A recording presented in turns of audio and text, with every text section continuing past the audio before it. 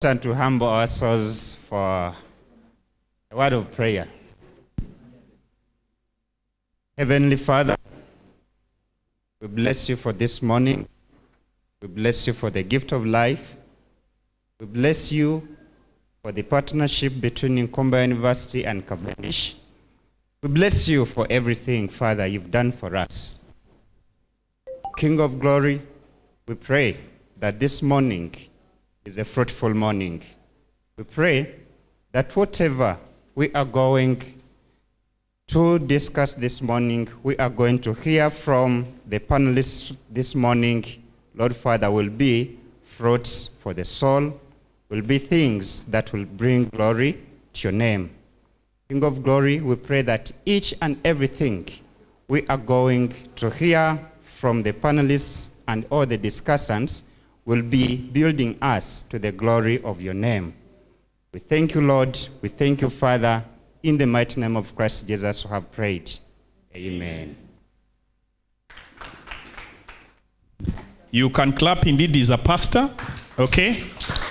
So what we are going to do before we engage into any speeches, presentations, just briefly tell us your name, what you do, which university you come from, because it's important for us to be at the same footing. Okay? You just tell us your name, if you have any particular position, and what university you come from. Yes, I'll start from you still. Once again, my name is Violet Asimwe, coming from Nkumba University, and I'm the head of Department, Accounting and Finance.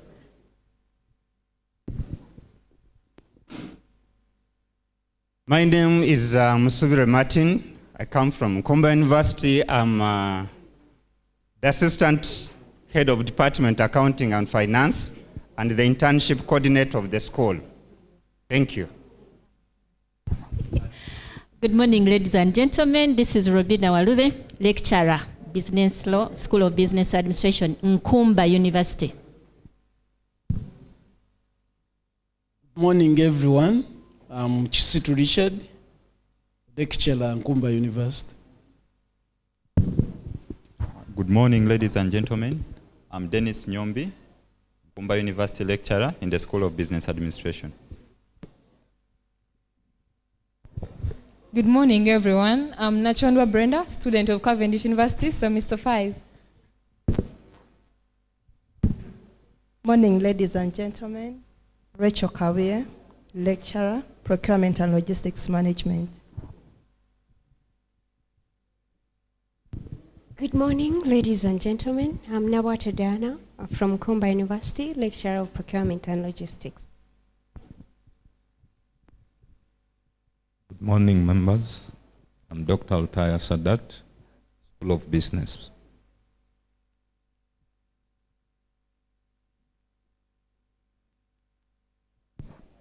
Good morning. I'm Christine Kabasinguzi, lecturer, Procurement and Logistics, Cavendish University. Good morning. I am Dr. Lutayo Oshusa, a lecturer in the Faculty of Business and Management and the research coordinator. Good morning, everyone. I'm Menya Kasim, teaching assistant, Cavendish University. Good morning, everyone. I'm Beatrice Nasozi from Faculty of Business and Management. I'm a lecturer and assessment champion for the faculty.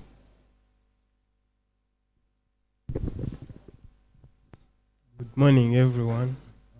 Ewa Rogers, I'm a student of Cavendish University. Good morning, ladies and gentlemen. I'm CPA Makwas Christopher, Head of Department, Accounting and Finance, Cavendish University, Uganda. I'm CPA Moses Muhwezi, lecturer in the Faculty of Business and Administration, Cavendish University. Martha Chibuka Msoke, lecturer, Cavendish University, so Faculty of Socio-Economic Sciences. Good morning, ladies and gentlemen. Associate Professor Alex Thomas Ijo. I am the director of the School of Postgraduate Studies and Research here at Cavendish University, Uganda.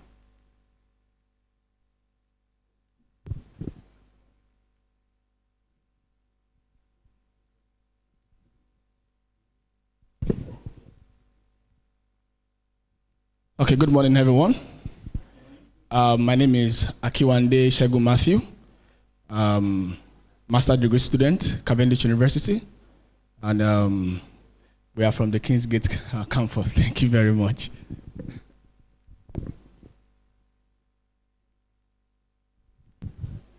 Good morning, everybody. Dr. Alice Wabule, a lecturer at the Faculty of Socio-Economic Sciences. I'm also the Dean of the faculty. Morning, I'm Douglas Warren. I'm also a master student here, and I'm also from the Faculty of Business and Management. Thank you.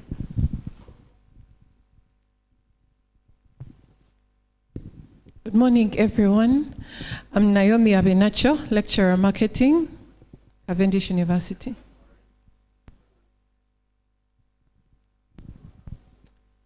Good morning, everyone. My name is Joseph Luevuze from Nkumba University,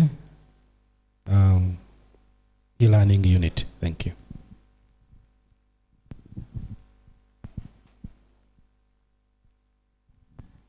Good morning, members.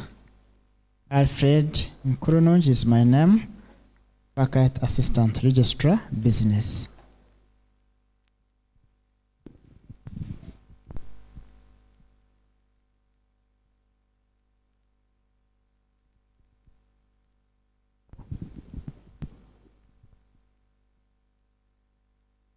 I think we can clap for ourselves for one major reason, that number one, you have respected time. We have many other people who are coming in. We also want to send regards to our online audience because we are aware that we have quite a number already that are online. So we send our regards to them. I still repeat that to ensure that this event is helpful to many other persons who are in our contacts, we already shared the link. Just take that link and put on your status. It doesn't harm you for other people to be able to follow, okay? And we have also requested both online and those who are here, just kindly go to your YouTube channel. Right now, type in Tanya Innovations Africa and kindly subscribe. That will be very helpful, okay? That will be very helpful. So it's an appeal, okay? We've said that we are going to have some remarks from Dr. Faith Ahaviona, who is the Dean Faculty of Business, Cavendish University. And I think we shall also have remarks from Nkumba University. On behalf of this event, before we even get remarks, we want to thank Nkumba University and Cavendish University for bringing such a honorous event to Uganda and Africa in particular. I want you to know that this event is not just here. We have we have a wide audience throughout Africa, in Europe, who are actually following this event. So we want to thank Cavendish University Uganda and Nkumba University for making this a possible event. To our online audience, we have quite a wide selection of eminent members in this country and beyond who are going to make presentations, and I think that was already shared. So we've begun and we hope to move systematically. At this time, allow me to invite Dr. Faith to come and make her opening remarks.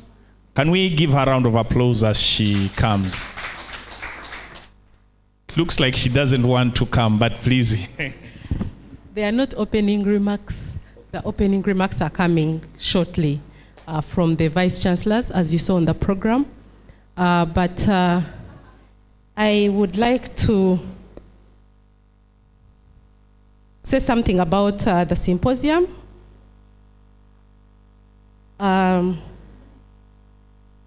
Thank you for coming. And I want to give my small remark using a story or whatever you want to call it. But for me, I'll take it to be a story. Academicians and researchers can be compared to spiritualists. I don't know if you've heard about spiritualists.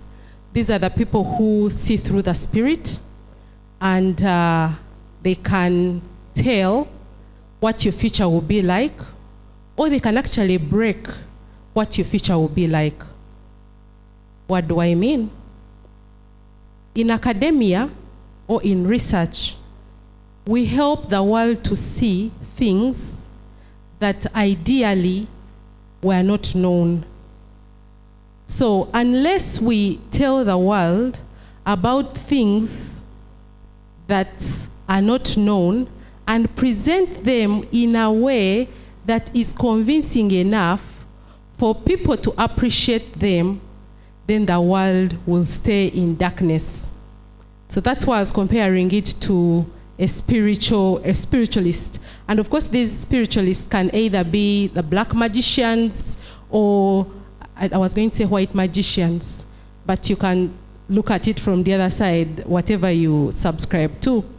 So what is our role as researchers is to tell our story in such a way that the world is convinced that things can actually change. And the only opportunity we have as researchers is through writing, is through engagement, is through publication, is through networking, sharing information in such a way that the world gets to know about this information.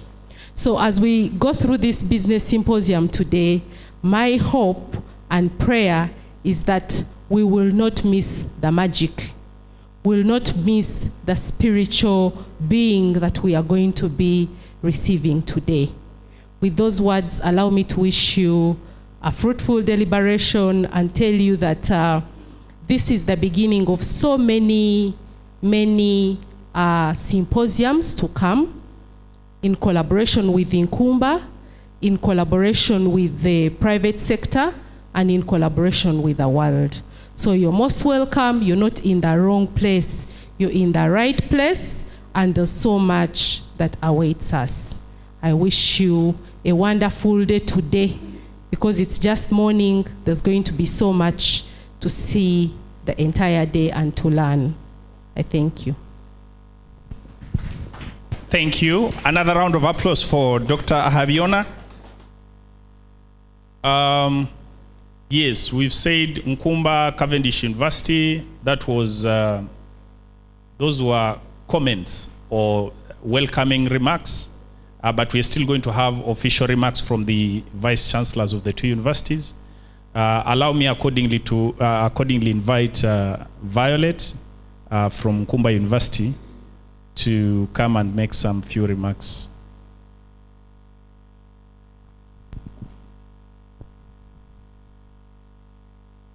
Thank you very much, Mr.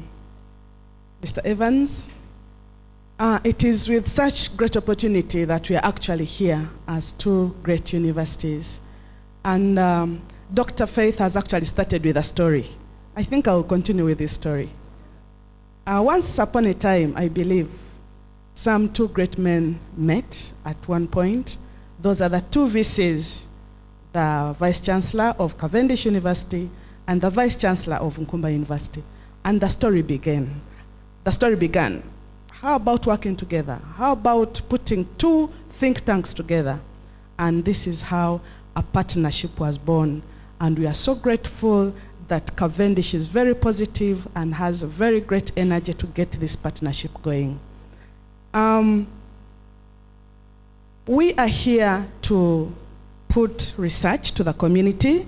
The great theme today is Agile Business Management Systems for Strengthening Economic Resilience, Catch-up Strategies for Growth Amidst Post-COVID-19 Business Losses in Uganda. And I believe we have the right people today to disseminate the information that we're actually talking about. that is going to benefit the community, that is going to add value to the two universities, and probably today I know is a great start for a very, very strong partnership with Cavendish University. I hope we benefit as the dream come true. Thank you very much. We wish you the best deliberations today. Thank you. You can add another round of applause. At this time, we officially going to get into presentations. And our first presenter will be none other than Mr. Muhwezi. I think we already have his profile well read. I'm not going to take time to do the repetition, but I'll still give him a chance to introduce himself. I've heard them introducing themselves as CPA this, CPA the other. Please make sure you are clear. The audience, we have a very wide mixture of audience. And like I've told you, it's not only Uganda. For example, we have a gentleman by name George, all the way from London. He tuned in the morning just to.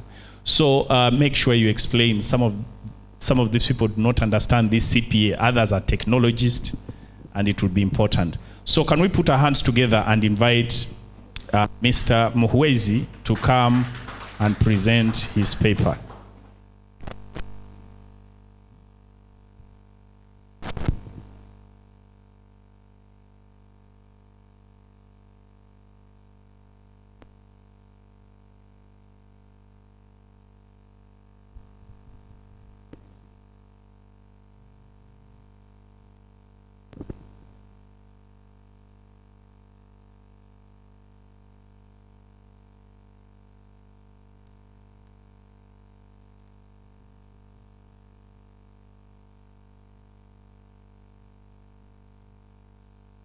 Yeah, I think we'll wait as Mr. Muhwezi brings on the laptop. But he's not. How is he going to? Because the camera needs to talk to the audience. Okay, or maybe you need to. Okay.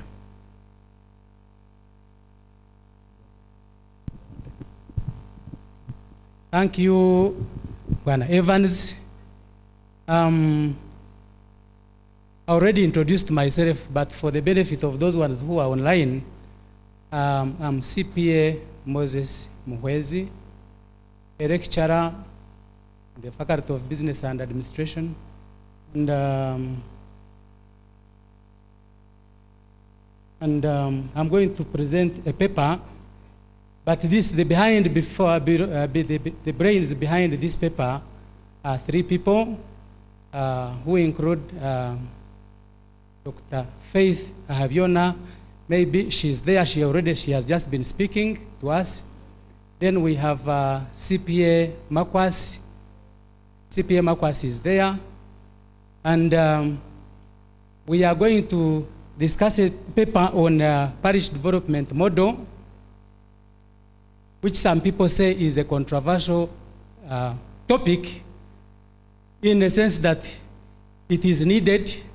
We can't say we cannot have it. It is a policy of the government to have it. And we are having a question.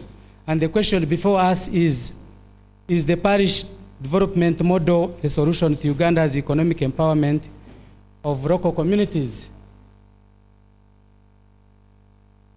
So that is what we are asking ourselves.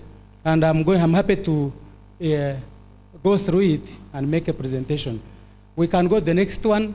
Our presentation has some few slides just before, which include, we're going to have the introduction, the Uganda's context, what is new about the parish development module. We know that there are other modules that have been taking place, but what is so new about this one here? Then the next one is, can the parish deliver the promises of PDM, or what we call parish development model, on poverty alleviation, where the districts have previously failed? And then we shall also look at the reforms. What is the way forward? What can the government adopt to make sure this one succeeds? Next. So we are looking at the introduction.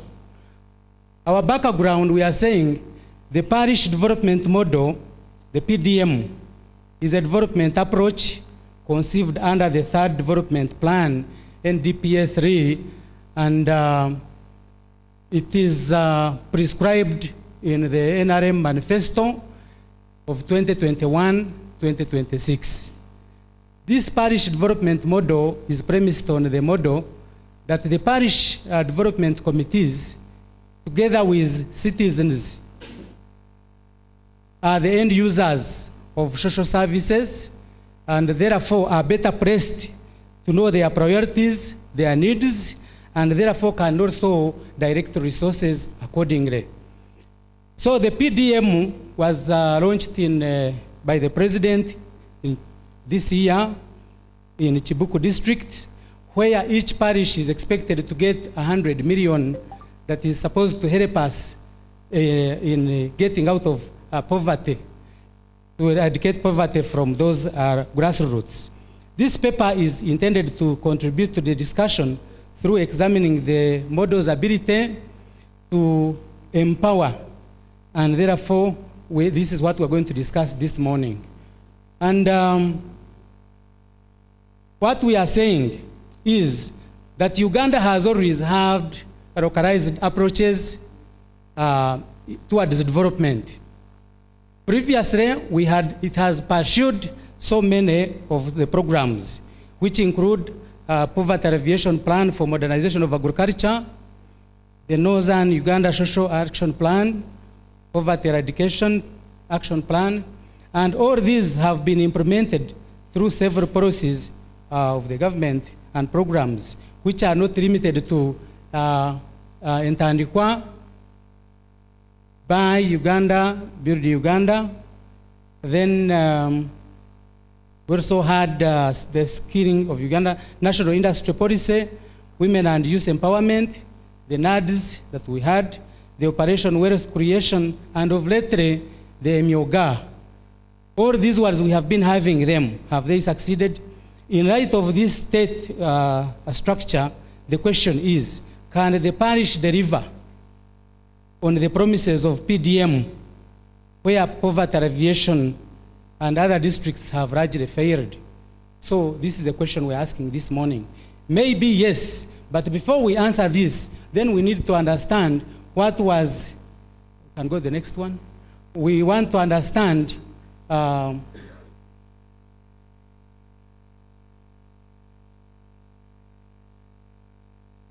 before. Yes, there.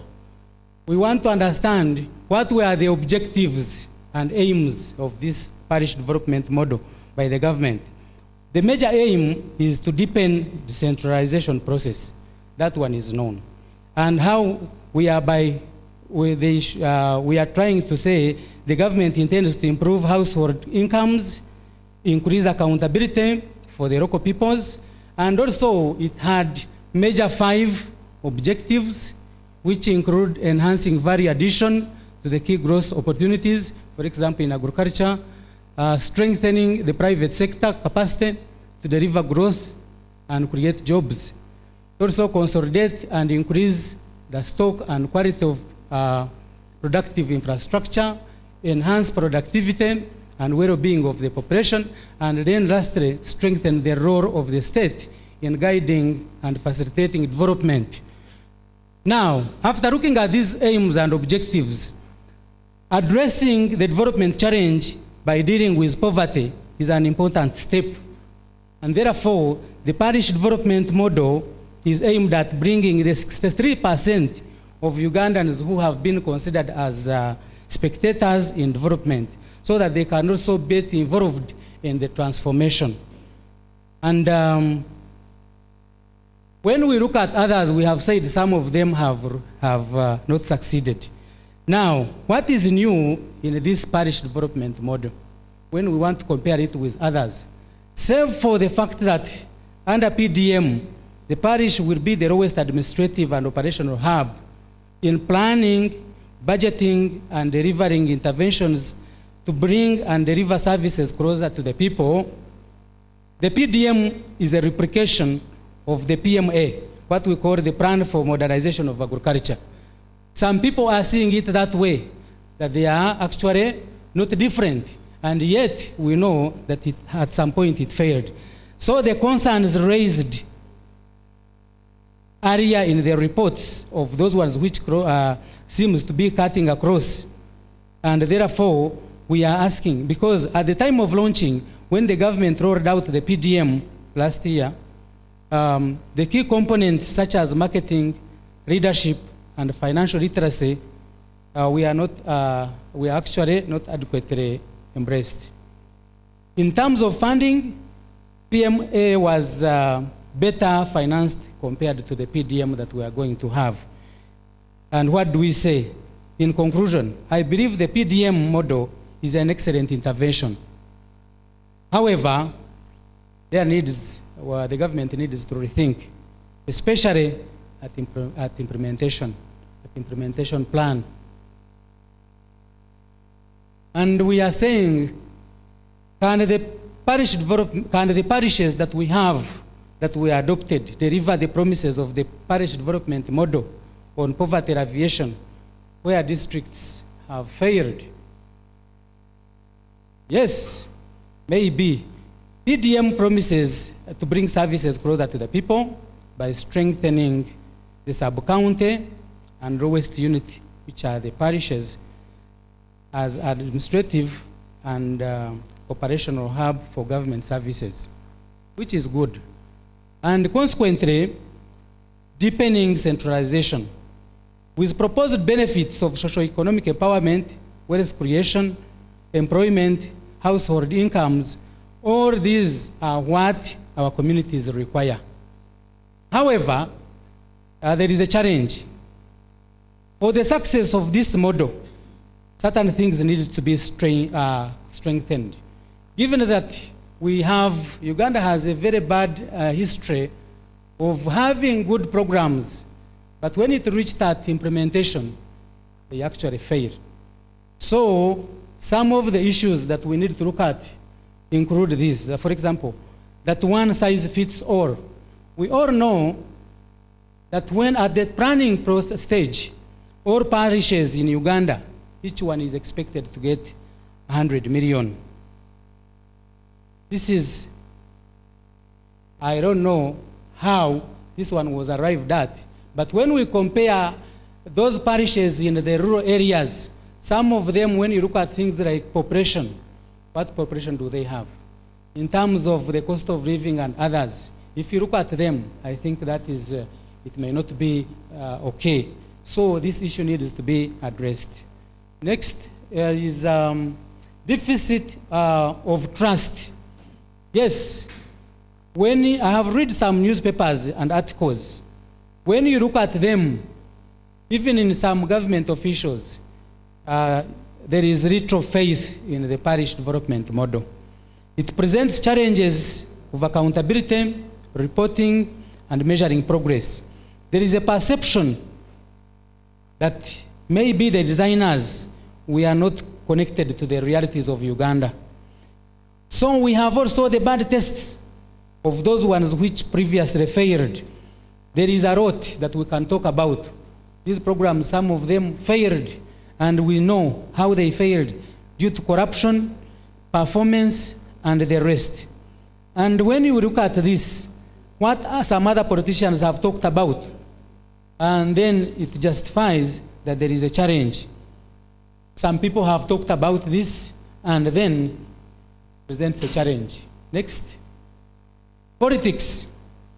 Some people wonder if this is a groundwork for the 2026 elections. It appears to some people that this is an assignment for the PM to mobilize politically. This is what others have argued, and therefore they don't embrace this. Others are saying the NRM government is not the best example in this kind of non-political mobilization and planning. Others, the expectations are very high.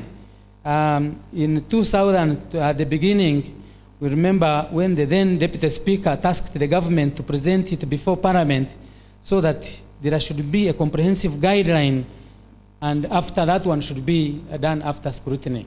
So this one shows that there is a challenge. Then capacity to deliver. How prepared are parishes for the implementation of this PDM?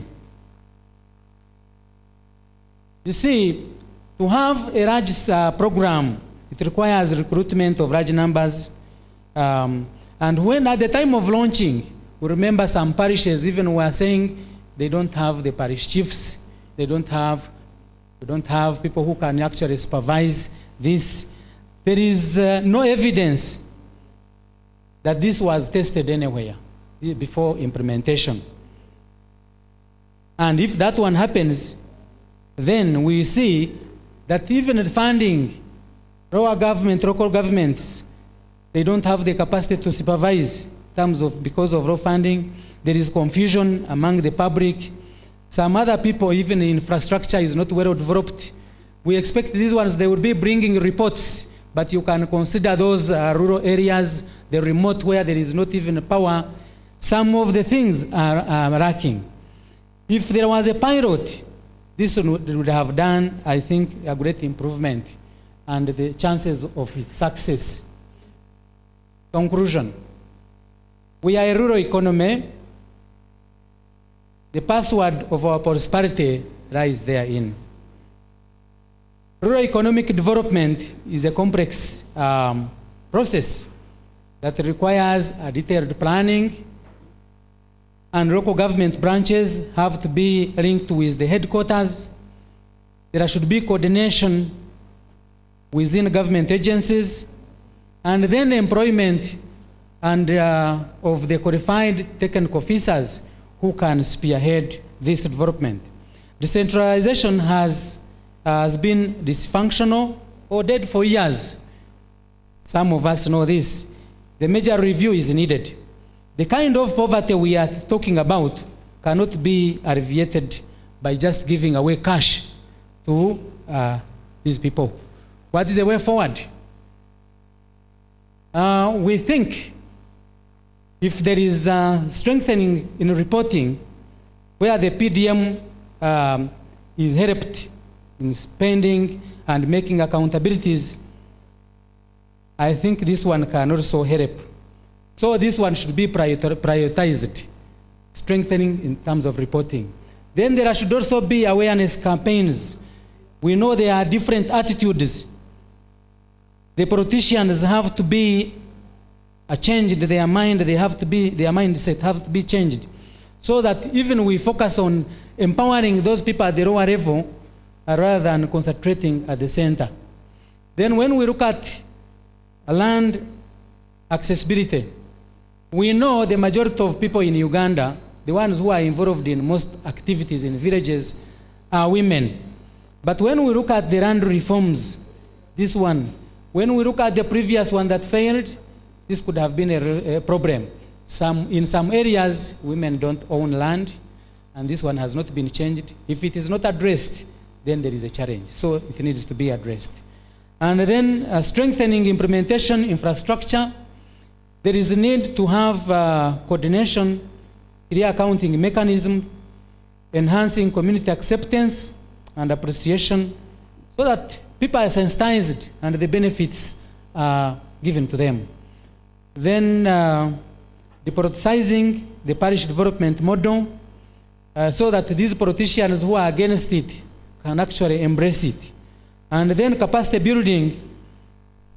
There is, or even there was, a need for greater support and capacity building for the private sector and other service providers, including government officials, so that they are trained to understand and they know, so that they can embrace it rather than fighting it.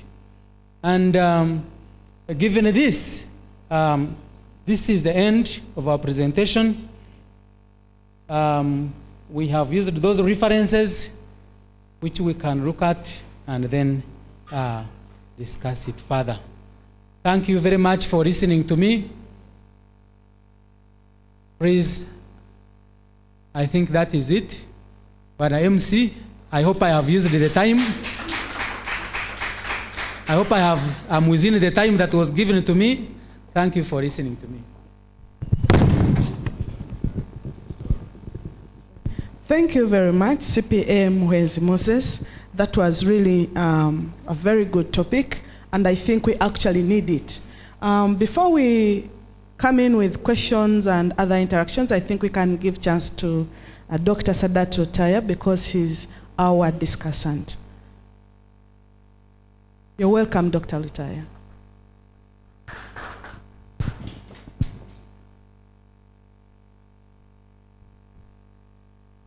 Good morning, members, and thank you for reserving this time for this conference. I'm discussing this paper, the Parish Development Model, whether it is to be a solution to Uganda's economic empowerment of the local communities. In my discussion, I'll highlight what this model is, and it's a government strategy or approach for organizing and delivering the public and private sector interventions for wealth creation and employment generation at the parish level as the lowest economic planning unit.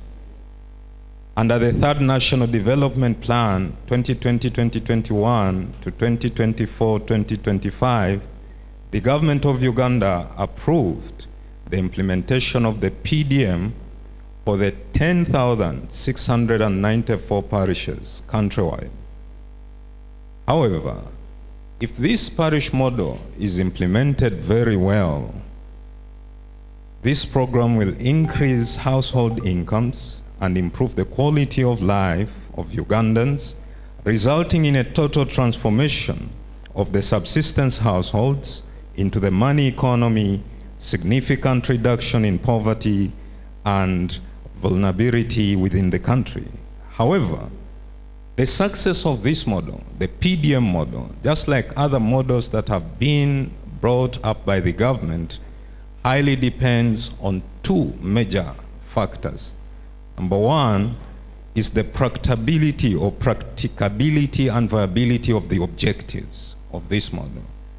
Are the objectives achievable? Are they realistic? And then number two, it will highly depend on the implementation strategy of this model. These two factors are outstanding to the success of this model.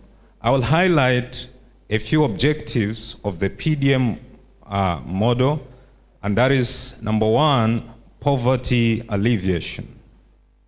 Now, according to the Uganda National Household Survey 2019-2020, the number of people living in poverty has increased from 6.7 million in 2012-2013 to 8.3 million in 2019-2020. with corresponding proportionate increase in poverty levels among the urban residents. Moreover, the National Health Accounts 2017 indicate that the household's out-of-pocket expenditure on health constitutes 41% of the total health expenditure. This is way above the 20% ceiling recommended for adequate household financial protection. The nature of Uganda's poverty varies regionally. Some regions are more poor than the others. Now, the distribution of poverty will therefore vary per parish. And according to the revised line, the national poverty rate 2019-2020 was about 30%, which is closer but still lower than the international poverty rate of 42.2%. At a regional level, multidimensional poverty is highest in the northern region with 63%, followed by the eastern region with 45.7%. Now, with each parish expected to receive 100 million to eradicate poverty, this may therefore look challenging to actually alleviate the poverty using this approach. Now, objective 2 of this model is enhancing productivity. Uganda being a rural economy, the land tenure system in some parts of the country might not favor the implementation of this project. For example, the southwestern districts of Kavala and Kisoro, the fragmentation of land is adverse. Due to the onset of the climate change, some parts of the country experience abnormally long droughts, resulting into disastrous crop failure and death of farmed animals.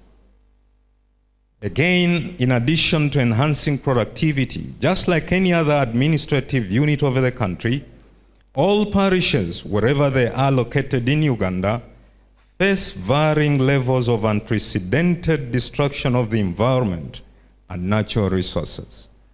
And then, another objective, which is job creation, how practicability this is. Now, creating jobs for the youth and other stakeholders, this might be a little bit challenging.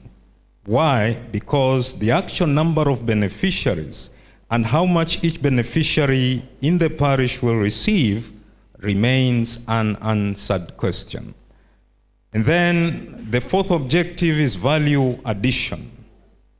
It has been noted that PDM is not the first program to be funded by the government aiming at poverty alleviation through value addition.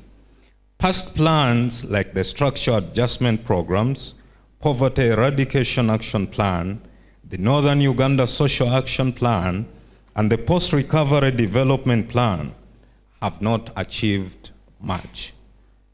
Those are the challenges within the practicability of the objectives. Now, when we come to the implementation, implementation faces or will face the following challenges. There is not yet a clear strategy in the policy guidelines for the government to ensure the security of the enterprises that will benefit from the revolving fund worth 100 million. That is ring-fenced for each parish in the 2022-2023 financial year. Are these enterprises insured?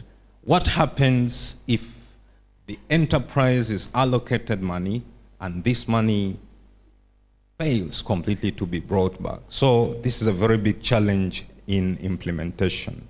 And then number 2, the reporting lines are very clear on the paper, how money will move from the top to the bottom.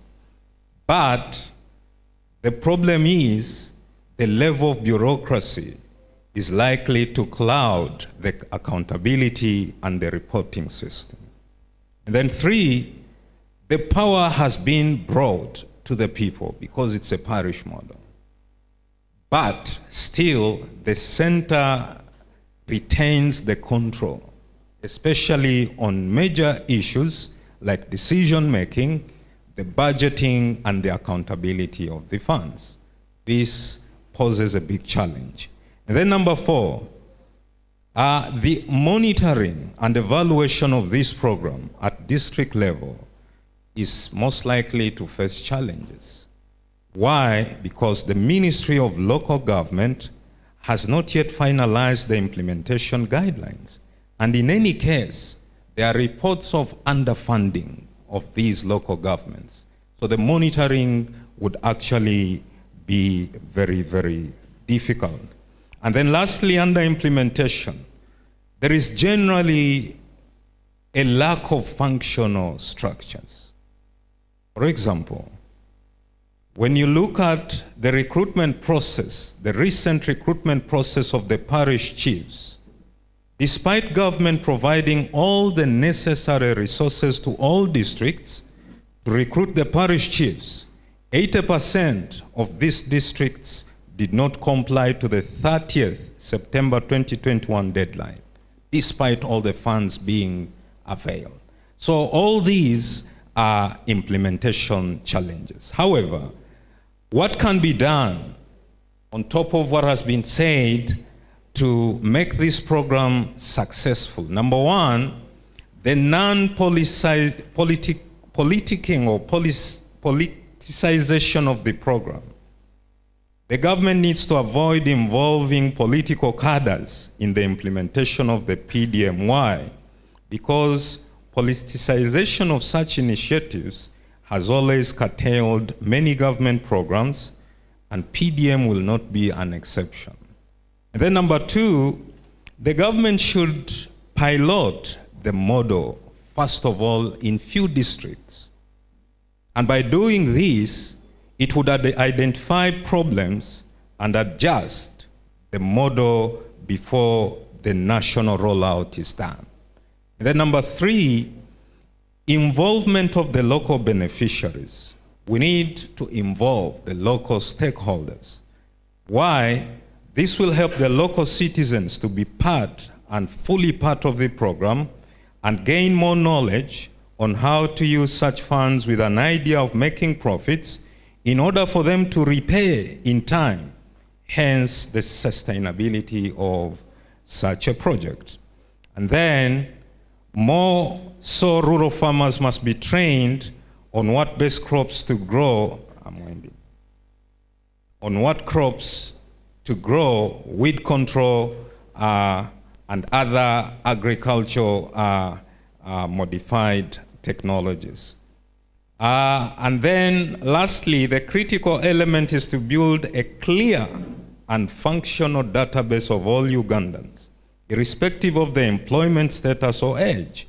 Why? This will ease the intervention targeting, monitoring, and implementation of this model.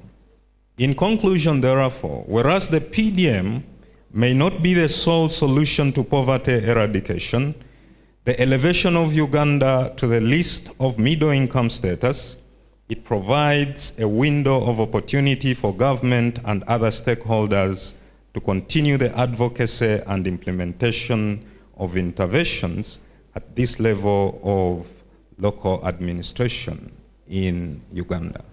I thank you very much.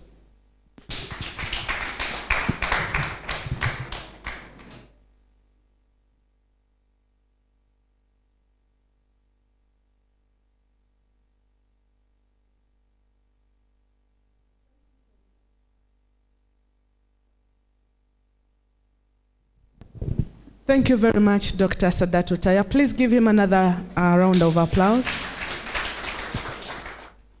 Thank you for that fulfilling discussion. In fact, you have filled in the gaps that really needed to be filled in. Before we can take on the questions, let us take another presenter, and then we shall have the questions at once. Please help me together welcome Ms. Nasozi Beatrice, who is going to present about upskilling and reskilling, narrowing the skills gaps amongst SMEs in Uganda. You're welcome, Ms. Nasozi Beatrice.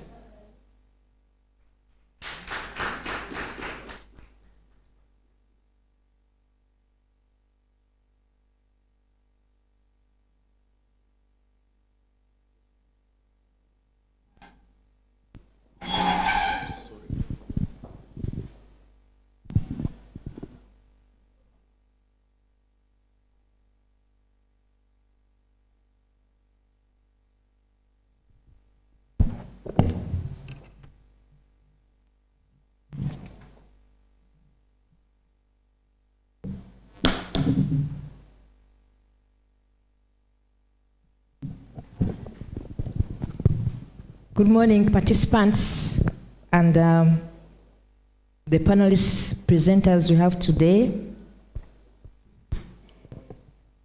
My name is Beatrice Nasozi from the Faculty of Business and Management, and my major is in Human Resource Management.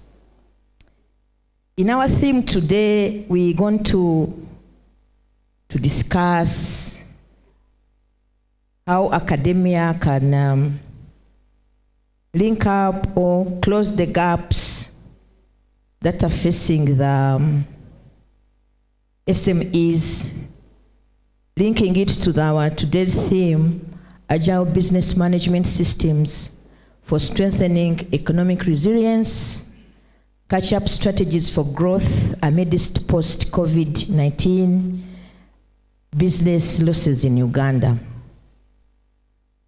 My paper has a title, Upskilling and Reskilling, Narrowing the Skill Gaps Amongst SMEs in Uganda. We all know that organizations are there to make profits, growth, have their customers satisfied in their operations or whatever goods and services they are offering. But that can only be achieved if you have a skilled workforce. A skilled workforce with the appropriate skill sets. If I take a sector, for example, the medical sector, you can't do well in terms of health issues until you have the staff that are capable with the right skills. So organizations of different sectors are struggling with the challenges evolving the business environment. Of course, in the business environment, there are many issues that do come up. We have all the times, there are changes in automation, changes in IT, changes in economy, changes in, we do have customer tailored needs at times change. So what is important here is how do organizations have their staff equipped with the up-to-date skill sets. So upskilling and reskilling gives an opportunity to employees to learn new skills for better performance. This motivates a staff to perform better if you do have what it requires. Organizations should adopt new ways of doing work in order to deliver better in the post-COVID era. The post-COVID era had challenges that came with it. We shall later see what the challenges are. And one of the main challenges that we shall see was the element of remote working, which changed the work arrangement in most organizations. And the good thing with it, we had some organizations that had some already existing reskilling and upskilling programs. These ones had challenges, yes, but they managed to sail through at some, they had a beginning point as opposed to those organizations that were doing their work totally in a different setting. Can I move to the next slide? When COVID broke out, the impact was very devastating, affecting the work arrangement. We all remember our president with the guidelines from World Health Organizations. We had what we call the lockdown.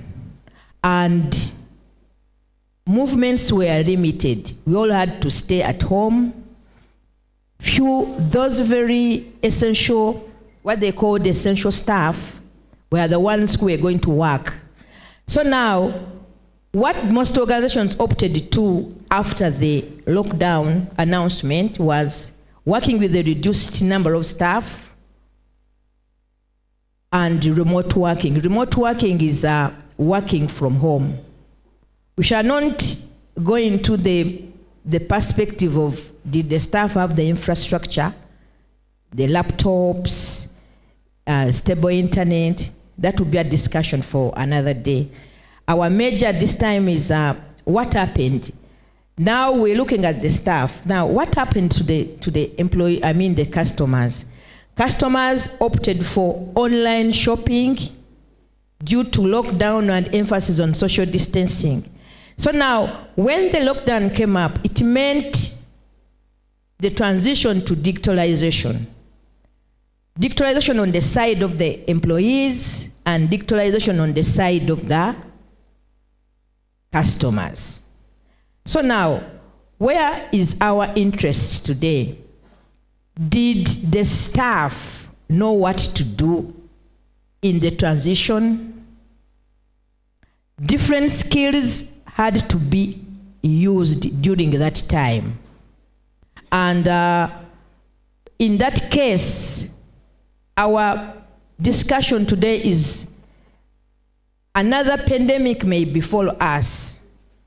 So now, what should we do? Let's look at what are those vital skills that we must possess. So, what is upskilling? Upskilling is learning new skills that will support improvement in one's position or current role. For example, at Cavendish here, we have online learning and we have a platform called Keynote. All of the time, we call them clinics, weekly clinics. And what is the role for these clinics? We equip members on how best you can navigate members with challenges. How do you upload the exams? How do you upload the cards? How do you do the recordings? All of these, they are to improve on my performance. That is upskilling. Then we do have what we call reskilling, is learning entirely new skills that will lead to promotion or a new position or a new role. For example, if tomorrow I'm promoted and I'm the dean, there are skills probably I should be taken through. Some people are not very good at leadership. So you may find that the HR team may arrange some trainings for faculty leadership teams. So that is reskilling. You get the skill training tailored to that new role you are doing. So now, Spanner and others assert that what are some of the current skills that people must possess in the COVID pandemic era, today and in the future. We do what we call virtual collaboration. Virtual collaboration focuses on, as a supervisor, as a manager, how do you create cohesion with your team? Remember, since the COVID era began, most of the activities are done outside the boardroom. We do have classes online, meetings online, conferences online. Now, in the case of the workplace, how do you keep your team together? Remember, we used to have corridor chats at lunchtime. We used to have boardroom chats. We would meet in the staff room. Those ones are a bit reduced. So now, people are working remotely most of the time. Most of the activities are done online. So how do you engage? You as a supervisor, you should have the virtual collaboration skills so that these members can cohesively work as a team. We have adaptability and resilience skills. Because of the new changes in the work setups, the way we are doing things, some people were not so good at IT, not so good at working alone. Remember, at this time, it's only you. You have to decide. It comes with flexibility, and at times, there is an element of anxiety. So you should be strong. That's why resilience is needed. Then we have critical thinking. Whatever you do, you should think through it and make the right decisions. Creativity is also very important, and innovation. Then we have the empathy. Not all members are good at working remotely. You can get calls from students asking about this. They have a challenge and they need support. You can get a call from a colleague. He's asking you, where do you upload the card, in which week? You should always put yourself in the position of the other person and help out that person or guide the person to the right contact person. Then we have customer relationship management. Like I said, most customers switched on to digitalization. We do have customers calling in. Staff are no longer, most of the time, you may have to engage the customer online. How do you do it? Be able to answer customer questions rightly, understand their complaints, where they're coming from, and be able to support the customers, both the employees and the external customers. Then we have an element of stress management. We tend to work always under strict guidelines. You must do this. Remember, you are working from home. You have to have a work balance. At times, you're not even working from home, but this and this is needed all the time. And you must. Many issues can be stressors, but you should be strong and have to have coping strategies on how you can address those challenges. What should those SMEs that have gaps in the skills do? You can use what we call the skills gap analysis. This is these are steps which managers can go through, the strategic team, or deans at different faculties, or managers in different organizations. Number one, how are organizations supposed to identify and address the skill gaps? Number one, you look at the organizational level. Where does the institution want to be today and tomorrow? The focus here now, to be able to detect what skills are missing, is you have to focus on the vision or the business strategies of the institution. For example, is the institution in for automation? Is the institution in for e-commerce? Is the institution in for online learning? It depends on what is the sector of that institution, where it belongs. Number two, you look at the individual. The individual here is the employee. What are the skill sets that you possess today? And what are the skill sets that are needed to accomplish those other dreams of the organization? If the organization is into online learning, for example, do you possess, what do you have as an employee today, and what is that is missing? Then in number three, what should organizations do to acquire the missing skills? Institutions now, this is the time when you should look at training of staff, and several training methods can be used, both on the job and formal instruction. These methods are able to equip the employees with the required skills. But what is very important is the learning outcomes should be achieved. There must be transfer of learning. As I conclude,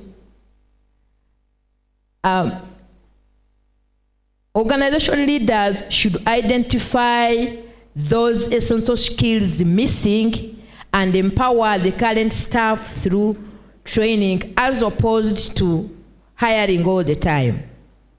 Institutions should not hire all of the time. At times, that skill which you think is missing, people can be reskilled and they get it.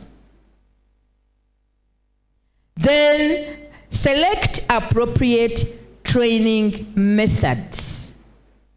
Hands-on methods are very good channels for transfer of learning. Then allocate adequate funds for learning budgets. Management in their budget allocations should ensure that they allocate the right amount to cater for the running budgets. You never know, organizations should embrace reskilling and upskilling. You never know, another pandemic may befall us any day. There shouldn't be need for panic. We can always reskill and upskill the staff. I thank you.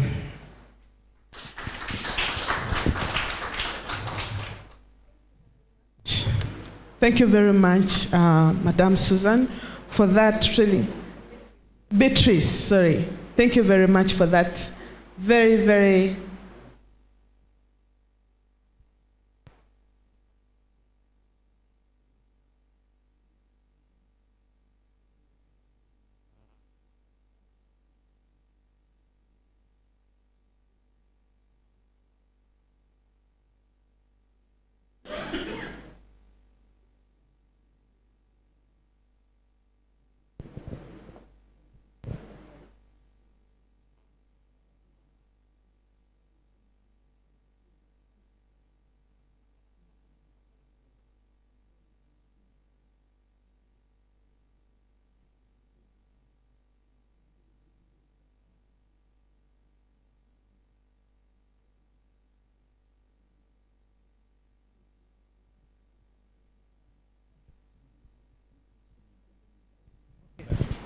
Okay.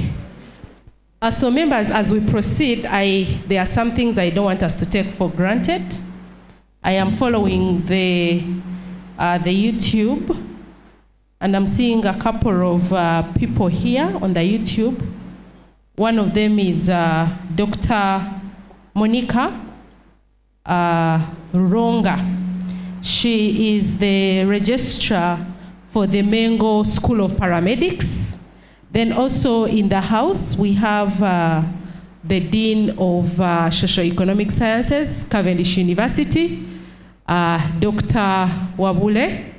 We have representatives for the Dean of Law, that is land friend Pauline Mienda, and another land friend there called Ayeranga. I don't want us to miss them. Then also we have heads of departments from the Faculty of Business and Management.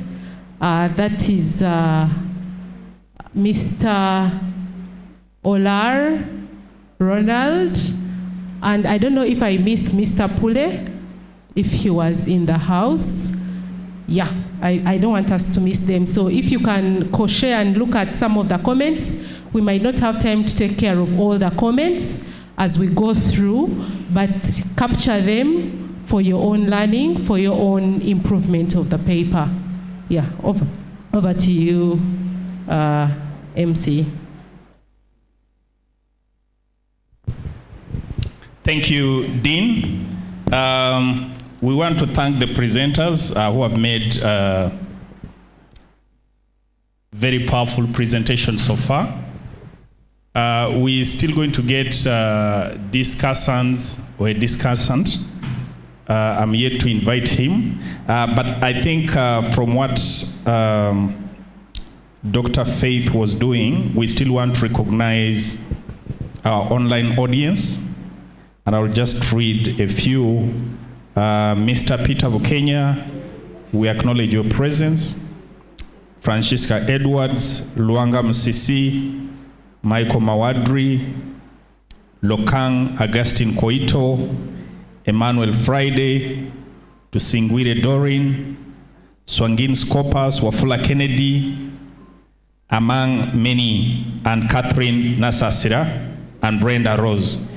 We thank you all who are online.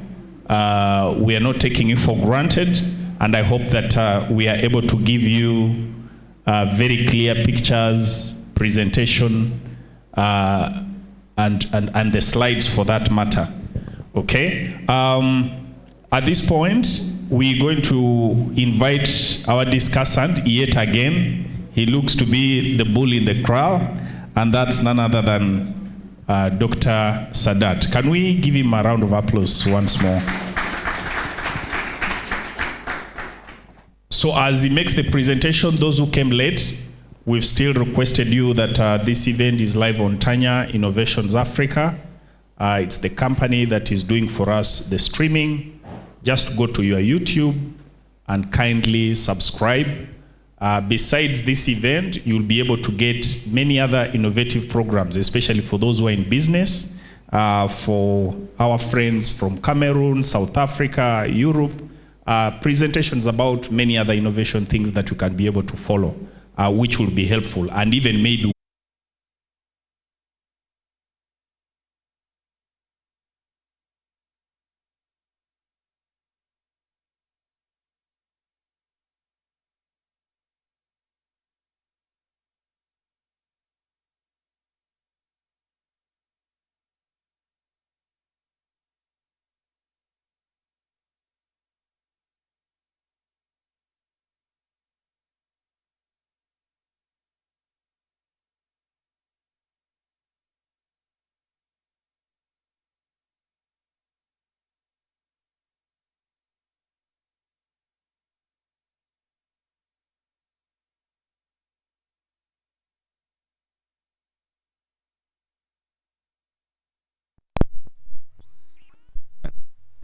And then reskilling is acquisition of these new skills with a core objective of changing guard.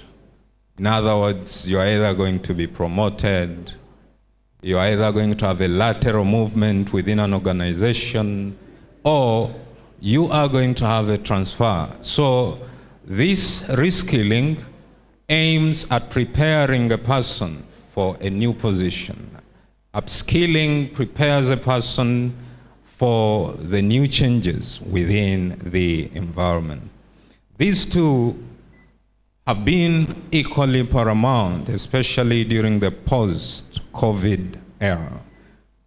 They present a lot of advantages that culminate into the competitive advantage of a business, as pronounced by the resource-based theory.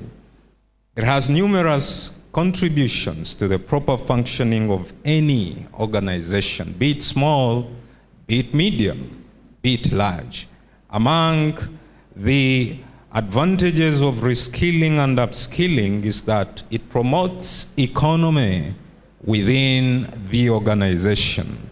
We have been in COVID where all organizations needed to cut their costs, and this upskilling and reskilling helped in doing that.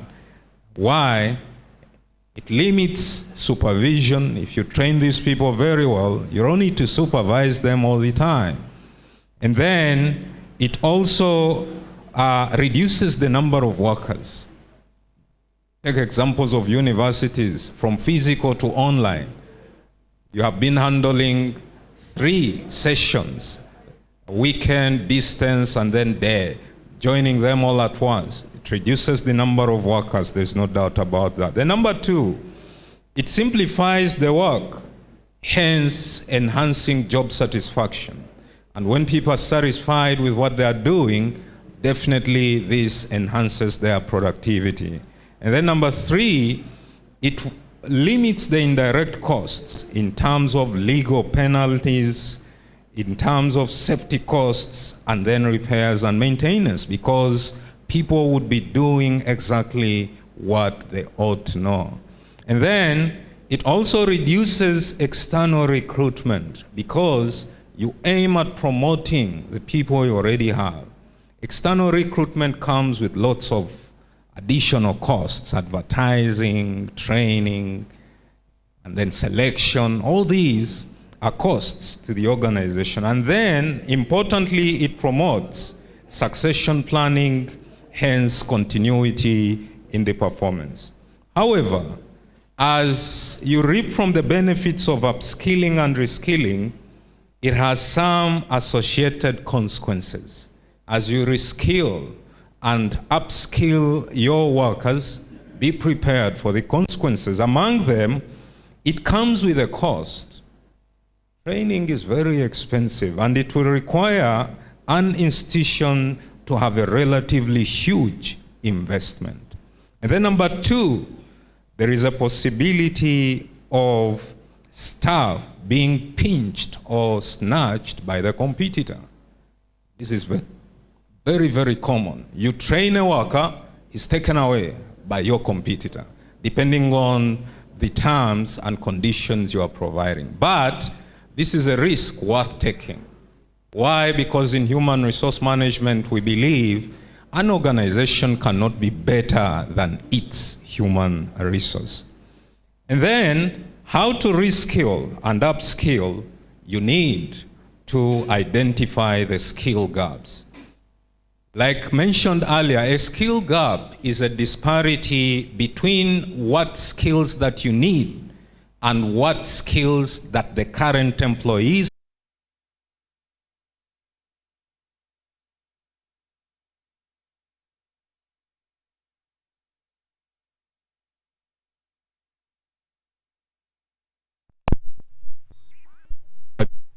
each of the objective identified above.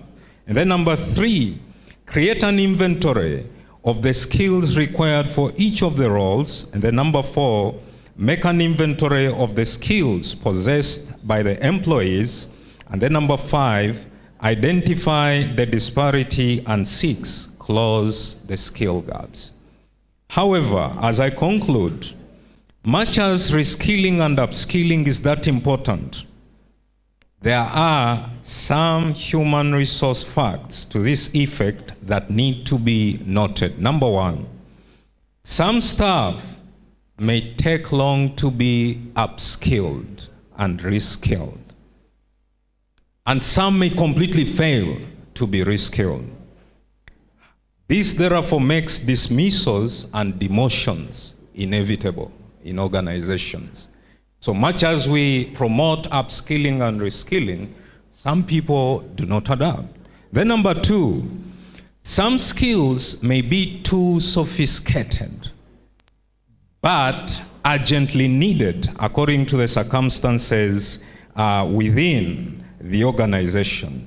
Now, this makes external recruitment and outsourcing equally inevitable.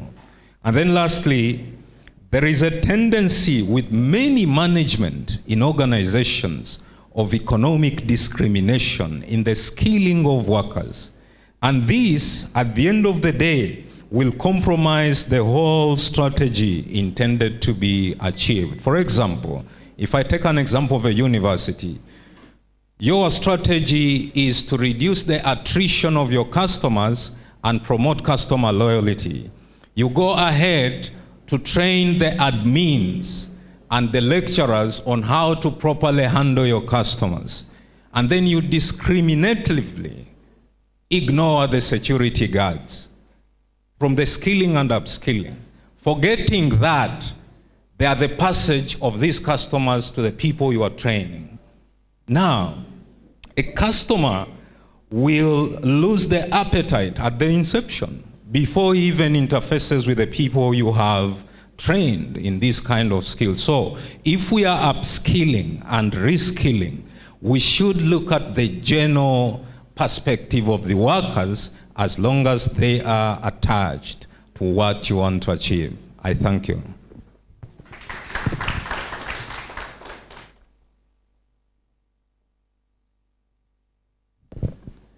Wow. Thank you very much, Dr. Sadat. Another round of applause.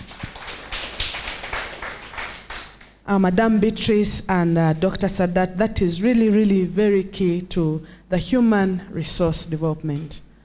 I think it is time to take some questions. Time to take some questions. And from the two presenters, that is from Dr. CPA Muhwezi Moses, who presented on the Parish development model as a solution to Uganda's economic empowerment to the local communities. And then the second paper came from Madame Nasozi Beatrice on upskilling and reskilling, narrowing the skills gaps amongst SMEs in Uganda. Question time.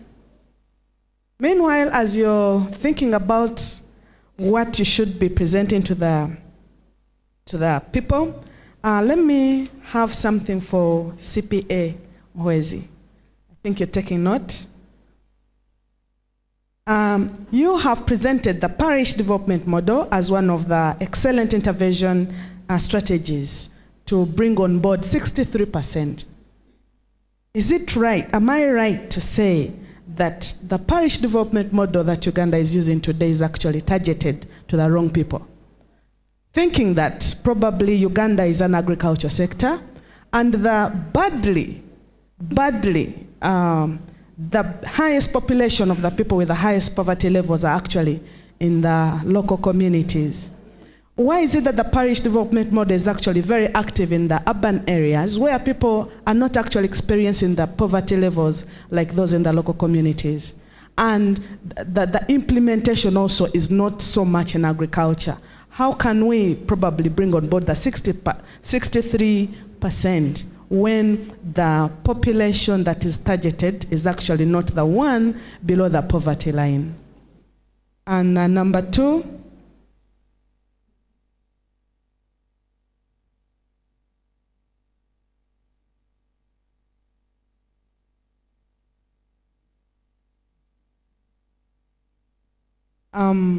another one is the value addition, CPA Muhwezi.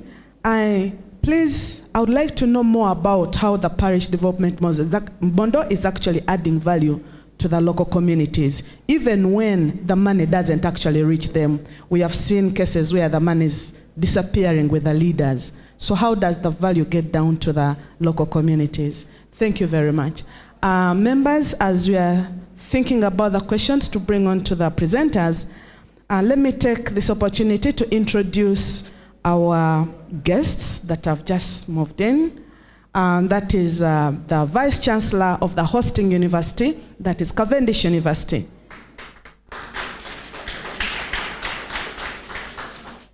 And the Vice Chancellor of Nkumba University, Dr. Jude Rubega.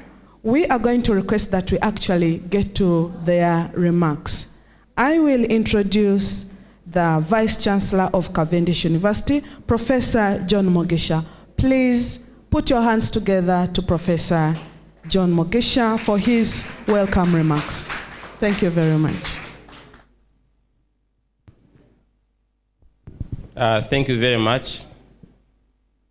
The coordinator of ceremonies, the Vice Chancellor of Nkumba University, Professor Jude Rubega,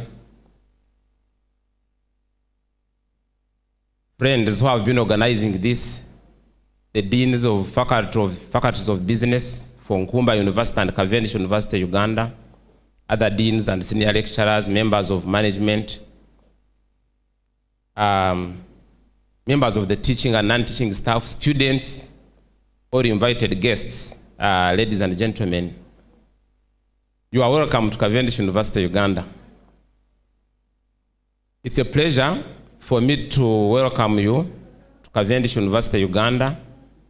I want in a special way to welcome my colleague, Professor Jude Rubega, and to thank him for initiating this idea.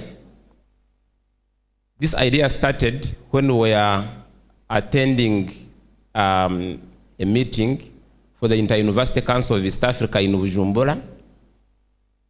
And I had a chat with him. We were discussing matters of collaboration. And actually he said, even before we talk about the MOU, why don't we plan an activity together? We could do a joint symposium. And it sounded a very good idea, and we asked our deans of faculties of business to run with the idea. And here we are.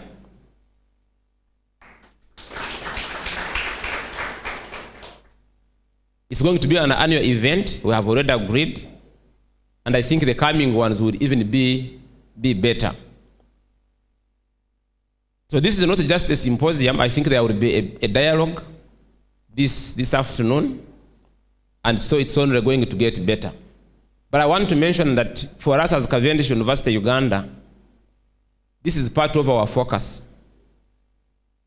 Our focus is not just to transform students, but also to transform communities, transform organizations and the productive sector to function better, to perform more efficiently and effectively, and to be tools that can meaningfully quicken the advances we are making as a nation and as a region towards achieving a middle income status. You will agree with me that symposia like this one are one very good way of engaging in evidence-based discussions that can result into papers that can impact policy and give us a big leap forward in that direction. Another area of focus we have as a university is promotion of students' employability. Universities used to mind so much about students' employment. And today, we are saying probably employment skills, which are basically the bare minimum that you require to get a job, should not be the area of focus, but employability skills that go over and above the bare minimum. We are talking about soft skills. We are talking about generic skills that can help you to work not just in one job, but to be employed in a multiplicity of settings and to be able to fit in there and make a contribution. 21st century jobs, ladies and gentlemen, are fast changing. They are highly digitized. They require self-directed employees. And they are data-driven. So if we are to equip our students to cope with such requirements, we have to run where we have been working.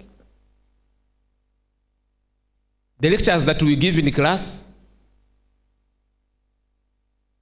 are no longer the magic solution, the magic bullet that is going to achieve that. We must engage more and more in research. We need to dialogue with the private sector, with industry, and with the public sector as well. And we need to impact policy in a way that can help organizations to grow. Again, there are not many better ways, very good ways of doing this than organizing this kind of symposium. I would like to congratulate our deans who have been moving this forward and to commit on behalf of Cavendish University Uganda that as universities, we will support you even more.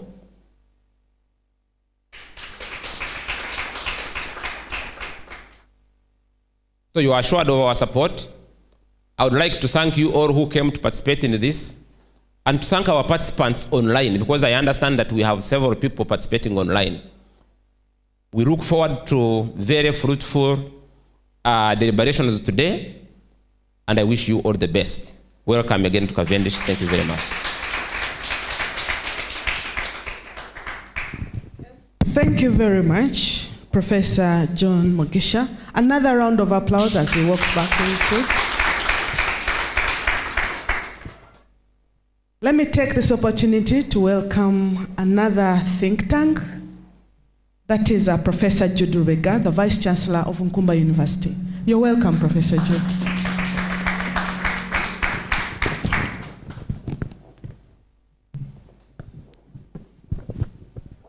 The Vice Chancellor, Professor John Mugisha, Vice Chancellor for Cavendish, my friend, my OB and everything. All other protocols observed as already mentioned by him. Ladies and gentlemen, good morning. Good morning. Good morning. Yes, I'm aware it is not yet here, but it's coming, it's on its way. I would want also in the first place to thank so much Professor John Mugisha for agreeing on the proposition I made after seeing that there are so many universities in the country that are not working together. And when we are teaching all of us students, we are in the same business, but we feel we need to be competing between each other than working together. And you are aware that as a group you can move so far. This is why we propose that we need to start working together so that we can benefit from each other. We have completely different weights on us, Cavendish, Nkumba, which we can tap into and see that we can support each other in growing academics within our institutions. So it was in that spirit, and I thank him so much. We agreed, and here we are. So the deans, Dr. Faith Abiona and Dr. John Biamukama, thank you so much for accepting to take on this and saying that we can work together as independent private universities and be able to realize something of this kind. As the VC Cavendish said, this is just a beginning, and it's always the beginning always of this nature. Next year, we are going to have something so big and magnificent. We are going to start so early to prepare for this, because I know it can benefit a lot our students, especially the postgraduate students, to be able to come and tell the story. You know, the more you discuss about your research, the better you become. You close it to yourself. One day when you are finally presenting, that's when you know that whatever you're presenting is already old. Somebody presented it far back. So these such events are very, very, very beneficial to postgraduate students.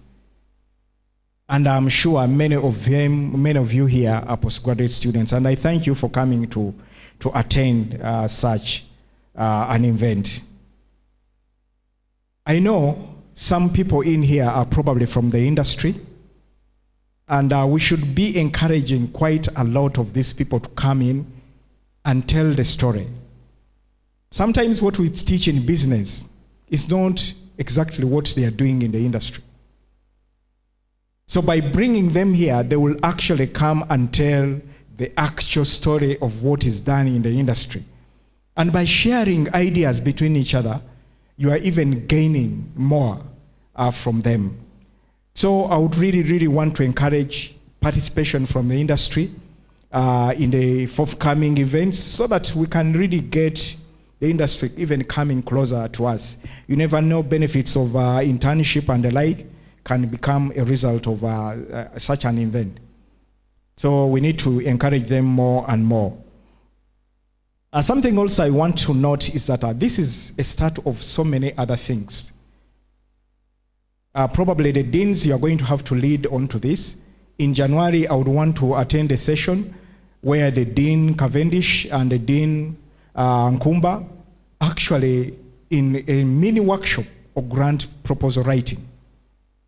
We need to start working on even proposal writing for our institution so that we collaboratively look for these resources to benefit our institutions. The collaboration has started. And I think it's not going to stop here. That's one of the activities I really want to encourage, and I'll good enough, I know both the deans, so I'll be hitting them so that happens. And then also, I would want to see that whatever is happening here does not stop on today. Would want to see a monthly webinar organized by Cavendish and Nkumba University, happening monthly. So the next year, 2023, I would count 1, 2, 3, up to 12 webinars happening where we have somebody from Nkumba and Cavendish discussing on a pertinent topic. It doesn't have to be a full day. It can be a few hours, but you keep the public aware of what you are doing as two business schools. I think that will take you far if you really move into that direction. So, ladies and gentlemen, once again, I thank you for coming for this event. I thank Cavendish University for allowing us to come and collaborate together. These things of MOUs will come at a later time. Let's first walk, and they will find us on the way. One day, we probably even will see us sharing stuff officially. If we have Dr. Sadati very good in something, why not come and do something here in Cavendish? And then we have Faith coming over to Nkumba also to teach something. That is a sort of a relationship we want to get into. We are not losing anything, but we are simply working together to make sure we benefit out of the relationship we are starting today. So that's the journey we are going to take. Me and the VC Cavendish, we are very convinced onto this, and we shall make sure it does work. I thank you so much. My team from Nkumba University, thank you so much for organizing for this and coming, and encourage even others to join you next time. And the ones from Cavendish, also thank you so much for coming for the event. And I'm sure you're not the only people. Encourage others to attend. These events are very, very, very good, and they will push you forward, especially the researchers. Thank you so much, and wish you a very, very good day of deliberations, and probably we shall have a report having recommendations on what we can do next that will improve this particular event going forward. Thank you so much, and have a very, very good day of deliberations.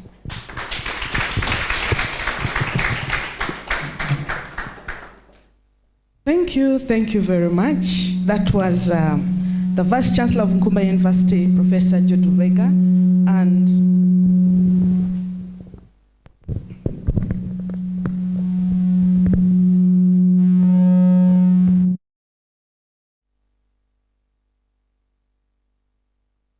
Vice Chancellor of Nkumba University, Professor Jude Vega, and the Vice Chancellor of Cavendish University, Professor John Mogisha. Thank you for walking the talk. It didn't stop at that table where you guys were having that meal. We are glad that we are here today, and thank you for guiding the institutions. It's really nice to see two think tanks in a community coming together to disseminate information. And from their talk, I've picked that this collaboration and probably partnership is supposed to impact on the community, of course, in a positive way. It is supposed to impact on the policy makers and probably get policy outcomes out of there. This collaboration is supposed to bring on board dialogues that can actually be a platform for private sector policy implementation and private sector policy implementation. And the VCs have also encouraged that we should be working together rather than look at competition, because most of the time when people are doing the same business, they are more focused on competition. But we should believe that when we work together, we actually move faster and we move heights. Lastly, he has encouraged that there should be more to this regarding monthly webinars and also working together for grant proposal winning. Thank you very much, Professor John Mogisha and Professor George Vega.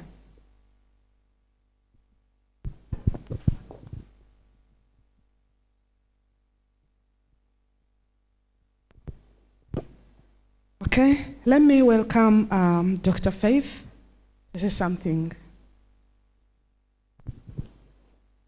Thank you, MC. You remember when we started, we said this is a collaboration between Nkumba. For the people who are just joining in, that's Madame Violet Asimwe from Nkumba University, and she is our main MC this morning. In the afternoon, we'll have someone else from Cavendish. But before we break off from this session, I know most of us are hungry. But even if we are hungry, we have also learned.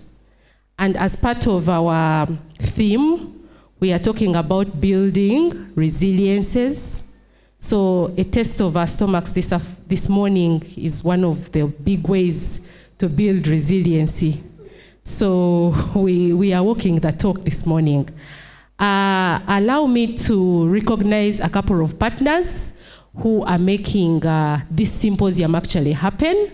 Of course, first and foremost, we recognize Cavendish University, who are hosting the symposium this morning through the afternoon.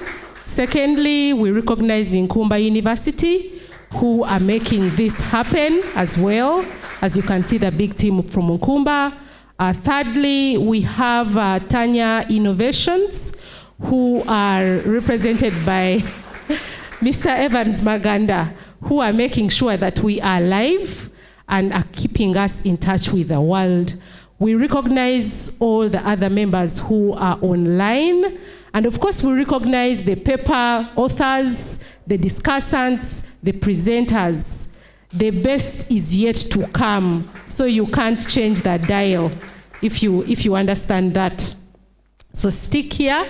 So we are breaking off for the tea, but as we are breaking off, we are going to stand outside there. The Lord has given us very good weather. Outside, we have our big poster. Would like to keep these memories for the faculty, for the university, and for the generations to come. If you read the Bible very well, somewhere in Genesis it says, Jacob was directed to stick a stone as a mark of remembrance. So we want to stick a stone outside there as a mark of remembrance that the business symposiums are here to stay. So we will not take a lot of time, just straight all of us down, take the group photo, do the tea for the people who are doing the tea. It's a working tea, so you pick the tea and you come back here and sit. And that will be it. We proceed. The papers are ready, so we want to keep this going and redeem the time we missed in the morning. I thank you members online. Don't move. We are just breaking for 10 minutes and coming back to continue. I thank you. Maybe as we go out, I can pray for the tea as well. So let's pray. Lord, we thank you for the tea that has been prepared. We thank you for the provision. We are reminded that the world is struggling with hunger, but you've provided for us. The world is struggling with ailments of inability to eat, but you have provided for us the ability to eat. Bless us and guide us and be with us. In your name we pray. Amen. We're starting with the photo, then we can do the tea. Thank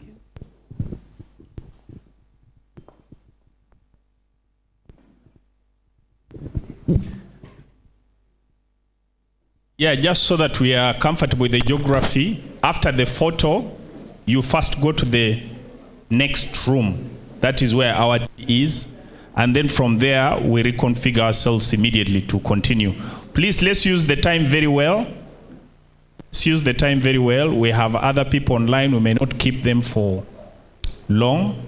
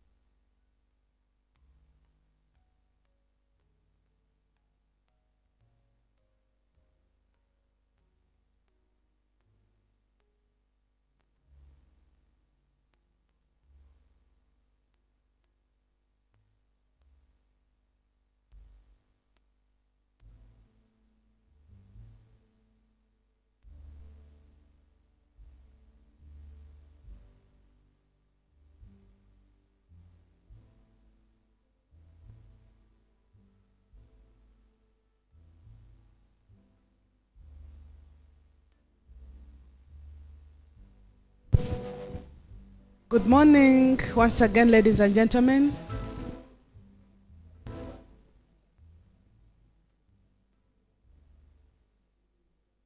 Yes, thank you very much. Thank you very much. I understand we are having a working breakfast, but let us keep our attention to the next presenter as we enjoy our breakfast. At the moment, let us have a paper presented by Madame Kabasinguzi Christine and Nimsima Edina on global supply chain management opportunities and challenges in the sub-Saharan Africa, a literature review analysis. Put your hands together to welcome Madame Kabasinguzi Christine. You're welcome. Good morning, everyone. It's quite tricky to present when people are eating, but I beg for your attention. I'm Kabasinguzi Christine, a lecturer from Faculty of Business and Management, Cavendish University. I'm a certified procurer, and I'm presenting a paper that we prepared with my colleague, Edina Nimsima, titled Global Supply Chain Management Challenges and Opportunities in Sub-Saharan Africa, a literature review analysis.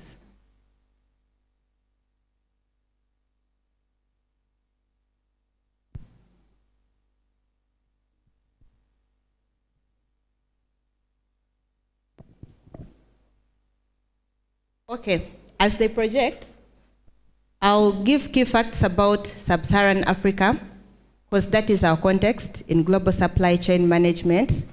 The facts will basically help us to appreciate the challenges in global supply chain management and the opportunities that are available for organizations or companies in that context.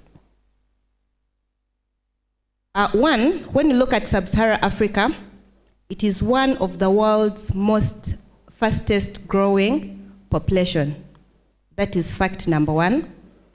Two, being the largest and the fastest growing population, it is the poorest in the world. Also, we find it is comprised mostly of least developed countries. There are so many conflicts in this Sub-Saharan Africa. We have porous borders, like people smuggle, the infrastructures are poor. We have weak institutions, and corruption is so rampant in the context that we looked at. Next. So when you look at global supply chain management, remember you're looking at the challenges for global supply chain management and opportunities available for companies in the Sub-Saharan Africa. And we have a background of what Sub-Saharan Africa is like. So when you go to global supply chain, I believe most of us, when you look at the products you have, they're not made here, if you look at the products you have. But as consumers, we are so much concerned about the products, the price. We give little attention to where these products have passed, how it has been transported, how it has been packaged, how it has been cleared, and the like. And yet, these factors play a crucial role when it comes to the final product that we basically consume. So which makes global supply chain management a key aspect in every business, for every consumer, for every organization. So we need to understand. So because the world is like a system, it's interconnected, you find that one problem in a given country can have a great impact on you as a consumer in Uganda. So you need to understand the dynamics in the system. Any failure in one component, the entire system is down. When you look at our theme for today's symposium, you find that we're looking at the post-COVID-19. COVID started from China, but we are all affected. That shows how interconnected we are as a world. When we carried out a literature review analysis, yeah, we can go to the next. We looked at a literature review analysis. We looked at the various authors, what they have written. We looked at industry publications, what is currently happening If you heard about the Hoima International Airport, which was supposed to be commissioned this year, it has been extended. What does it mean? There are certain challenges that arise. And from information, the lead engineer for that was caught up by COVID-19 in China, meaning work couldn't take place. So it resulted in 2 delays. We find costs have increased because the moment you extend a contract, that implies that the cost for that contract will automatically increase. So among the key challenges that we looked at, we cited infrastructure challenge as the most common challenge faced by organizations in Sub-Saharan Africa. Remember, Sub-Saharan Africa, it is the poorest in the world, a lot of conflicts, and it has the fastest growing population. So because of that high population, we find we have insufficient infrastructure. Look at a time it takes for a company to clear its products at the borders. Like if you go to the Mombasa border, go to Nigeria, there's a lot of backlog, there's a lot of delays on those borders. Why? Because sometimes the infrastructures are not enough, and yet the imports are so many, or the number of people who consume internationally produced products are quite many. Also, we have technology. When you look at the post-COVID-19 pandemic, you realize that most of us struggled to cope up with technology in whatever we are doing, working, buying, and everything. So it is still a challenge, partly because we don't have the facilities. Sometimes the network is very bad, like the coverage is not so good, which makes it hard, like to oversee, to integrate the various systems, the various parties that are involved in the production, the delivery, or the transportation of the different goods that we consume. Also, we have financial constraints. You realize that most Sub-Saharan Africans are small and medium enterprise, which struggle with funds. Many people have been laid off. Companies, you find because of the exchange rates, they can't afford the costs of the goods that have been imported, and they end up compromising on the quality, delays are incurred, and sometimes we find that the items themselves, they decide to cut, to reduce on the quantities, which all impact on the performance of enterprises. Then we also have natural disasters, like the COVID-19. These are things we don't plan for. And when you look at our challenges, you realize that most of them are external. We have little control over them. We just have to adjust ourselves to ensure that we fit in the environment and take advantage of the opportunities. So what can organizations do amidst all these challenges? Because despite these challenges, global procurement has taken place. We need to consume. We need to do business as we've been doing it, regardless of what happens in the rest of the world. So the way forward for organizations, one, is companies should open their ears to whatever is happening in the external environment. There are so many dynamics, there are so many things that are happening. So if as a company, you close your ear, you miss out on a lot of opportunities.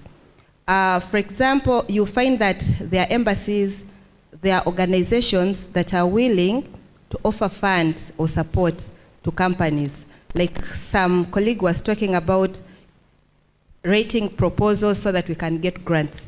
But if you're not knowledgeable, you will miss out on these opportunities. So the first way forward is companies must engage in extensive research to identify opportunities that can help them address the issues that we have looked at, like the financial constraints and the like.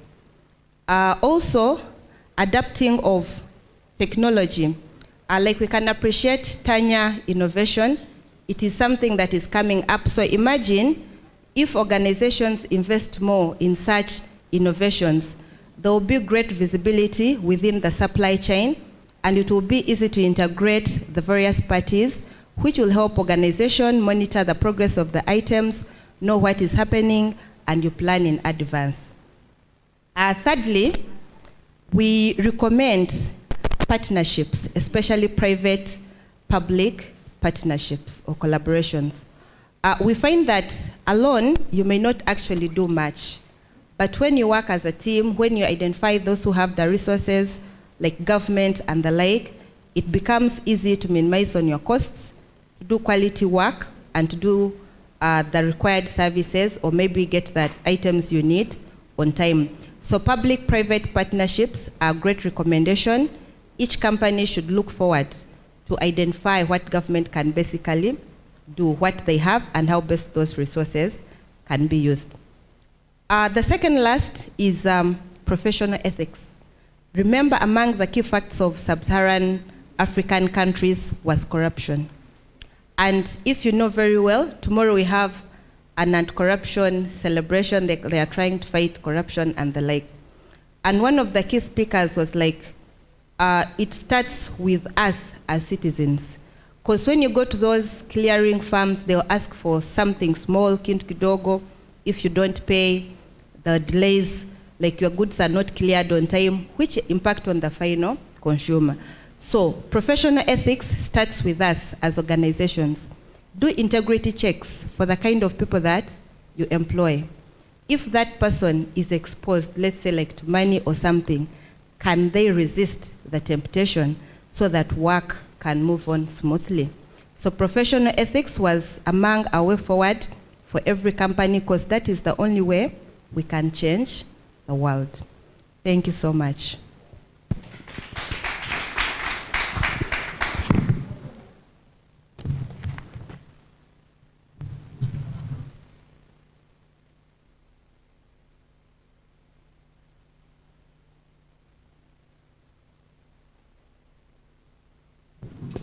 Our members, we have the discussant online. Let us give him just a few minutes as organizing to get online.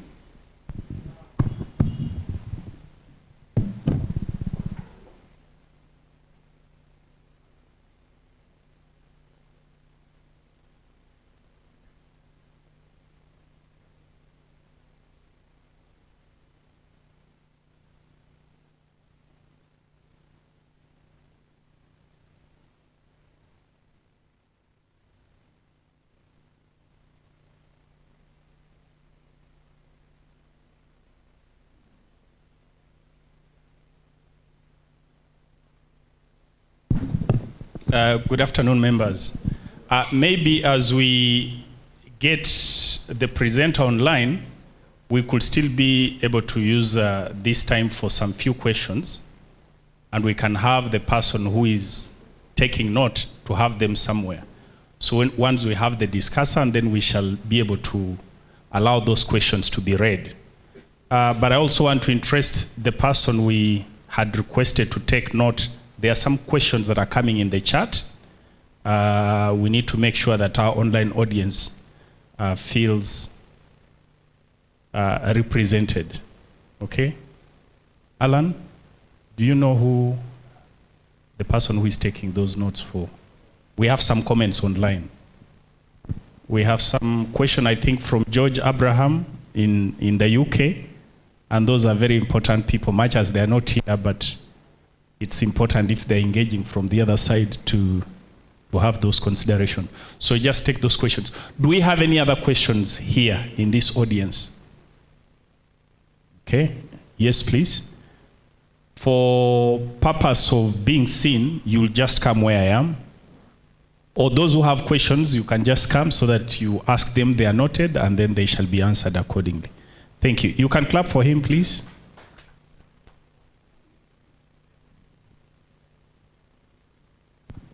Thank you so much. My question goes to CPA, the first presenter. When you look at the parish development model, first of all, it was approved by Parliament. And of course, parliamentarians are politicians. Then when you go to the implementation structure, which is basically the local governments, there is what we call the expert and the politicians. Those are the technicals and the politicians. Now, if you say the program cannot be politicized, how can you eliminate politicians, yet they are going to monitor the project at full capacity, rather the program at full capacity? Right from its formulation, it was formulated by politicians. When you look at the ministry, still you'll find a commissioner and a minister. The minister is a politician, okay? So how best can politicians be eliminated from the parish development model? Thank you very much. Thank you very much. It appears what he's saying is that you want to go to Catholics and you are trying to criticize the Pope, or you are saying Pope cannot be part. Okay? I hope, Christine, you have understood that very well, and we hope you have the answer. Any other question? Okay. Yes, Rachel.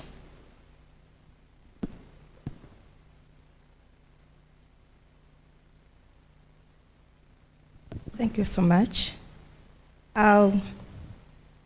This simple question goes to Madam Beatrice and Dr. Sadat. Upskilling and reskilling. I know very much that this concept requires commitment, it requires to be sustained, and above all, it requires involvement of senior management. But it is a cancer to senior management to buy the concept in most companies and organizations.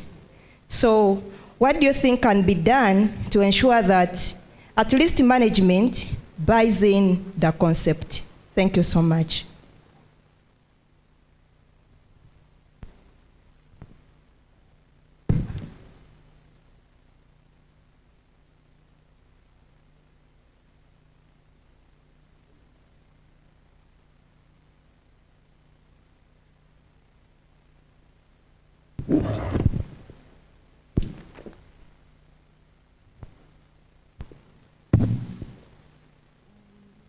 Thank you so much. My question goes to Madam Beatrice. When you're talking about skilling and reskilling and upskilling, you talked about virtual collaborations, adaptability and resilience, creativity and innovations, critical thinking, then customer relationship management.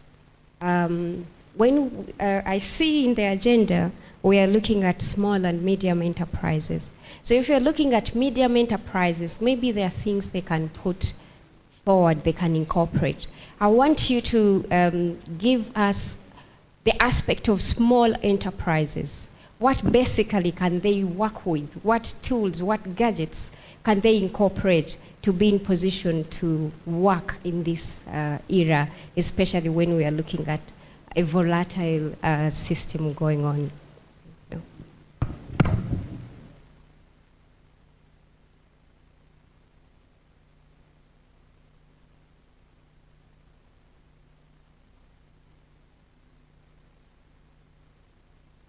Okay, we shall have one more question. Then we have responses from Mr. Muhwezi. And then we have our online discussant. I think he will have rectify whatever that is problematic. Where we have an extreme situation, then we shall just allow him to use his audio. But just come and quickly make your question.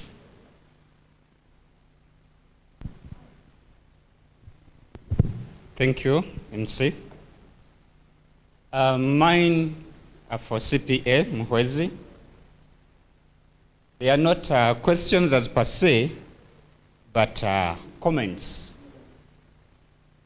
One, when we talked about the challenges, when you discussed the challenges that do come with the parish development model, I thought it's very important to mention the fact that the interventions that government is bringing to the front do seem to be not well thought about. Do seem not to be well thought about. Sounds quite something that raises eyebrows, especially since these programs are being rolled out at a national level, but to me, they seem like they are not well thought about, and they are targeting maybe the wrong people. At one point in time, one professor was discussing, and he told us that at a certain point in time, the Danes asked him to make a research about poor people in Uganda so that they could be given Frisian cows. So he made the research, and then when he took his report, he told the Danes that the poor people in Uganda are teachers. The Danes sent him packing. The idea they had of who a poor person is different of who a poor person is in Uganda. In Denmark, a teacher is a well-paid public servant. So he gave them an indication that the poor person in Uganda that you want me to bring to you, maybe the person who is on the street and so on, cannot rather take care of a Frisian cow. Maybe even the teacher is going to struggle to take care of a Frisian cow. They'll just sell the Frisian cow. Then secondly, the other thing that I looked at is there is a lack of precedence on people that have been brought to book having eaten money like the Emyoga money and the likes. So people have that kind of feeling that when government brings the money, it is for us to eat. And that has been continuing through the various programs that the government has been bringing to the front. They bring the money, the people eat. No precedence of people who are being brought to book that you ate this money, so you're going behind bars. So some of the interventions that I thought would be wise in this program of the PDM is maybe it might not work, maybe. But if we are bringing something of a similar kind tomorrow, why can't we look at multi-stage development? The indication of not having anything like we have Emyoga stage 1, Emyoga stage 2, Emyoga stage 3 is proof that things have been failing. So if we could have parish development model stage 1, and we look at the things we are going to do at that particular stage. Then stage 2, what are we going to improve? Stage 3, that would be an indication of something that is succeeding. But to have no Emyoga stage 1, are we looking at overhauling the entire problem we have at once? That leaves a lot of questions. Thank you very much.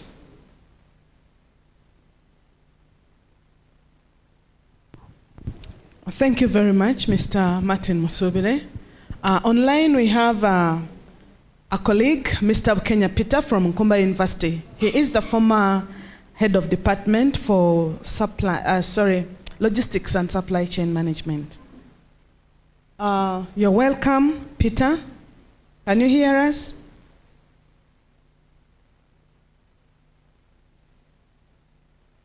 Hello, Peter. Can you hear us?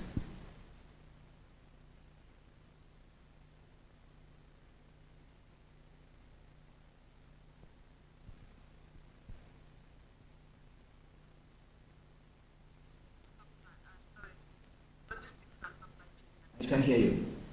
Okay, thank you. Please go on and discuss global supply chain management opportunities and challenges in the sub-Saharan Africa, a literature review analysis. Hello, Peter. Can you hear us? Yes, I can hear you. Hello. Peter, please go on. We are hearing you now. Okay. Okay. Good afternoon, ladies and gentlemen, in this forum.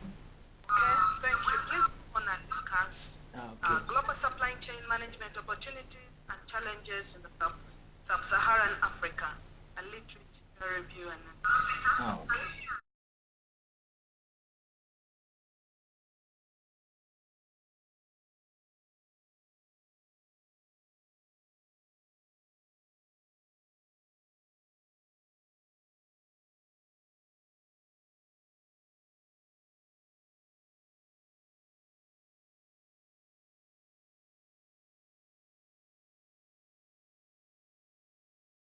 In sub-Saharan Africa. cardinal issues that I want to focus on in this discussion is where she has emphasized the point of supply chain ethics. Ethics is really a big challenge in sub-Saharan Africa across the board. Public and private sector realms will have a failure in their supply chain objectives if the issue of ethics is not addressed. It's a major challenge, especially in the circles of the public sector. It raises major issues and concerns.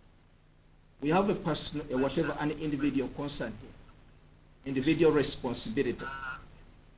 I'll have to advance my consistent discussion with analyzing a particular challenge with the way forward or the opportunities that is available. When it comes to ethics, the biggest approach or major approach that can be adopted begins with the individual.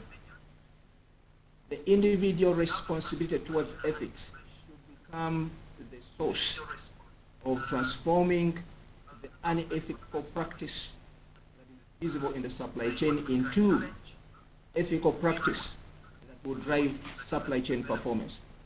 It requires the individual to continuously assess your performance in terms of ethics,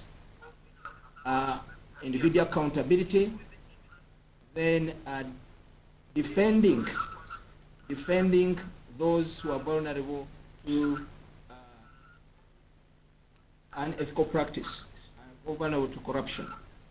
So organizations, in managing your global supply chains, it is important that there is support for persons involved in key centers that are prone or much vulnerable to unethical practice. Real organizational policies, human resource policies, and that is very, very important.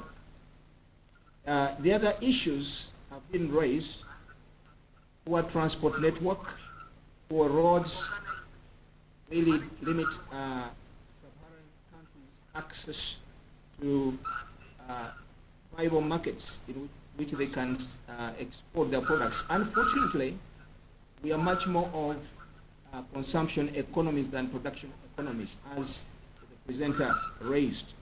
It's a major issue. That means we are importing more than we are producing. So in the face of a disrupted global supply chain due to the pandemic, not only are we focusing on COVID-19, but then we have a present issue that is straining global supply chains. That is the Ukraine-Russia war. It is raising major issues, failures in supply chain delivery. But once again, this raises a legal challenge. The previous discussant talked about force major issues, unpredictable events, like the pandemic and the war in Russia. The challenge is, what is the legal approach in case of disruption by war? Shall we stick to the application of force major clauses? Yes, if it does, you must ascertain that really there is an act that is the arm of God and cannot be predicted or was not predicted at the time of formation of contracts. But at the same time, you need to ascertain whether the person has alternative businesses elsewhere. That is the foreign party you are dealing with. Does he have an alternative location where he's doing his production? Such that in dealing with the global supplier, then you can turn to an alternative location in different countries where there is no war.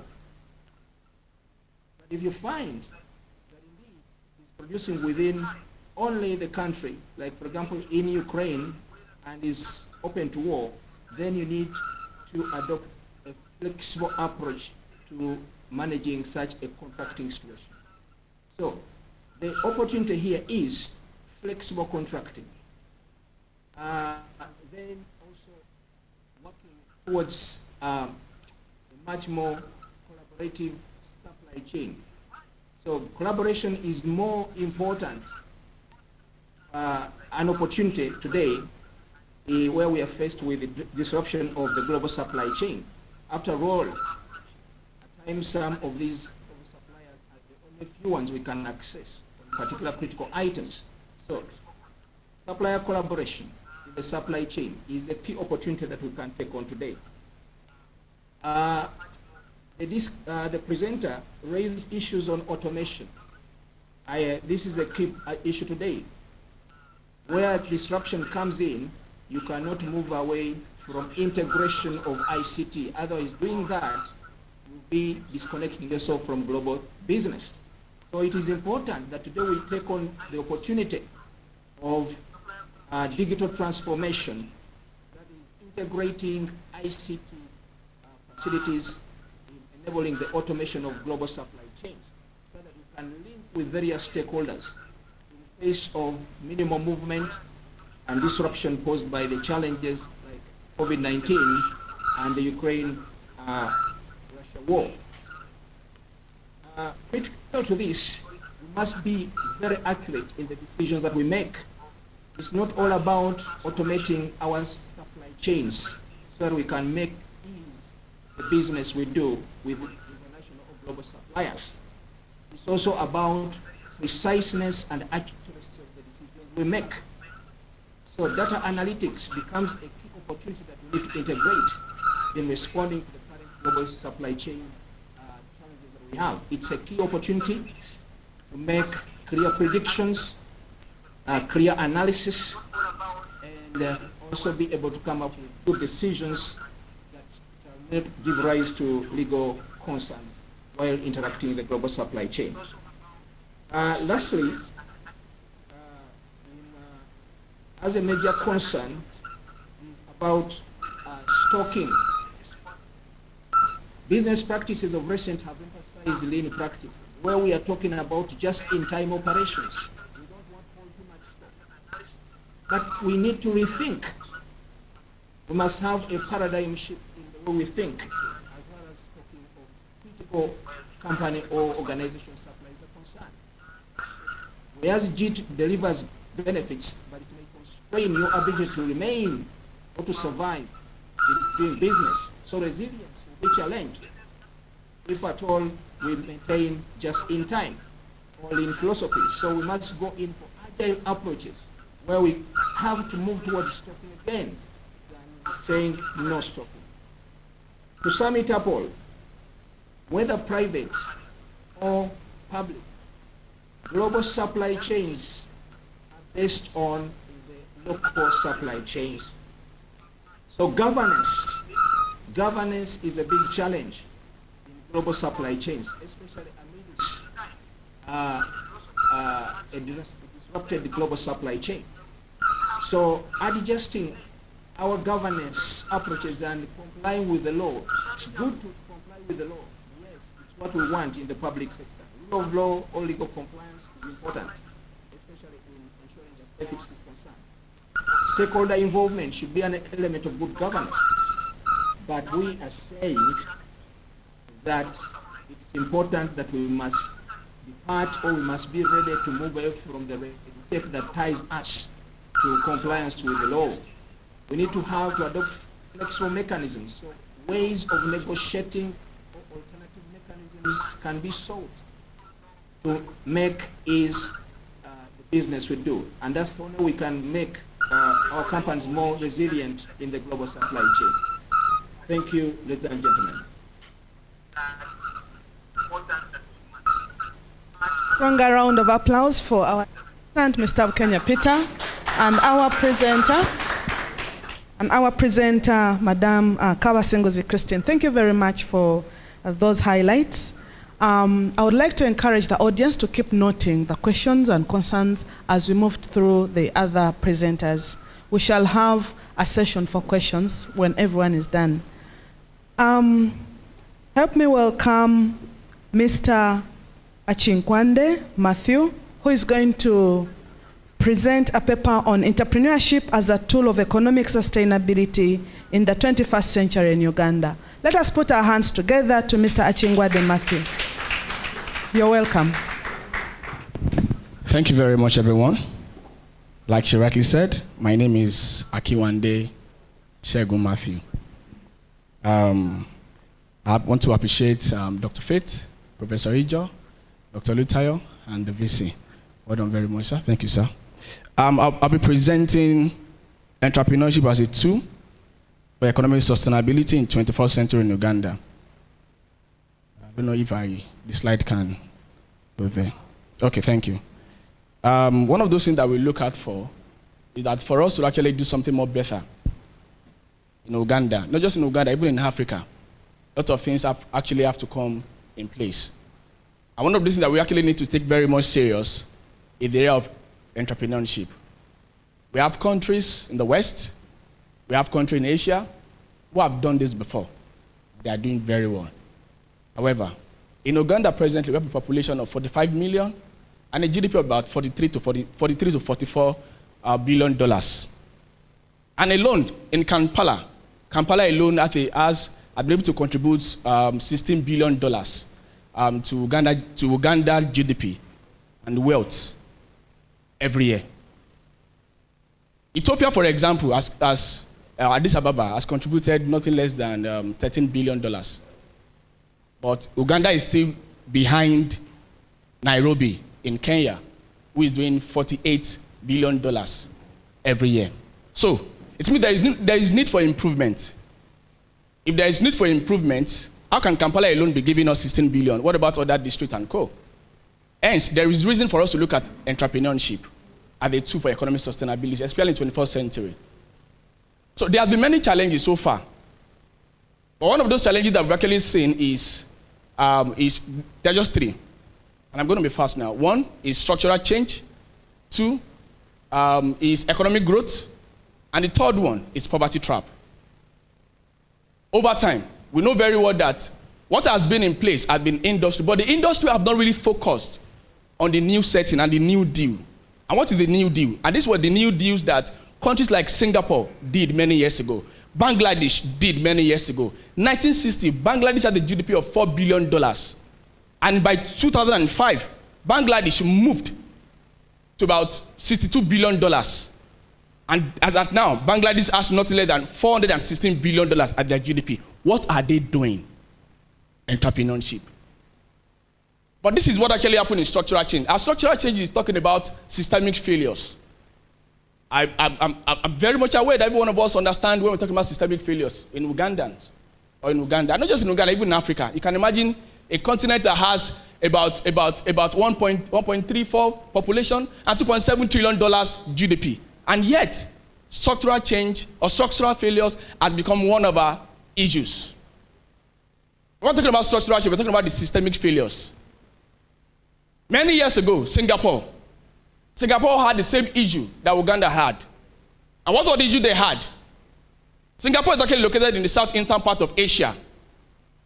And being one of the small countries in Asia, they had issues of mineral resources. In Uganda, we have mineral resources, so you can imagine. So they were actually suffering from structural failures. Structural failures, we actually need structural change. We saw the intervention of Lee Kuan Yew. What did Lee Kuan Yew, what did he do to change the dynamics of Singapore? That had a per capita income of about $400. And in 2 years, rose up to over $50,000. What did he do? Three things. But the major thing he did was to create what they called national competition. In Uganda, we have to create what they call national competition. And in national competition, there are three things that it entails. The first thing is entrepreneurship. The second thing is innovation. The third thing is teamwork. When we're talking about teamwork, I'm going to show it to you what teamwork really means. What does innovation do?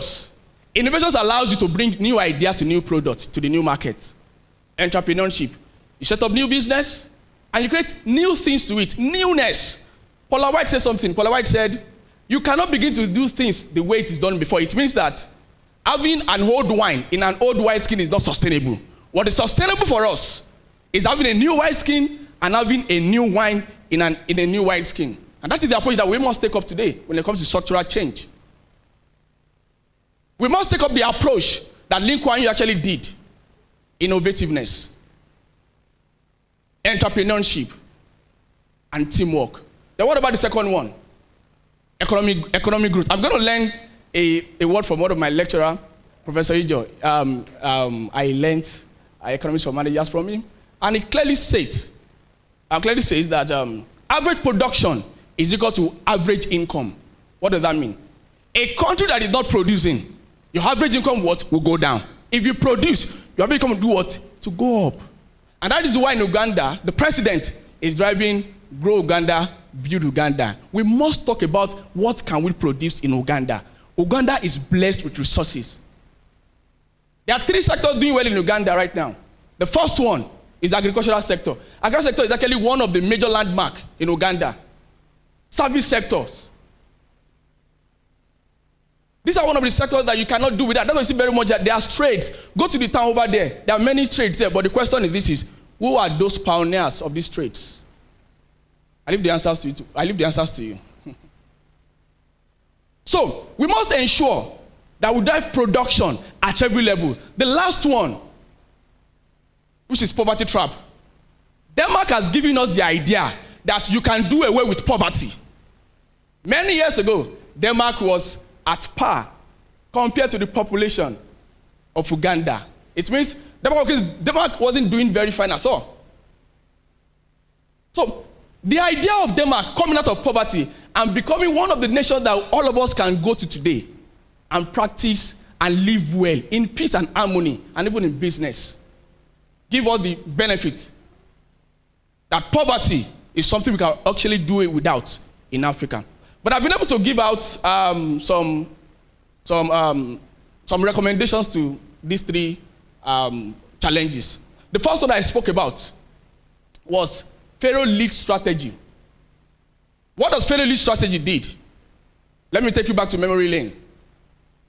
In UK, for the first time ever, UK inflation rose up from 2% to over 10% during the wash of Liz Truss. But what happened? We all know what happened. It gave us the intervention and the deduction of Rishi Sunak. The question is, why Rishi Sunak? Nobody looked at where he came out from. What everybody was so much concerned about is what he can do, the solution. So, we must ensure that the people driving entrepreneurship in Uganda are technocrats, people that knows this particular business. Not just talking about it, but walking the talk. You must become a creator of business. How do I tell you that business can do fine in Uganda if I'm not a business owner? How can I paddle you through business? How can I tell you what we can do in business or entrepreneurship if I'm not one? And this was actually one of the reasons why Rishi Sunak came. Pharaoh-led strategy came out from the challenges that happened during Pharaoh time. We know Egyptians or Egypt time, they had issues, brought in Joseph. Why Joseph? Because Joseph was the one that can solve the solution or the problem of Pharaoh at that time. Hence, Joseph became a prime minister. So we must ensure that Pharaoh-led strategy is one of the approach that we must ensure and use well. I spoke more in the paper. The second one, the second one, strengthening coordination at all levels. We must ensure that Ugandan government with the universities, and this is one of the reasons why I so much love this business symposium. Now, the solution to every problems in every nation is in the book, because researchers from institutions have written about it. It's just that our government are so lazy to open up those books. You can imagine the outcome of this particular meeting right now, documented, and the government is actually looking at it. So we have many fantastic ideas that many people, researchers, have spoken about, but yet the government refuses to actually dust their shelves and look at these solutions. And these are the solutions that we're actually bringing. So the government must ensure that there's coordination from every levels. Then the second one is public-private partnership. Economically, the government does not invest. What the government does is this: the government gives you an enabler environment for investors to come in and what? And set up the pace. So the government must ensure that there is public-private partnership. It's called PPP. In Uganda, for example, imagine Lake Victoria. Lake Victoria is one of the largest lakes in Africa. Imagine what you can get from tourism from that particular area. Kenya is doing well in tourism. Then what happened to Uganda? Why would actually analyze that particular situation at that particular place? Many months ago, I was at Divine Resort Spa, and I checked out. I had to use the boat from Muyoyo Speak Resort, to Resort Spa, and I saw what is there. It is beautiful.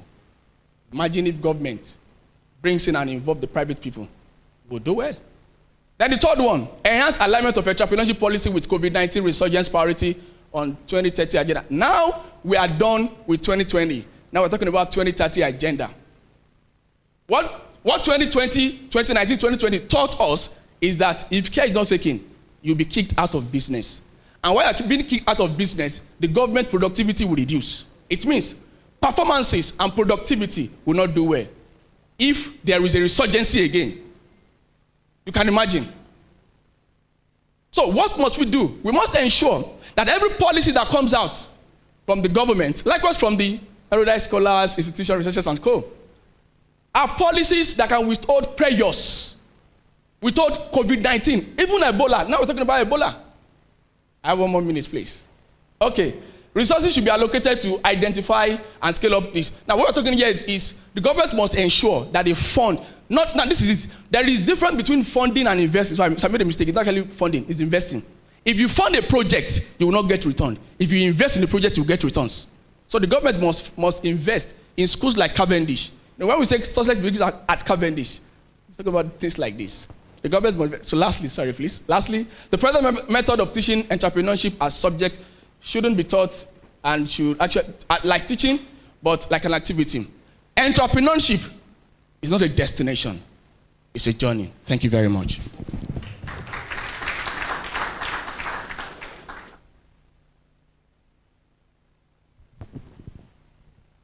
Ladies and gentlemen, entrepreneurship is not a what? A destination. It is a journey. Let us have a discussion from Dr. Olutayo Susan. You're welcome, Dr. Olutayo. Thank you very much. Good afternoon, or is it morning, ladies and gentlemen. It is a privilege to be here, and as always, every time I'm in the presence of the VC, I tend to keep quiet because I learn a lot from listening to him. So this is the rare exception where I'm going to do some talking.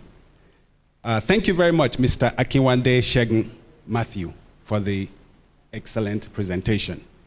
Entrepreneurship as a tool for economic sustainability in the 21st century in Uganda.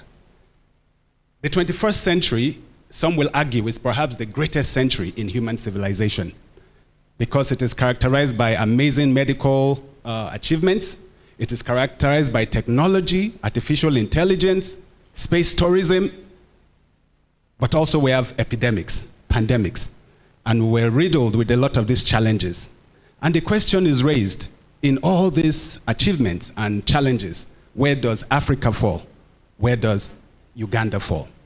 And so as Mr. Akiwande has perfectly well articulated, entrepreneurship is indeed a tool that can be used as a means for sustainable development.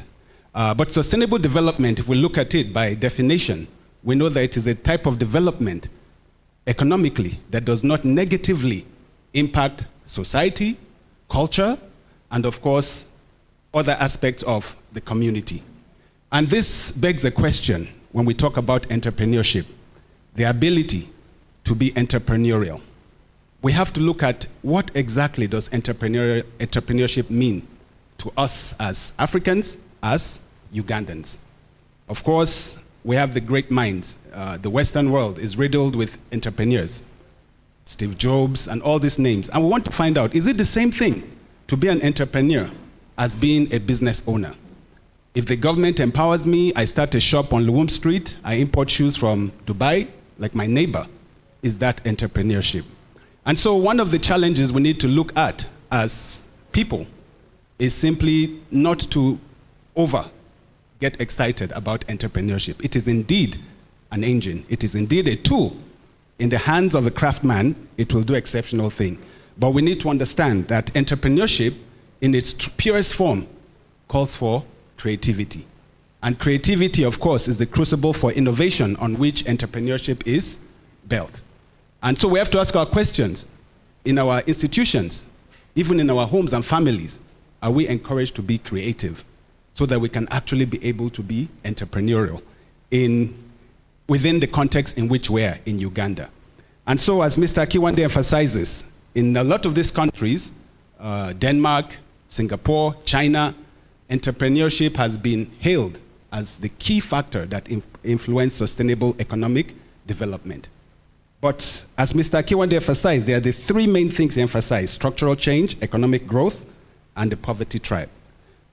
My emphasis here is the caution in that when it comes to structural change, it calls for innovation. When it comes to economic growth, it calls for innovation.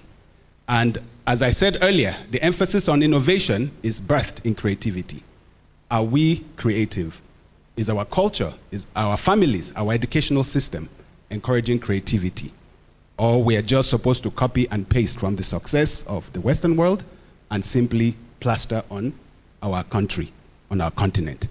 So, ladies and gentlemen, as I conclude, I want to emphasize, again with caution, as we celebrate China, Singapore, we have to understand that there were certain prices that were paid. Draconian measures were taken.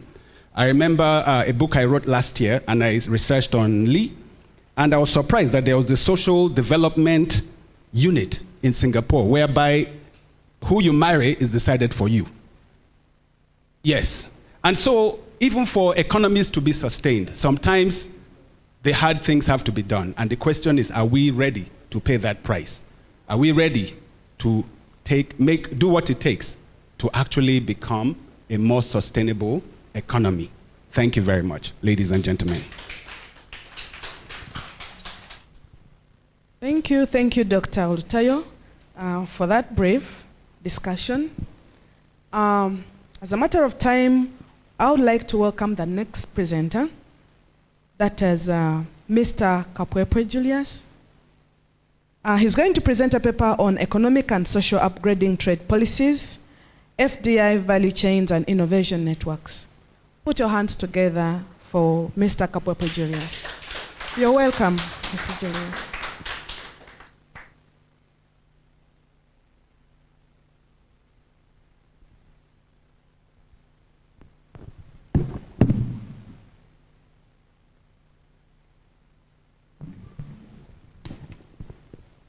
Good afternoon, ladies and gentlemen. How are you? Fine, thank you. I will make one request as we begin. I know I'm nearly standing between you and lunchtime. You'll forgive me for that. You blame it on Rio. There are usually three things in Uganda to blame some of these things for. One, you blame it on opposition. Another one, you blame it on Rio. Another one, you blame it on COVID. And you have finished. So you will not blame me, but rather the... So I'll make this one request that we all kindly stand up. Stand up. I'm told I have to remain here because there are people on the... Yeah, so I am a bit encumbered. Otherwise, I would have said, please repeat after me or do after me, but now I am a bit encumbered. So I'll just say, please just take around. Where is your left? I think left used to be this one for my case. So just round. Slowly, don't knock your neighbor. Slowly, don't knock your neighbor. That was left, so we do the same. Right. Slowly, don't knock your neighbor. Else I'll have a lot of problems to settle. Thank you. Please take your seats. Part of that is I've seen some people agreeing with the presenter even when the presentation hasn't been done. So thank you very much for agreeing with me in advance. My name again is Julius Kapwepwe. I think I am a man for all seasons, perhaps, as Ndugu Ijo may testify later on, maybe. But I'm here in the capacity of not being a member of Uganda Debt Network only, but also being a coordinator for the East African Budget Network. That already tells us that a bit of 1, 2, 3 points that I touch on may perhaps go beyond the Ugandan border. The third one, and maybe last for now, I say this many, I would have said I'm a Sarongo because I am, and those who know. But the third one is that I work with, as a technical advisor for the parish development model. So, ndugu Muhwezi, I think we should have some additional discussions, both from the theoretical and practical point of view. I know we'll agree to disagree, or agree. You first agree to disagree, and or agree to agree on some things as a matter of fact, and others we don't as a matter of fact, and we all live in peace. Quickly, economic and social upgrading trade policies. That's a whole thesis, PhD thesis. FDI, foreign direct investment, that's a whole thesis. 2 theses actually. Value chains, that's a whole thesis as you saw the presentation earlier on. Innovations, that's a whole thesis.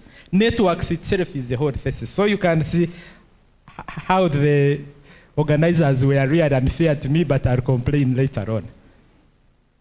Quickly, I want to say that all protocol observed. Vice Chancellor, we take recognition of you and all distinguished ladies and gentlemen here.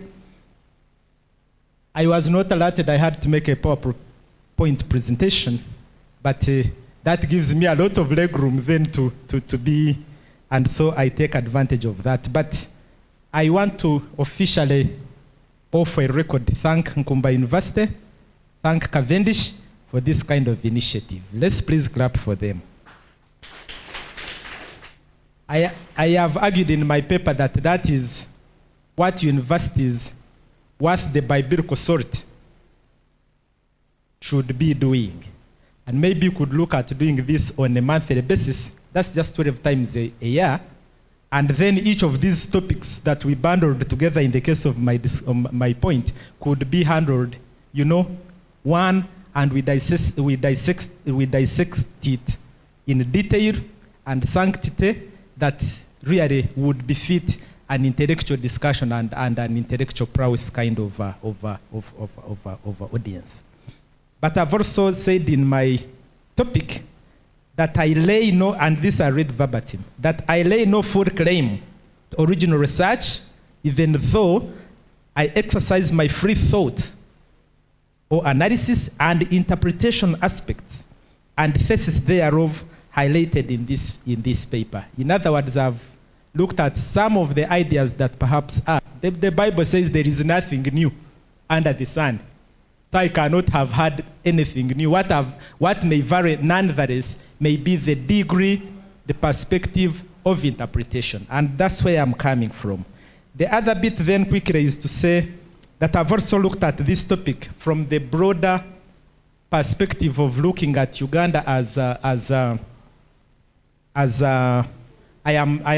transiting to 2.0, so could kindly scroll there. I have looked at this from the perspective of Uganda as a land bridge, as opposed to landlocked as we used to be taught in primary school, and maybe some universities that are not the caliber of Nkumba and Cavendish, but also not caliber of Uganda Matters University, are perhaps still teaching that Uganda is a landlocked country. I have taken the perspective of Uganda being a landlocked country. In 2.1, which is there quickly, I've said that Uganda is a land of 3 P's.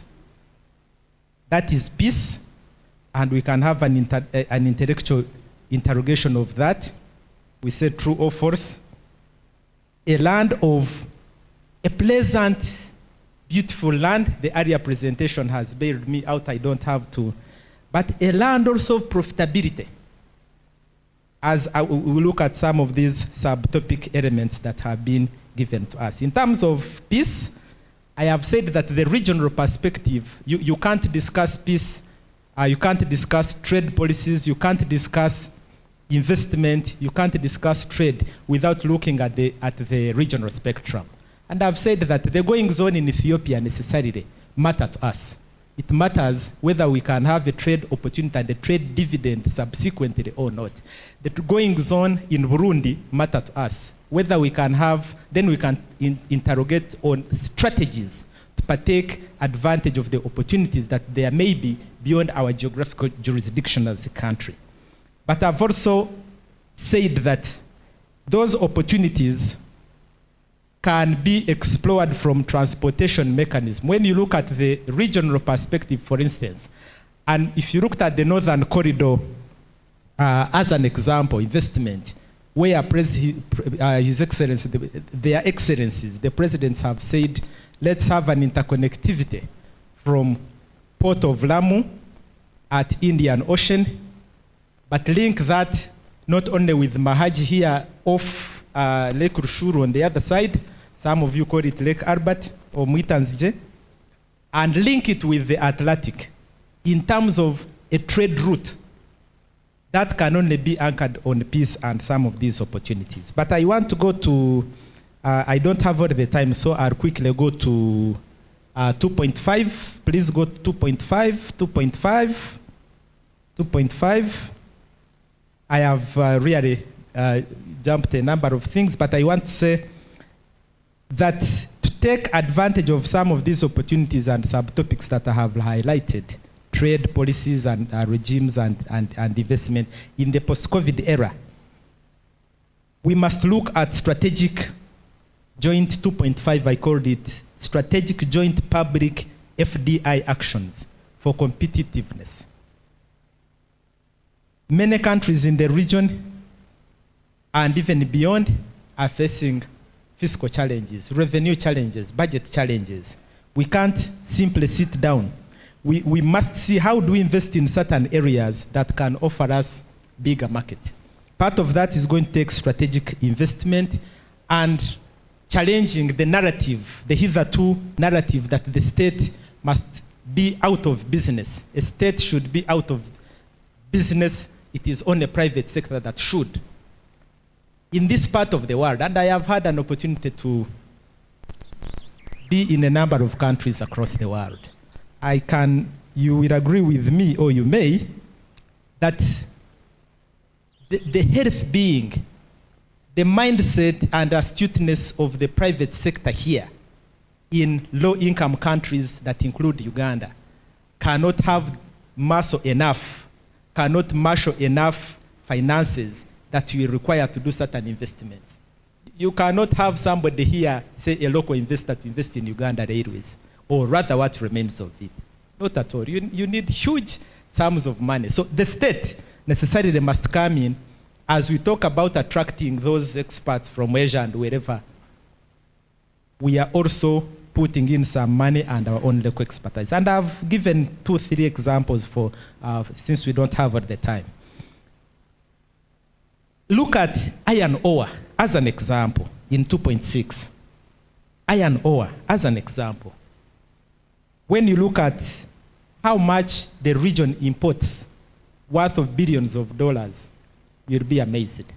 But that our own Muko here in Chijezi area, Cavendish Soro Road to be precise and concise, as well as iron ore depots that we have in the Nkore region or sub-region of the country, we should be able to invest in that, assisted also by the state muscle, to be able to partake advantage that comes in the steel market. The imports that we are seeing taking away our little money, China and after China, we think that Uganda, if we invested in such an area, would be able to improve our legroom on fiscal revenues, would be able to improve a lot of our trading policies and opportunities, because up to Chad, there have been feasibility studies that show that we can supply and dominate all those markets. Not many people across the world have got that kind of nice, refinable iron ore into steel and steel products. That's an area we can, and that's also a thesis that Nkumba University and Cavendish you could delve into more, and we get additional backup to make a case for our own investment as we talk about foreign direct and all these. The other one quickly I have looked at is the phosphate fertilizer manufacturing opportunities in Osukuru Hills, Tororo area, and also by extension Taleja area.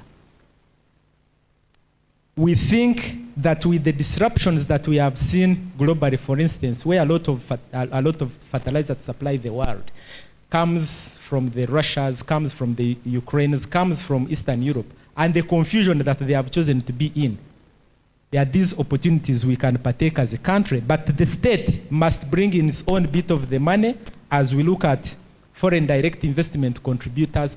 In any case, some of these areas are so strategic that we don't want to simply leave them for the market to exercise its bit as and when it wants.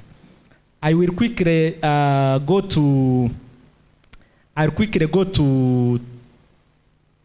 2.11, 2.11. I'm jumping so many things, we don't have a lecture of time. But also in the same spirit, I will say that it is high time that Africans, you and I, and those who are sympathetic to Africa, graduate from the so-called Washington Consensus of 1987, which said there shall be for the low-income countries, there shall be for sub-Saharan, there shall be for some countries, for Latin America as well. The full liberalization of the economy, that's when things function better. Some of us have said, hold on. Those can function better in certain types of economies, not in ours, which are still nascent in character. Therefore, government will still need to graduate certain elements and defy the famous Washington Consensus of 1987, which said there shall be full liberalization. You cannot have a full liberalization of the economy and you are talking about social resilience. There is a contradiction, there is a paradox. The capitalist does not care if the cow has eaten or not. He or she is interested in milk, and that's all. So the state must come in some of these areas, and I've just given some few 3-4 examples as we talk about trade, as we talk about investment, as we talk about foreign direct investment. Standard gauge railway. The 1 meter gauge railway, now in the name of Uganda Railways. Energy, nuclear investment, the Sukuru fertilizers that I've just highlighted on. Uganda Airlines, if you want to have your products quickly in 5 hours, 6 hours, 7 hours to Dubai where the market is, you are not going to rely on somebody in the private sector somewhere. You also need to come in and give a direction. And one of the you could take it on twofold. One would be to fully invest, kickstart that opportunity when it has come to maturity after a certain period of years. You can divest yourself out as Mr. or Madam Government by floating shares to indigenous, mark my word, to indigenous companies and to indigenous individuals. We also don't want to have an economy which is an exercise or an opportunity just for the foreigners. So that's where I'm also coming from. So you can talk about foreign direct investment, but it shouldn't just be left alone to go and play in the market as and when it wants. It must be guided. There is an aspect on 2.12, as we talk about trade and all these, agro-industrialization to use the stock of public infrastructure and trade. The many trade agreements that we've done as a country, I'll give an example. The Everything But Arms, which is a government of Uganda. I'm being warned 5 minutes to go. Thank you.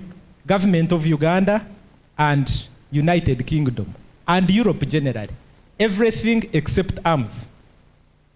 How much of that opportunity have we taken? Because of some of the supply constraints that we've seen earlier on presented. We think that now with an investment, for instance, in a Uganda Airlines, to the extent of having a cargo section of the Uganda Airlines and coming back home and organizing production and productivity, which also I think we'll touch on in the afternoon. I'll give a practical example later on. We would be able to partake of those opportunities, trade opportunities that have been signed upon, but also potentially that do exist, as well as in the region. We've said that you can have an opportunity, for instance, in food production. That is in 2.14.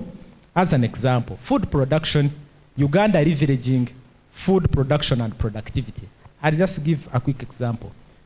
When you look at East African community, 80% of the community's arable land is in Uganda.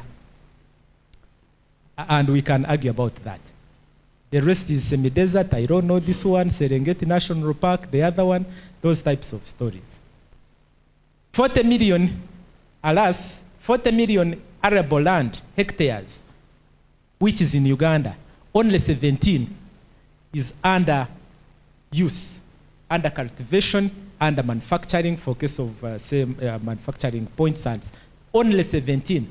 But that 17 also include those who produce half a cup of something, who produce a quarter of a spoon of milk and cream to have cows. So there is a lot of opportunity we can organize if we invested in that area in terms of agro-processing and marketing, that value addition component. And universities, I think you'll need to invest a lot more in this discussion, because it is where we can find a lot of opportunities and both comparative and competitive advantage actually in having the graduates that we have being able to have certain opportunities out there, and also taking advantage of the trade opportunities that we already have in the region. I'll go to the last one as I wind up, and I'll just touch on one point. And I'll say that there are opportunities, for instance, in pharmaceutical industry, in the case of Uganda. Yes, you have 51 pharmaceutical manufacturing companies now, but that's not enough. Where are the raw materials coming from? Our trade regimes with India, our trade regimes with some of these opportunities. You can manufacture here and conquer the Central African market and the Great Lakes region market. The trade and investment opportunities and agreements have been signed, they're in place, we can use. And Uganda is importing equivalent of $351 million annually. Annually in terms of pharmaceutical imports. But many of these things we can, two things, use our own inputs here, and we can make an argument later on, we don't have all the time. I know moderator is looking at me.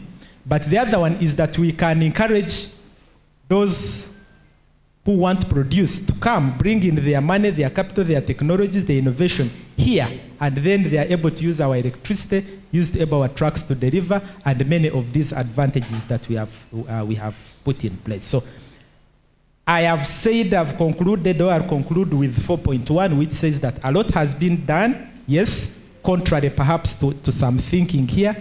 In infrastructure, for instance, I seem to see a lot done. In human capital development, I seem to see a lot done. That now a Cavendish can produce an accountant, and me as an investor, I no longer have to run and come with an imported accountant. A lot has been done in human capital development and many other areas. But also as we talk about foreign direct investment, let us not forget domestic direct investment. The last example I'll end with is in the case of the late UCB was what now? Is now Stanbic. Stanbic floated shares. But there was oversubscription, both by our own indigenous companies and individuals, as well as foreigners, because the economy is still liberalized. And then they refunded some of us. So where did that money go? So it tells you that domestic direct investment can have an opportunity. The circles that we have as students, as lecturers, as traders, can be converted into production opportunities to take advantage of the trade policies that we already have in the area and the consumer market, for instance, we have in the region to be able to advance ourselves and as an economy. I want to thank you very much and stop here for now. Thank you.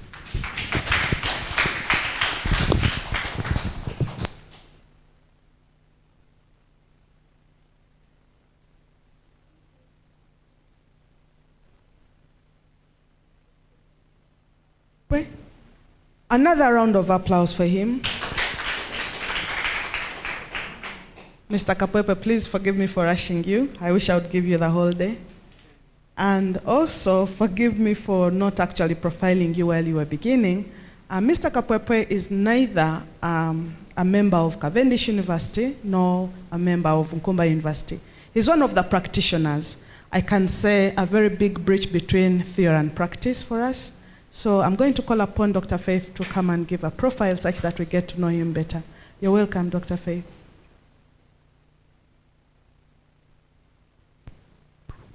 Thank you so much.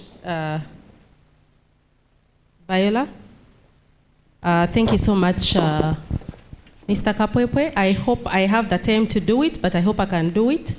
So Mr. Kapwepwe is a Pan-African. I hope you can confirm that from how he was presenting. His experience in international development policy and financing spans for 15 years. And he's equally very educated. He holds a master's in development studies, a bachelor's majoring in economics, postgraduates in project planning, development finance, management, and he's a fellow at one of the International Visitors Leaders Program in the United States of America. He's currently the coordinator of the East African Budget Network. He is equally a scholar, and we have confirmed that. And he is also the technical advisor to the government of Uganda on the Parish development model that we have just been brought to book about. And last but not least, Mr. Kapwepwe is one of our panelists this afternoon. So would you like to hear him speak more? Are you interested in hearing him speak more? So stick by this afternoon. There's more that awaits. Thank you, Julius, for allowing to come. I met Julius 2 weeks ago at a TV program, and I was sure we were in for what we needed. And I hope this is a challenge to all of my students of finance, both online and physical, because you remember we said we would like to do research that speaks to issues in our environment, research that speaks to industry, not performances that we have been writing about. So these resources have been committed to you, students, so that you can find meaning in how you can connect the classwork to industry. He has profiled a couple of issues, which I hope you've taken note of, but we also have a rapporteur who will be sharing some of the highlights in case you have missed something. So at the next submissions for research and proposal presentations, Dr. Olutoy and the Higher Education's Committee for the Faculty and the Nkumba team, we hope we can see different. I submit. Thank you so much. Over to you, Professor. Then we will do then I'll advise on next. Yeah.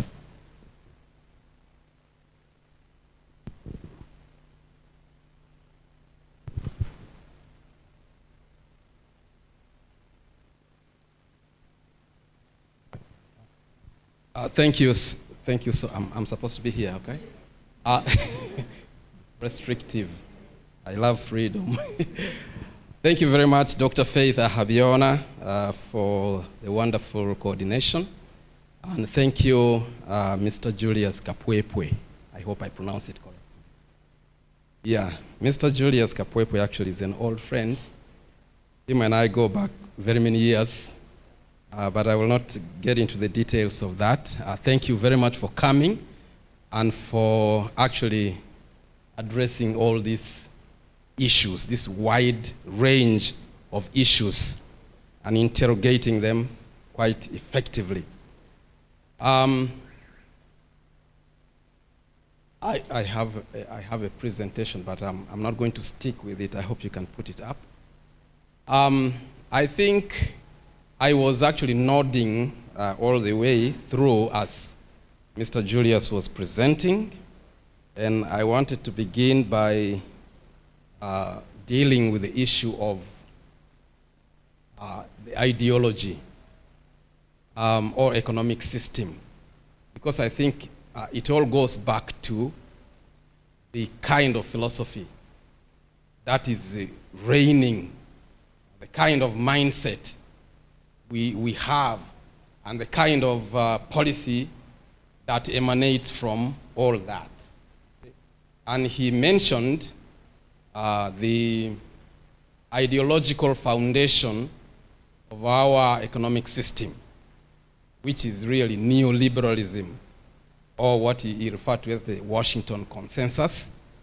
The Washington Consensus is a market-friendly ideology that is actually holding sway right now across many countries in the world. IMF and the World Bank have been instrumental in pushing economic reforms in developing countries. I think in the 80s and 90s, we have had the IMF and the World Bank at our doorsteps, preaching to us many things regarding the market, especially things they called stabilization, liberalization, and privatization. So I have no doubt about the effectiveness of the market system. I have no doubt at all when it is functional. But markets can also be dysfunctional. So we have to be very, very, very careful how we embrace the market-based system.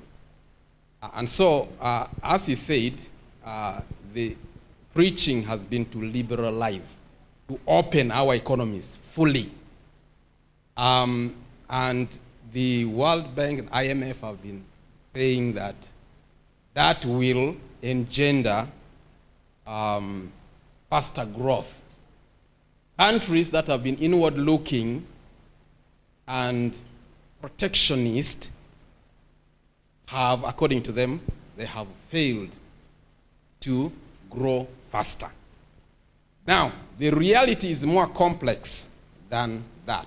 There's been a big debate which has raged for nearly 3 to 4 decades, right from the time when the so-called East Asian tiger economies performed their miracle of moving from low income to high income, especially countries like Singapore. Mr. Matthew mentioned Singapore here. Lee Kuan Yew took their countries from low income to high income within a space of 4 decades. Now, was it free market economics alone that did that? I think Mr. Julius eloquently disagreed with that simplistic viewpoint. He actually went ahead, and I agree with him, that there is a role for the state. I saw in his paper that there is need for what we call the active developmental state. Active developmental state. Now, free market, as is towed along the lines of the Washington Consensus, actually is like a blind faith in the market. Okay, the market will do it. Just get out. They have told governments to get out. They have no business being in business. Okay, so they need to get out and allow the market system to work, stop regulating.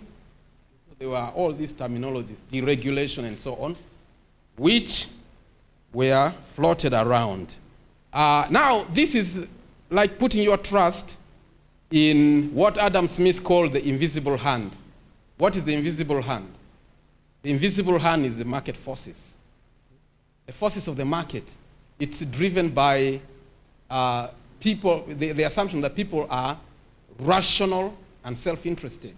So the pursuit of rational self-interest would result in an optimal allocation of resources, and thereby the market will perform very well. This is the argument that, at least from the 80s, we have heard and we have seen, and the IMF and the World Bank have been, plus also the other industrial countries, the Western democratic capitalist economies, have been preaching this to us. And actually, as we speak, Uganda claims, I wanted to move back a little, yeah, okay, ahead. Uganda claims, yeah, there we are. Uganda professes to be a free enterprise, private sector-led, export-oriented, and foreign investment-friendly market economy. I think you have heard some of these terms over and over. On the radio, the politicians, they speak of this. Right? Private sector-led. So it is the private sector that is the engine of economic growth. And I think that agrees with what Matthew was talking about, entrepreneurship. Okay? Let the private sector innovate businesses, entrepreneurship. So, but of course, the true story is much bigger than that. It's much complex, it's a multiplicity of things that we need. So, I've already mentioned that this arises from the Washington Consensus, which is really free market ideology. We can move on. I think Mr. Julius addressed a lot of these issues of Uganda being in the global economy, as a member of the WTO, and also economic groupings, such as the EAC. We are very much in the EAC. We are founder members. COMESA, African Continental Free Trade Area, and so forth. Okay. But there's one clear philosophy tying all this. It's an open and competitive market system. Now, I have very great respect for the market, because when there is competition, usually quality, innovation, and lower prices for consumers actually tends to prevail. When there is competition, it's good for the consumer. I think you are aware of that. Competition also imposes the need for innovation. Okay? And competition also forces companies to actually, I think the one case was the price war between MTN and Warid or Airtel the other time, when coal tariffs were really very high. But as a result of that competition, coal tariffs actually came down. So competition is good for the consumer. And that is an aspect of the market. Now, but it is a blind force. The market is a blind force. That's why I agree with Mr. Julius regarding the need for what we call the active developmental state. That means the state will, even as it allows the market to function, will be sort of guiding certain aspects of the market. I don't think that the blind forces of the invisible hand can align the process, the transformation, in line with our development priorities, as you might maybe see in the NDP 1, 2, 3. Can Adam Smith's invisible hand guide the country through all that? Is the question I leave with you. Okay. Now, so all this effort of opening the markets and letting the private sector do what it can do best and so forth is aimed at now our current near objective is to become middle income status, to become a middle income economy. Yes. So I have not talked about FDI, but what I will say is that, as my colleague said, it's not automatic that we are a beneficiary of foreign direct investment. There are many things required for us to benefit from FDI as a host nation. Okay. One of them is actually ensuring that FDI, so he eloquently said this, FDI is constrained to use local resources, is constrained to employ local labor, is employed to transfer know-how, technology, and management skills, is also contributes to tax revenue. Now we are actually sacrificing that aspect, tax revenue, by giving tax holidays. Now the question I want to leave with you, are tax holidays really necessary for attracting inward investment? There are many papers, academic papers, which actually dispute the necessity of granting all these generous tax holidays to bring in investors. So I think I will conclude by saying that the dynamics in the real world are quite complex, and we need a policy, set of policy, that is cognizant of the fact that the invisible hand is blind. I said there are certain things we need to regulate. So it's a complex mix.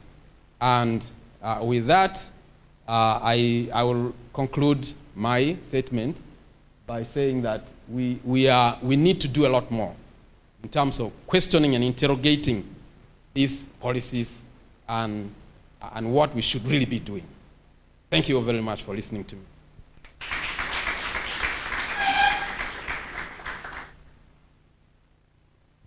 Thank you very much, Professor Ijo, for that wonderful dissemination. I would like to remind members that they should be noting down their concerns and questions as we prepare to question and interact with the presenters. At this point, I think we are supposed to be having lunch, and we are going to move. Is it the same room? Yes, please.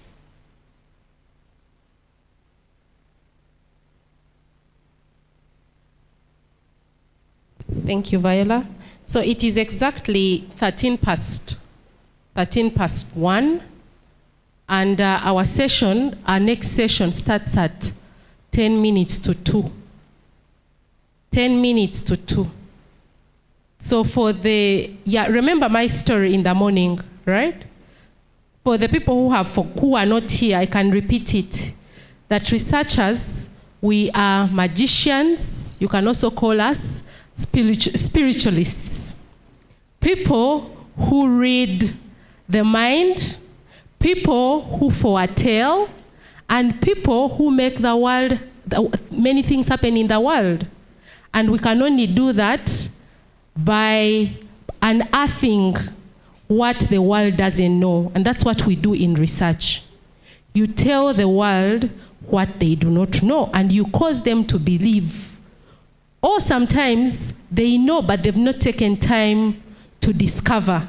So we discover and we convince them to believe, right? So this afternoon, we are going to convince ourselves to believe that we can do lunch in less than 30 minutes, right? And we are going to make the world believe, and we'll do it, isn't it? So at exactly, let me see. At exactly 10 minutes to 2, we will begin. The panelists are all in the house. The panelists are already in the house. So members, you can feel free to stick around or go catch something small, but we will begin at 10 minutes to 2. So thank you. Let's not miss the next session. Is the one that is even more interesting than the morning one. So let's quickly catch something small and come here or stay behind. Yeah. So let's move and let's be fast. So members online, you have only 30 minutes to rest. Please be back at 10 minutes to 2. We'll be starting. Thank you. As we do that, let's clap for her. Okay. For those who came in late, please, we have a link, and we're interesting you to share that link, especially in your status. If you know you're benefiting, don't limit yourself. Make sure you can.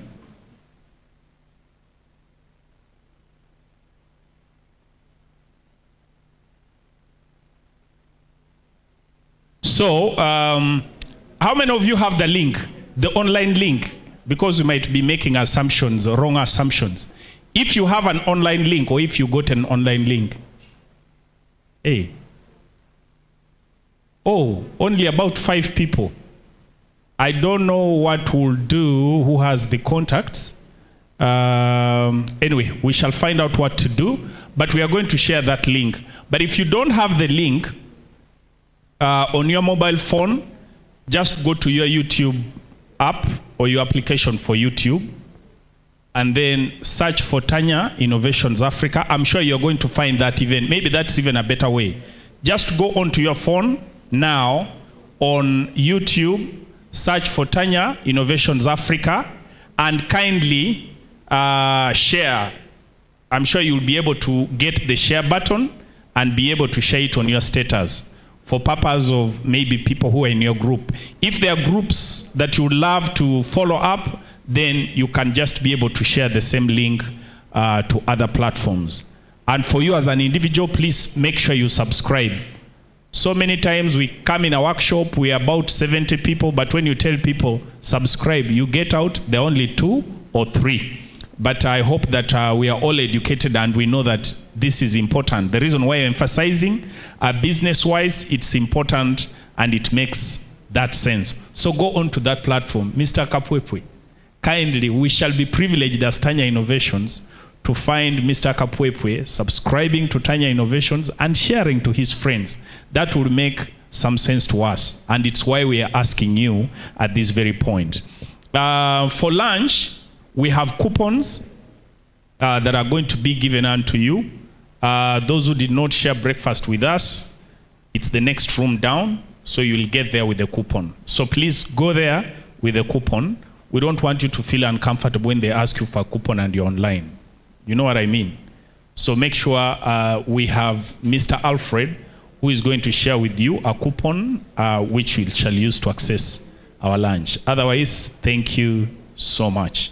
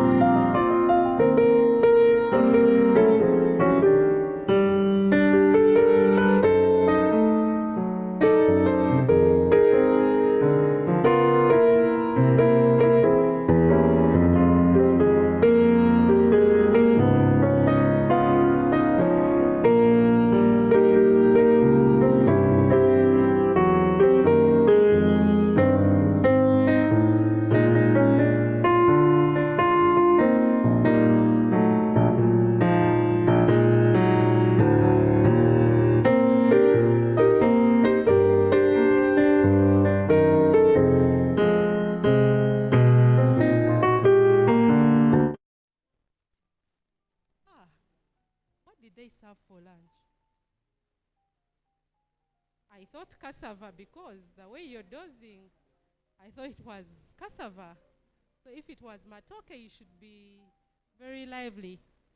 So welcome back to the afternoon session. I just would like to make a few reminders in the interests of the members who are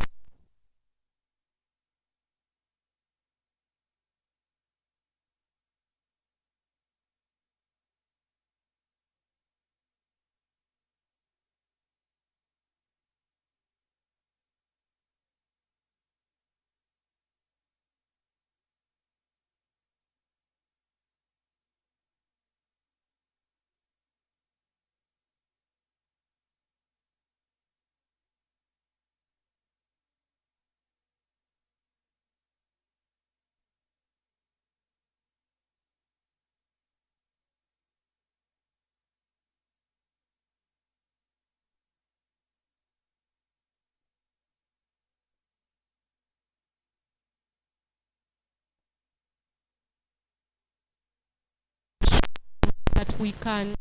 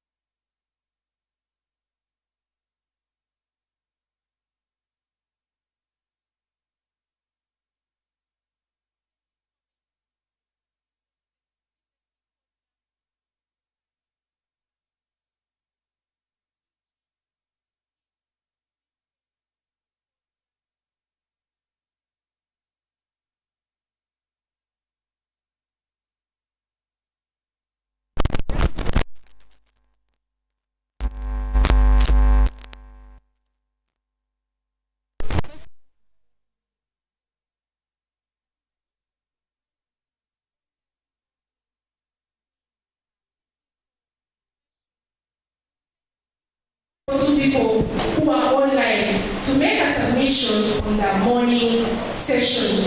And this is none other than Abraham, who is a researcher and an academia from Scotland. And he will be making, I'm giving him just 1 minute to make his submissions about the morning session. Then we can pick it on with the afternoon session. Welcome once again.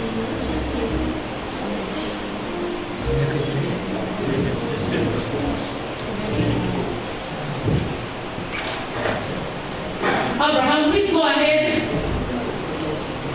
You're live.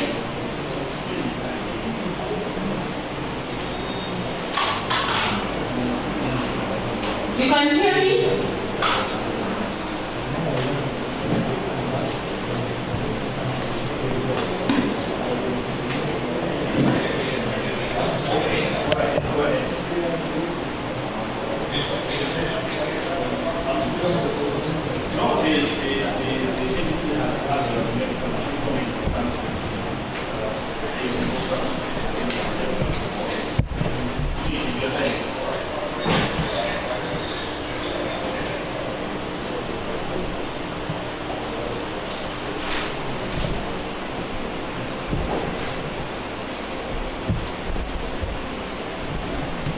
Can everybody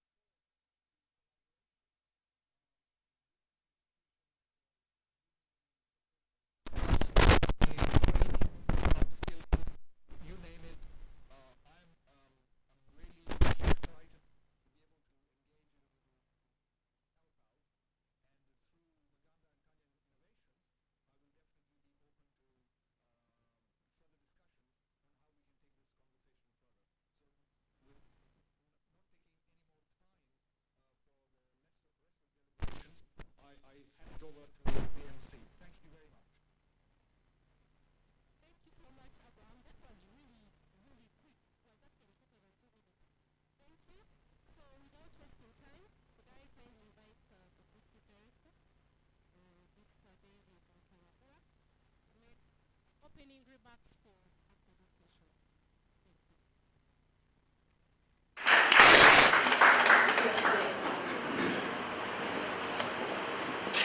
Thank you very much, Dr. Faith, for inviting me to give remarks as we open the public dialogue this afternoon.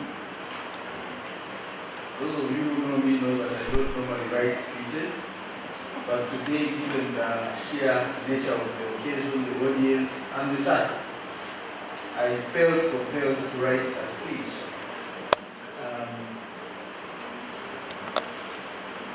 With a focus on 3 areas. The first area being the environment we operate in, the need for collaboration, and also the need for impactful university education, especially in fostering employable, entrepreneurial, and ethical citizens. Our dear university leaders are present here, the faculty, the students, guests.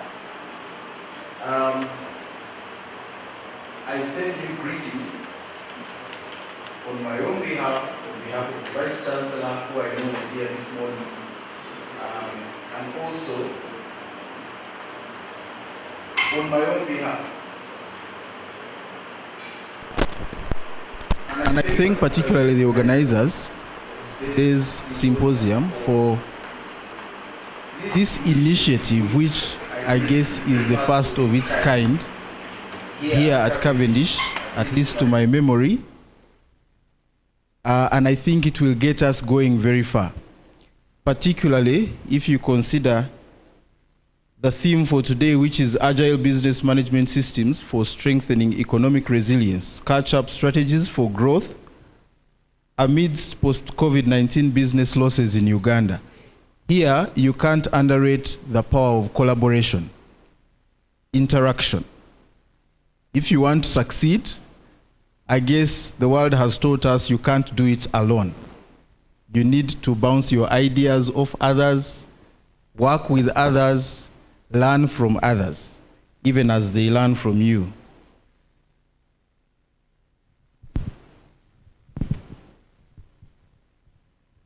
In a special way, I would like to thank our Vice Chancellors, the Vice Chancellor of Cavendish University, Uganda, Professor John Francis Mugisha, and the Vice Chancellor of Nkumba University, Professor Jude Lubega, for initiating this collaboration between our universities, which I believe is going to go beyond today's symposium into various areas of our universities.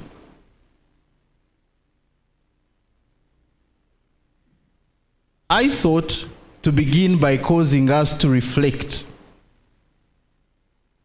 on the fact that we live in a world that is very, very rapidly changing. It's changing in ways that many of us have not seen before, but I guarantee you our parents would never have imagined even. If you compare today's world with the Industrial Revolution,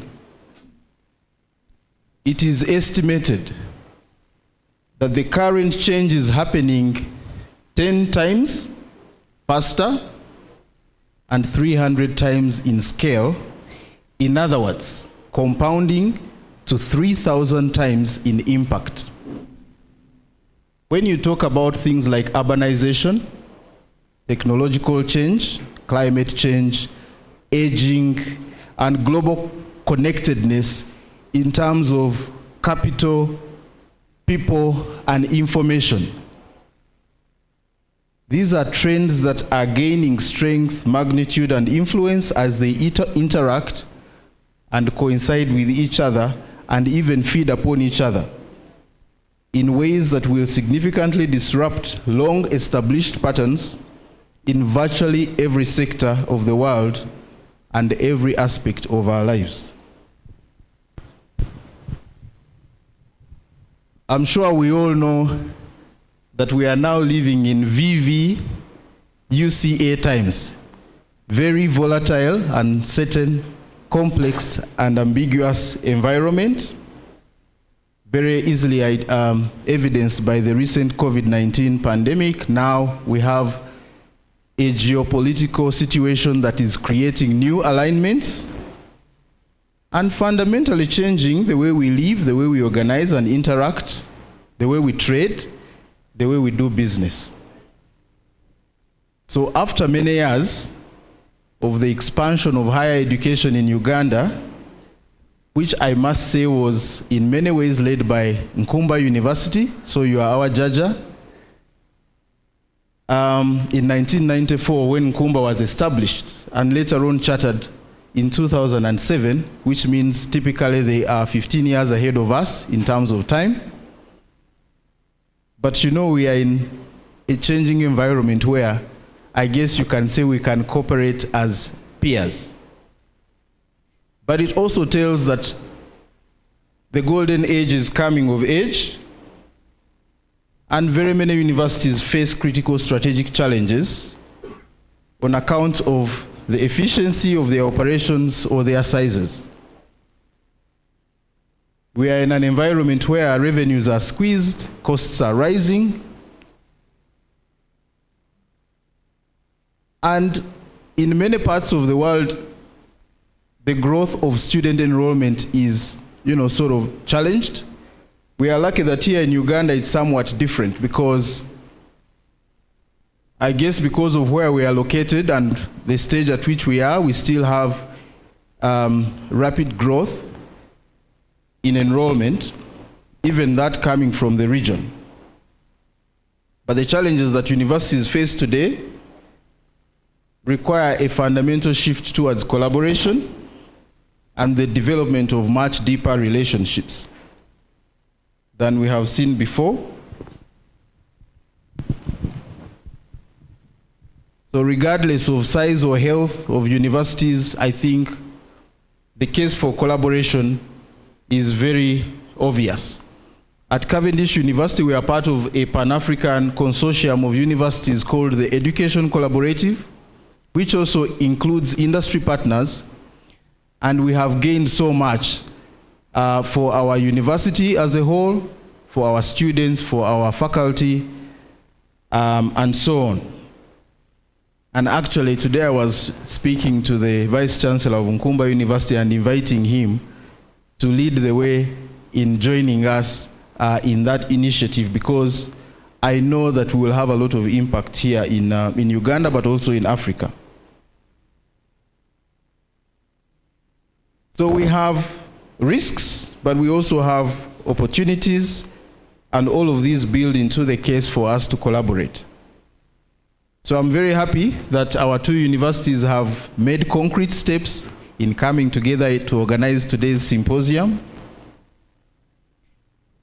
Of course, the universities that are at most risk require to collaborate, isn't it? But even those that are big, those that are mature, need to collaborate in order to take advantage of the opportunities that are at hand in a very challenging environment. So we could boost our academic and our operational capacities and performance, train our staff and students, work with industry, and cement the position of our universities as leaders in this era of higher education. We will collaborate by cross-fertilizing the great practices at the two universities as we avoid cross-contamination of the bad ones.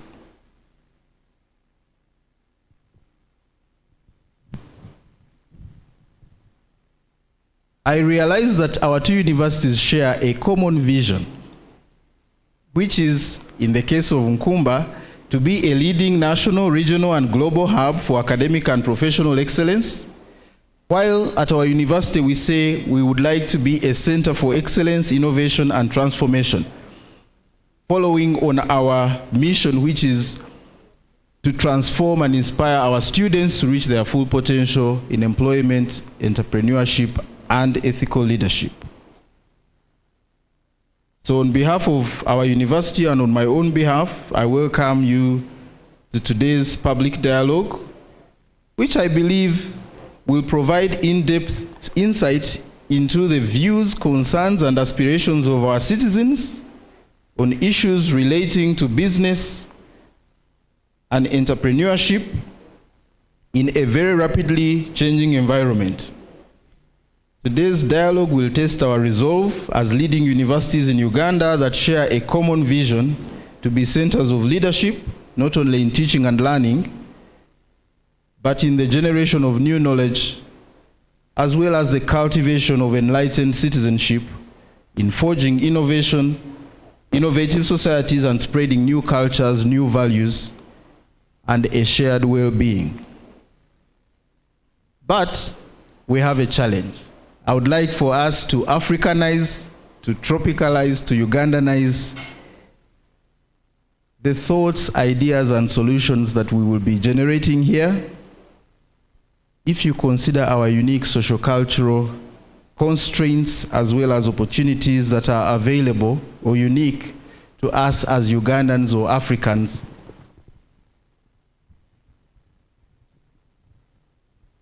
for example, our disinclination to do manual work,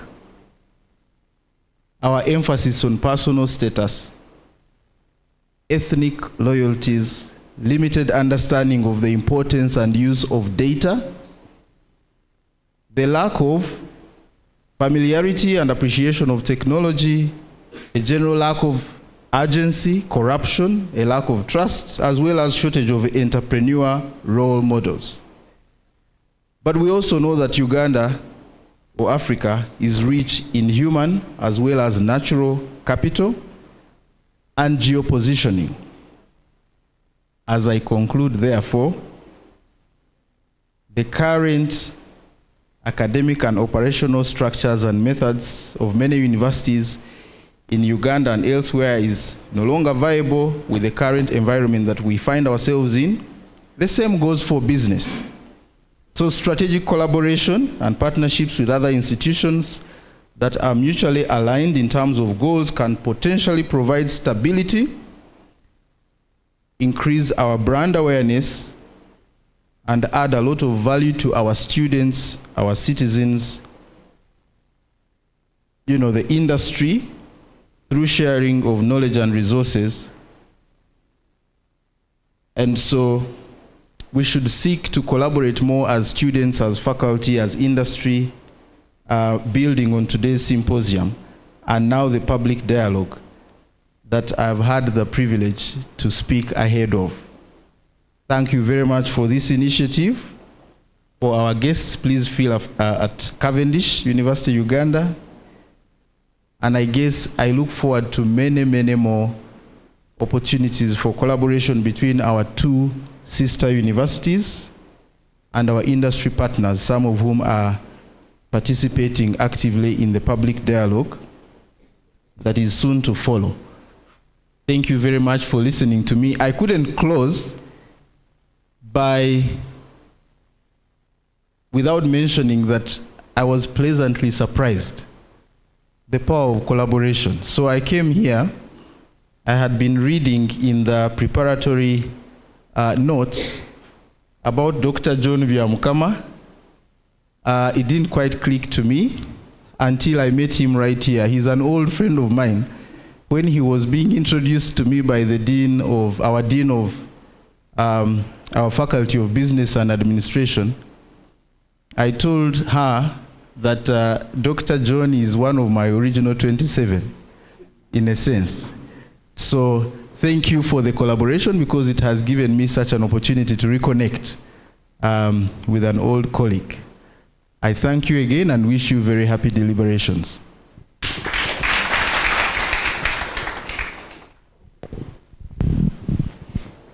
Thank you so much, Edie. Those were wise words of counsel for us to begin with, but my take home is environment, collaboration, collaboration, environmental challenges, and many other things. I hope you took note of what the ED was saying.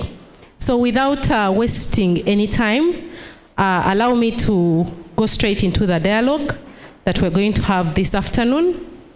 And of course, this is part of the collaboration that the Executive Director has been telling us about. In the house, again, we have members from Nkumba University. You're most welcome.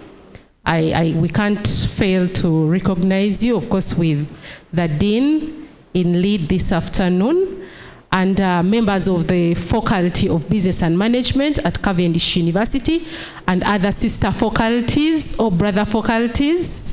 I can see the Dean for FST, the Dean for CES, a representative for the Dean of Law who has traveled. So thank you so much for being in the house, and of course, our director for the School of Postgraduate, Professor Ijo, who is going to be our moderator this afternoon. So without wasting any time, allow me to introduce to you the dialogue panelists this afternoon. And as I profile them, I would request them to come and take their seats here so that we can begin. So allow me to begin with Mr. Mutahunga Emmanuel, who is an economist by training. Mr. Mutahunga is a seasoned economist at master's, at postmasters, at bachelor's, so he speaks economics.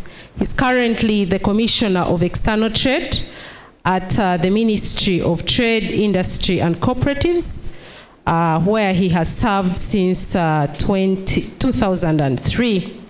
Other than that, he's a seasoned, thank you. He's a seasoned industrial expert and export development strategist, investment climate strategist, and an experienced researcher as well in project management. You're most welcome. We look forward to hearing from you this afternoon, and so much more. Two, we have Mr. Julius Kapwepwe, whom I had profiled earlier, but in the interest of those who are not around, Julius is a Pan-African, a Ugandan, of course, by nationality, with 15 years solid experience in international development policy and financing. And he is an expert and trained in development studies, majors at bachelor's in economics, has a postgraduate in project management, has further postgraduate training in development finance, and he's a fellow at the International Visitors Leadership Program in the United States of America. Currently, Mr. Kapwepe serves as the coordinator for the East African Budget Network and the Uganda Debt Network. He's a scholar, and he's also the technical advisor to the government of Uganda on the Parish development model, which we are privy to get a paper from in the morning. The next presenter is Mr. Dennis Aguma, who is in the academia as well. Dennis is in the academia. He's a visiting lecturer in a university in the United Kingdom. He's an entrepreneur. He's a facilitator. He's a business incubation consultant. And as we talk about business incubation, I wanted to tell the audience that at the Faculty of Business and Management, we are equally supporting entrepreneurship by running annual entrepreneurship trainings and actually incubation processes. So we hope we can tap onto his long experience. Currently, he's the Executive Director for the National Association of Students Enterprises. His experience is not limited to the African continent, but it spreads over to Europe, various countries in Europe, and he's a youth coach. So the youth coaches in the youth in the house, you have a coach. The last but not least panelist is Mr. David Lusoke. Mr. David is currently the manager tax literacy at the domestic taxes department at the Uganda Revenue Authority for the last 20 years. Tax experience for the last 20 years. He will share with us experiences that he carries in onboarding new taxpayers, formalization of businesses, fulfillment of tax obligations. But of course, for us in all this, we are looking out for the aspect of where we can do research that contributes to industrial practice. Lastly, oh, John, you're in the house. You're most welcome, John. So we have Mr. John Kakungulu Walugembe in the house. And John is the Executive Director for Federation of Small and Medium Enterprises. We are honored to have you here, John. If you could kindly come and take your seat here. So this session this afternoon will be moderated by none other than Professor Ijo Alex Thomas. Professor Alex Ijo Thomas is the grandfather of the Faculty of Business and Management, even if he's the Director for Postgraduate Studies at Cavendish University. So this is our team this afternoon, and I'll hand over to him to take it on from there. I thank you. Sorry, I didn't mean grandfather that he's old. I actually don't mind. Age brings wisdom. Thank you very much, Dr. Faith Ahabiona. I recognize our Executive Director, Mr. David Mutabanura. I thank our distinguished panel members for making time to be here with us. And to the distinguished participants, you are most welcome once again for this session where we're going to have a discussion, question and answer session. I think this is a great opportunity for us to marry practice with the theory. Now, those of us who are from the academia, we operate in the classrooms. Our colleagues, on the other hand, they are in the practice. They are on the ground. So this is really a great opportunity for us to marry the two. And the knowledge and wisdom we get will actually inform not only us, but also our students. So whatever you tell us here is going to have a multiplier effect because it's going to inform teaching and learning as well.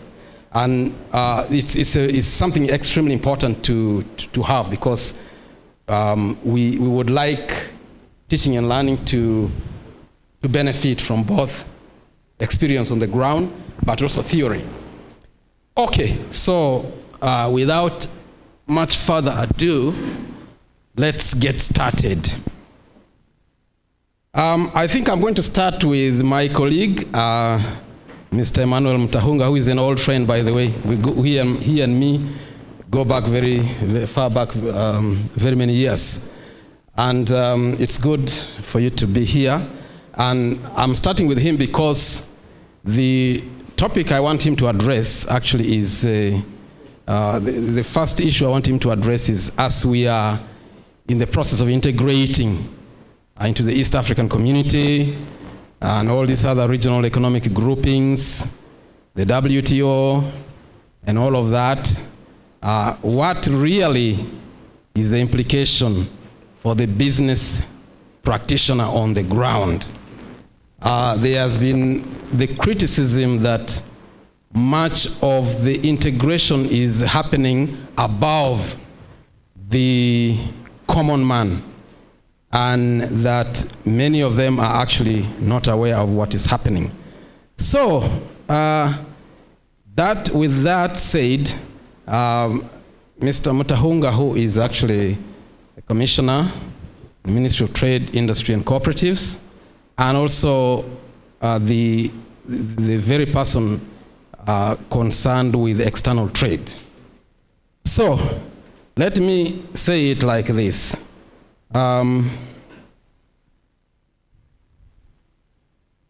As we progressively integrate our economies in the East African community, the Common Market for Eastern and Southern Africa, COMESA, and Continental Free Trade Area, the CFTA, what are the most obvious benefits of the integration to the typical micro, small, medium, or even large enterprises, for example, operating in Uganda? Are these businesses aware? Do they have the capacity to take advantage of the opportunities that are coming from this integration process?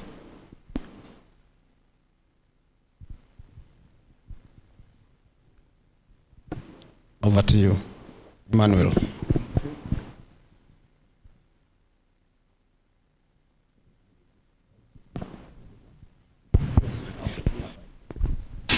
Thank you very much, and good afternoon, colleagues. I recognize all the protocol that requires to be recognized. Professor, I think before I go into your question, allow me to first appreciate the two universities for collaborating, if I may use your word, to organize this. It is very essential that partnerships like this are actually built and encouraged, and I'm glad to be part of it. Now, with that said and done, maybe I should put the question back to you, the one that you asked me. Do you see any benefits out of your collaboration with between the two universities? Because what you are calling collaboration as universities, that is actually what is integration when we talk about countries. Now, you have obvious benefits, including the fact that we are here talking to each other as different universities, not competing, not saying this one is older than the other one, like the executive director mentioned, but you are collaborating and sharing knowledge, skills, and so many other things. So I would want to commend you for laying that foundation for countries to integrate. And that is really a very good starting point for us. Now, we were specific on the three blocks, ESC, COMESA, and the African Continental Free Trade Area. Of course, if we are familiar with the integration in these bodies, is that they are basically stepping stones of each other and are at different levels of integration. Now, as I speak, I'll be picking some examples on the real life experiences that we have. East African community more deeply integrated than all of them because we are a customs union and also a common market. So we cover both the goods aspect but also the services element. Free movement of people. I'm sure within this audience we even have people who have moved based on a national ID from Uganda to Kenya or from Uganda to Rwanda. Just a national ID, which was not happening before. And really, the moment you ease the movement of people, you certainly have eased their ability to engage in doing business, sharing knowledge, sharing skills. Then I'm also very optimistic that within the two universities, we also have students from other East African community partner states. Probably you have them if you looked at your enrollment. And you also know that the policy is that the fees charged on Ugandan students should be the same fees charged on East African community students because of the integration, the ones that come here, and likewise when ours go the other side, as opposed to the fees that would be charged on students from outside the East African community region if we didn't have the integration. Now, those are some of the practical examples of the integration when it comes to services. We have had many East African students in our own universities. When they come here, they consume our food. Of course, it increases the enrollment within these universities. And some universities have actually flourished so much, essentially on the strength of East African community students coming in here. Or that without the integration, it would never have happened. Now, of course, when you move to look at the COMESA, you have, that's a free trade area, you have tariffs on our exports within that eliminated, but we maintain individual tariffs. We don't have a common external tariff like we have in the East African community. Services not deeply liberalized or harmonized as within the East African community. And then the African Continental Free Trade Area, which we are essentially now putting in place, more or less finalized, is also to go as deep as possible. The construction is still going on. But now let me run quickly. You know, I've been asked by a professor, so he might want to look at bullet points. So let me quickly highlight. Of course, I've talked about wider markets. Very essential. And I think that's really a very important thing. And we would appreciate that if your markets are wider, it goes back and stimulates production. If you stimulate production, we have more jobs created. When we compare our market as Uganda, we all know the population that we have, we all know the size of our GDP, but let me highlight, when you look at the East African community, we have about 186 or thereabout million consumers, with a GDP of so much that we know, a purchasing power part of I think around 603, 604 billion US dollars. Then you go to COMESA, about 560 million consumers, and the GDP now crosses to 4.9 trillion US dollars. Now the African Continental Free Trade Area, again, 1.4 million consumers and GDP of about 6.7 trillion US dollars. So essentially integration creates markets for us, for both the goods and the services, of course, depending on the level of integration that you are at. Opportunities for development of regional value chains is another key element that comes out. If I'm making product A from Uganda or Kenya, but I don't have all the raw materials or intermediate inputs to use in the production, I can be able to source those inputs from the other country or bloc that I have integrated with at zero taxes, and therefore be able to be more competitive. So the development of regional value chains, again, is a very essential element. Joint development of infrastructure. We have heard of the standard gauge rail, the meter gauge rail rehabilitation. We've heard of the ports at Mombasa Bay and Tanzania, Dar es Salaam being upgraded to take into account the capacity of the demand within the region. Now, all these have been prioritized from the regional perspective, and then we go back and implement them at national levels. So some of the infrastructure development projects that we actually see being undertaken in Uganda as a result of discussions at regional level. Now, when that is done, of course, even when somebody is moving from Kanungu to Mbarara, he will benefit from that. So you have the regional perspective helping the national perspective in terms of faster movement of goods and services. I already talked about the freer movement of persons. You just move their ID from one place to one country to another, or even those where you have to use a passport, no need for a visa. So this thing of apply online, pay $50 or something like that, nothing. You move with your passport, you reach the immigration desk, you are here for how long? 3 days. And they stamp 3 months, because that's what has been negotiated and agreed within those protocols. We cannot miss elements to do with the technology transfer, currency convertibility, regional payment settlement systems. All those come as a result of regional integration. The other key element I would want to talk about in terms of the benefits is the reduced cost of doing business. And when I talk about reduced cost of doing business, I'm looking at both in terms of money, but also time. And I'll give some bit of examples here. we have what we call the COMESA Yellow Card Scheme, where trucks plying the COMESA region do not need to have insurance within each country that they are plying. You get the COMESA Yellow Card Scheme because we have national bureaus within the different countries that are members of COMESA, and it is that allows you to move. So if a Kenyan truck causes an accident in Uganda or Tanzania or Rwanda, it doesn't have to be detained until the compensation is made.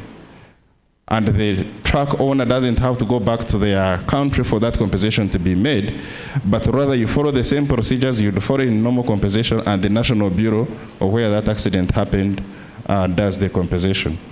We are now in the process of onboarding South Sudan, because it's a new country and was not part of the COMESA and the like, and it's coming on as well. You have an electronic cargo tracking system. So as a result of that, truckers no longer have to execute bonds, which was the case before this integration came into force. Because at that point, if a truck loaded with cargo coming from Mombasa to Uganda was to be allowed to move through Kenya, for example, they would be required to execute a bond that is essentially to pay some money equivalent to the taxes, so that in case there is short landing, that bond is redeemed by the revenue authority of that country, and naturally that was increasing the cost of doing business. So imagine if you are going to Rwanda or Ugandan goods going for export, and Kenya is worried of short landing within Kenya. Now all these have been removed as a result of that. Roadblocks removed. We have one-stop border posts in operation. You go at the customs point, you are cleared once. There is nothing like you clear on this side and then go the other side and have to clear again. Then, of course, the other one is harmonization of standards. If you have a Ugandan product like this water, it has a quality mark from National Bureau of Standards. It doesn't have to be tested again in Kenya because you are using harmonized East African Community standard and vice versa. And that enables our enterprises to trade freely with each other across the region. Maybe I need to stop here on the benefits, because if we are to mention all of them, I'm afraid we might sleep here. And I don't think you got permission from home to sleep here. Then there were other elements on the awareness, and I think also the readiness of our local enterprises. Awareness, yes, people are aware, but of course, even among the most elite people, there will always be some who don't know everything, and there will be always people who need to know new things. But also, more importantly, this integration we are talking about is a process. So even me, who is deeply involved in the negotiations, there will always be new things every other day. So being aware is a continuous process. Just last week, we were in Arusha, and we made some decisions on this integration process. Now, you don't get up and say, me, I know all these things, so I'm therefore going to stop reading about East African Community or COMESA or integration. There is always some new thing, one or two that is coming up, and we need to always keep ourselves informed. So, the awareness is there, but we must appreciate that it is work in progress. That's number one. Number two, information goes to those who actively seek it for it. If you are watching TV and a talk show comes on board to talk about integration and how you can benefit, and they say, I think on the other station, there is a political talk show, and you switch. Tomorrow you cannot claim that you didn't have information. You made a choice, and you're probably more informed on the other side than here. So this information is available online and widely disseminated in engagements such as this. I would encourage all of us to actively seek this information, visit the institutions that have this information, Ministry of Trade, for example, URA, the Chambers of Commerce, Private Sector Foundation, the Federation of Small and Medium Enterprises, and so on. It really we have to keep it as a continuous process. Then the last one on the readiness of our business enterprises to take advantage of these opportunities. I would say that our enterprises are ready, but also they are not ready. So it's two-way. Why am I saying this? I must also say that it is work in progress. Markets evolve, consumers change tastes and preferences, competition is a normal thing in markets. So the readiness of our enterprises will depend on several factors, including the ability to adapt to what the markets require. We have quickly looked at the figures of our exports to Kenya. From the time the Customs Union was formed in 2005 to today.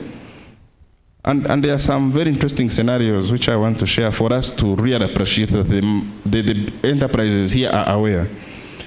How much did we export to Kenya in 2005 and 6? 2005-6 financial year, I'm using financial year.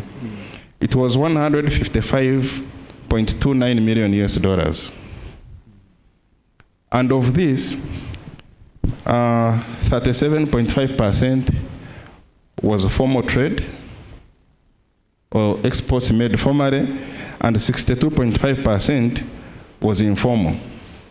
So we had more informality at the time than formality in exporting to Kenya. How much did we export last financial year, 2021-22? 646.35 million US dollars to Kenya. So we have moved from the 155 to the 646. And of this, the formal exports were 84.2%, and the informal were only 15.8%. So you have no more formal than the informal exports in that period. So there has been that transition, besides the increase in the figures of exports. Who is doing this? It is certainly not the government. It is the private enterprises. It is the business community. So awareness is there, and they have been able to take advantage of this. There are certainly teething problems which we always engage with each other to see how do we make ourselves better. I hope I have fully answered your questions, but please don't give me marks. Yes, please. Thank you so much, Mr. Emmanuel Mutahunga. I don't know about you, but I feel excited when I hear things like this. To me, the bottom line is freedom of movement. Integration ultimately leads to freedom of movement. And when you are free to move, then you can make ends meet. You can achieve whatever you want to achieve. Now, in case anybody has a quick point on any of these points that has been asked to confirm or corroborate in a minute or two, in a minute I think, I will allow that before I move to something else. Yes, just strictly half a minute. Yes, I'll give you half a minute. I'll give her half a minute. Okay, ladies first, so don't worry.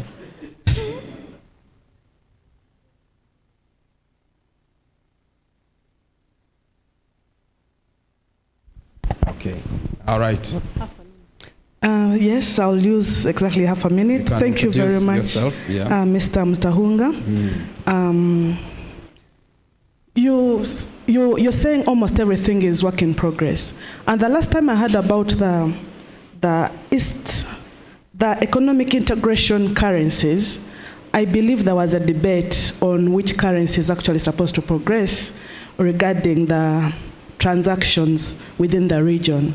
And before the European countries actually gave up the euro, I believe these states here in the economic integration were really looking forward to which currency is going to be used. So what is the fate of the regional currencies? Thank you very much. Let's have Dr. Kimuise very quickly, half a minute. Yeah, thank you so much, Emmanuel. Yes, you said East African community integration, certain things, it is a process, okay? But there are some critical things. Maybe I can ask the dear brother to look at some critical things. Like, for example, movement of labor. Until today, we are being asked, if I go to Tanzania, they'll have to ask me a working permit. That's one thing. So I don't know that you looked at those critical things. Because in a project, normally, in order the project not to fail, we talk about critical activities, which goes to critical tasks. Okay, okay. So one question is about the monetary integration or something like that. Then, yeah, thank you very much. Let me take them in reverse order. Now, the question that you raise on movement of people and labor, that is actually one of the pillars of the common market for EAC. Now, integration is not an event, it is a process. It doesn't happen in one day. If you look at the fees, for example, that would be charged on an East African vis-a-vis the fees charged on non-East Africans, they are different. You find that East Africans are paying less, whereas the others are paying higher fees. And these are usually some of the, what we call the inbuilt safeguard mechanisms. Because when you are negotiating these protocols, you don't want to cause an abrupt shock to an economy. So you provide for transition periods and measures. We do the same for tariffs. If, for example, you are moving tariffs and say an item was being charged 25%, you don't wake up and say, effective 1st July next year, it will be 0. If you did that, then government revenue would all of a sudden collapse and would not be in a position to provide public services. So what happens is you inbuild those transition measures. If it was 25, maybe we can reduce it gradually over a period of 10 years, knocking off 2.5% every year, so that we are able to absorb. And within that period, as you are reducing this side, you are increasing the other side. So on the element, say, of movement of labor, still, you have to do the same because countries get some revenues from work permits, for example. But two, we are also very much alive as we do some of these engagements, that not every labor that moves is going to do the right thing. There is some labor that moves with bad intentions. So you have security concerns. So that's why when we are doing this negotiation, you have me, the trade expert, you have somewhere the immigration expert, in the background you have the security expert. And we have to marry all these ones.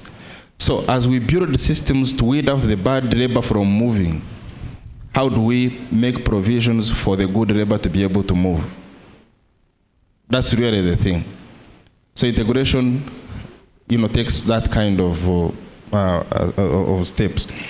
Then my sister on the currency of EAC, and you are asking which one would be used and what would be the fate of the national currencies. Let me use this analogy. If you integrate and you have EAC currency, you forget some of these national currencies. You don't want to get married and retain your girlfriend. Because integration is a what?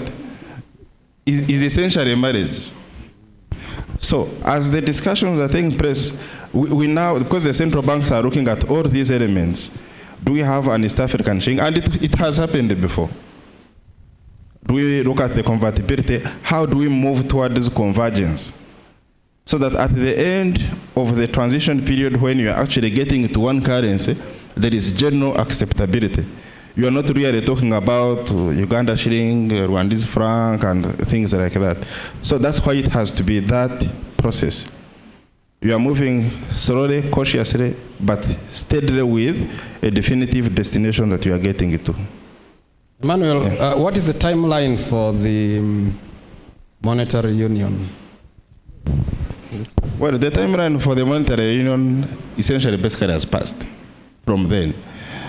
Politicians will set timelines for negotiations. But the people who do negotiations, for us, we know that nothing is agreed until everything is agreed. You get it? So you are not looking at hitting a timeline. It's not a relay. Say, I must cross the line before everybody else. Otherwise, you cross it and you find that you have not put in place the mechanisms for making it succeed. And that is now where now the kind of sentiments reflecting what she asked would now be coming in if that doesn't happen.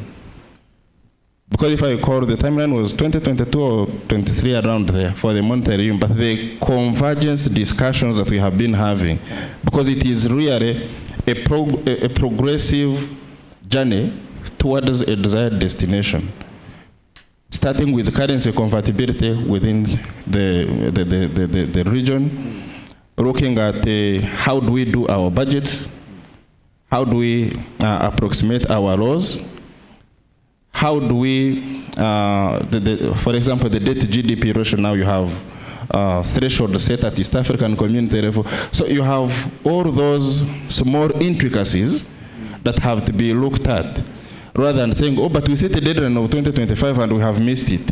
So we have missed it. What do we do? Do we stop? Probably not. So to me, the most important thing I would be looking at, and what as senior technical people will look at, are the key milestones and fundamental things to be in place, so that when it starts working, it doesn't stop because of some internal failure in the process at the time of preparation. Yeah. Thank you very much. So we shall get there when we get there, in other words. Let us move on now to the small and medium enterprise sector. And I'm going to address myself to Mr. John Walugembe, who is the Executive Director, Federation of Small and Medium Enterprises. In this, what we are asking the Executive Director, Mr. John Walugembe, is that, first of all, we recognize that Uganda has a very large informal sector,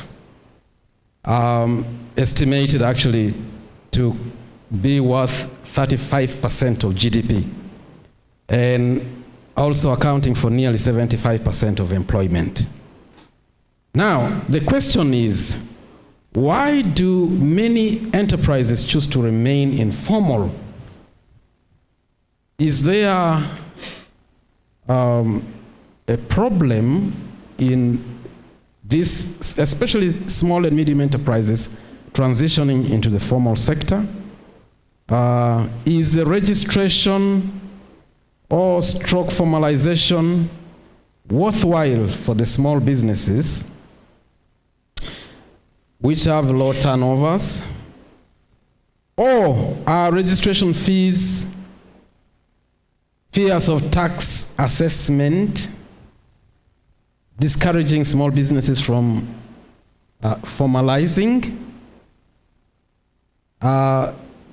Then we are also looking at on the other side, the benefits of formalization, registration,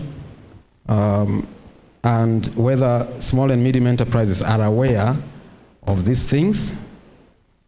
So kindly give your views on this issue of the large informal sector in Uganda, which actually the gentleman from the Revenue Authority might also be concerned about, because they cannot easily be assessed and taxed. But let me start with Mr. John Walugembe. Okay, I'll start by thanking the two universities for inviting us. They've done a great job. This is a very serious team here. You need to congratulate yourself on bringing these distinguished gentlemen to this panel. It's not, yeah, it's true, it's not easy. We miss a lady, but hopefully next time look into that matter. My name is John. I represent the Federation of SMEs. We're a business association that represents small businesses because we believe SMEs are the backbone for the growth of any economy. I know you sit here and study these things and write research papers, but it's what it is. We just changed the names. In the US, they are called family-owned businesses. If you go to Germany, they are called Mittelstands and so on. But there's a difference in configuration. You see, in some of those economies, you find that you have very many small and medium-sized businesses. In Uganda, you tend to have very many micro businesses. Now, on the issue of informality, it's very hard to discuss something that's not well defined. And that's the problem I have when people are discussing formalization. Because what do we consider formalization in our context? Is it registration with URSB? Is it registration with a local sub-county? What do we call formalization? Because if I'm a small business in Rukunjiri, for instance, or Kanungu, and I pay my town council license, and I pay my dues and so on, am I considered formal or not?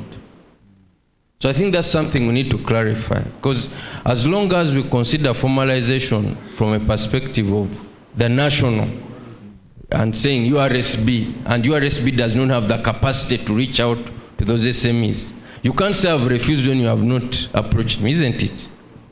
So there's that aspect. Then there's the aspect of taxation. A lot of people discuss formalization in the context of taxation, which I think is wrong. Because SMEs have a lot of value beyond taxation. Firstly, if you look at our tax regime, it's mainly indirect taxation. In other words, you pay as you consume, their consumption taxes. If I hide and say, I don't want my colleague from URA to see me, then I send my daughter at night, go and buy cooking oil, I'm paying tax. Am I correct or not? I am paying tax on the cooking oil. Yes. If I say, okay, I'll take 50 beers tonight in darkness, let me switch off the light, let me take my beers in the dark so that URA does not find me. I am paying. The moment I pay money, I have paid tax. And that's a strategy that government has adopted in order to ensure that more people are in the tax regime. Now, what we have is our economy has a challenge. Even if you registered everyone, most of those micro businesses, for instance, wouldn't pay corporate tax. They are below the threshold. If you look at how many people they employ and the threshold for pay as you earn, you find that very few of them would actually, they wouldn't tip the balance, in other words. But the most important thing is, what are we offering? How many of us run businesses or have run businesses? Now, me, I'm a business owner. I've started many in this country and so on. And I'll tell you one or two experiences. One day I went to organize my team. The lady told me, because I wanted to pay my tax, I was feeling bad as a good citizen that I'm not contributing. So I went there and said, there are these issues on my team, I need to pay. She said me, no, you need to go. We are not sure that you are John Warugem. First of all, they made me wait and so on, then told me they are really not sure, then I have to go through these processes. Then you know what I decided in Uganda, if I want services, because good enough for us, we're in the private sector, you just riot. Because if you don't riot, service daily, you'll struggle for long. And Ugandans are abandoned, so that's why you see many protests. This road is not meant, people are protesting. What? So also our governments are used to responding to firefight. So I just stood up and said, you people, can I impersonate someone to pay their taxes? Does it make sense to you? You just clear my thing, then I pay my tax and I go out. And the supervisor had, hey, Mr. Orugembe, come here, what's the problem? It was solved. But not many people go through that kind of burden. But most importantly, it is tough to run a business in Uganda. That is the truth. So many regulations, so many new regulations, so many things. For us who ask for tax clearance certificates from URA, sometimes say the system is down. That is now the new excuse everywhere, even in the bank. I have given you my money, the system is down. How come when I was giving it to you, it was not what? Down. So the system is down has also become a problem. Come back tomorrow, sign here, sign there. Business people don't want that. So most business people say, okay, let me do my business. When they find me, they'll what? They'll find me, and we shall talk at that point. So we need to make the business environment easy. Me, I'm an entrepreneur, not just here. I have a business in Ghana. I have a business in Kenya. I have a business in the UK. Now, in the UK, when I'm filing my annual returns, they even make it easy. If you're below a certain turnover, just fill in your figures here and we calculate for you. But here, without an audit and so on, it's hard. Even getting a TIN number, have you tried to get? Now they have simplified the bit, I know, and congratulations. But it's not easy. A TIN number should be free. It should be given at will. Mr. What, you want a TIN? Here. Because that is the only way you're going to get money. So it's the business environment, therefore, makes it difficult for businesses to formalize.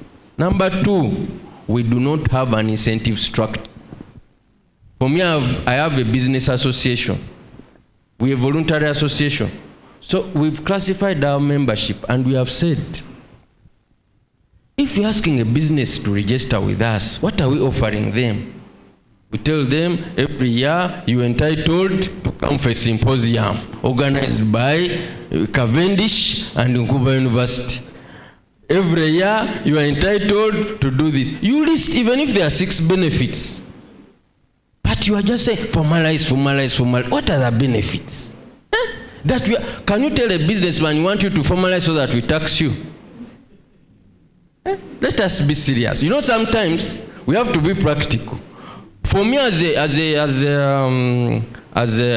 trained economist, I know the value of people paying tax, because otherwise we shall borrow, we shall go into problems and so on.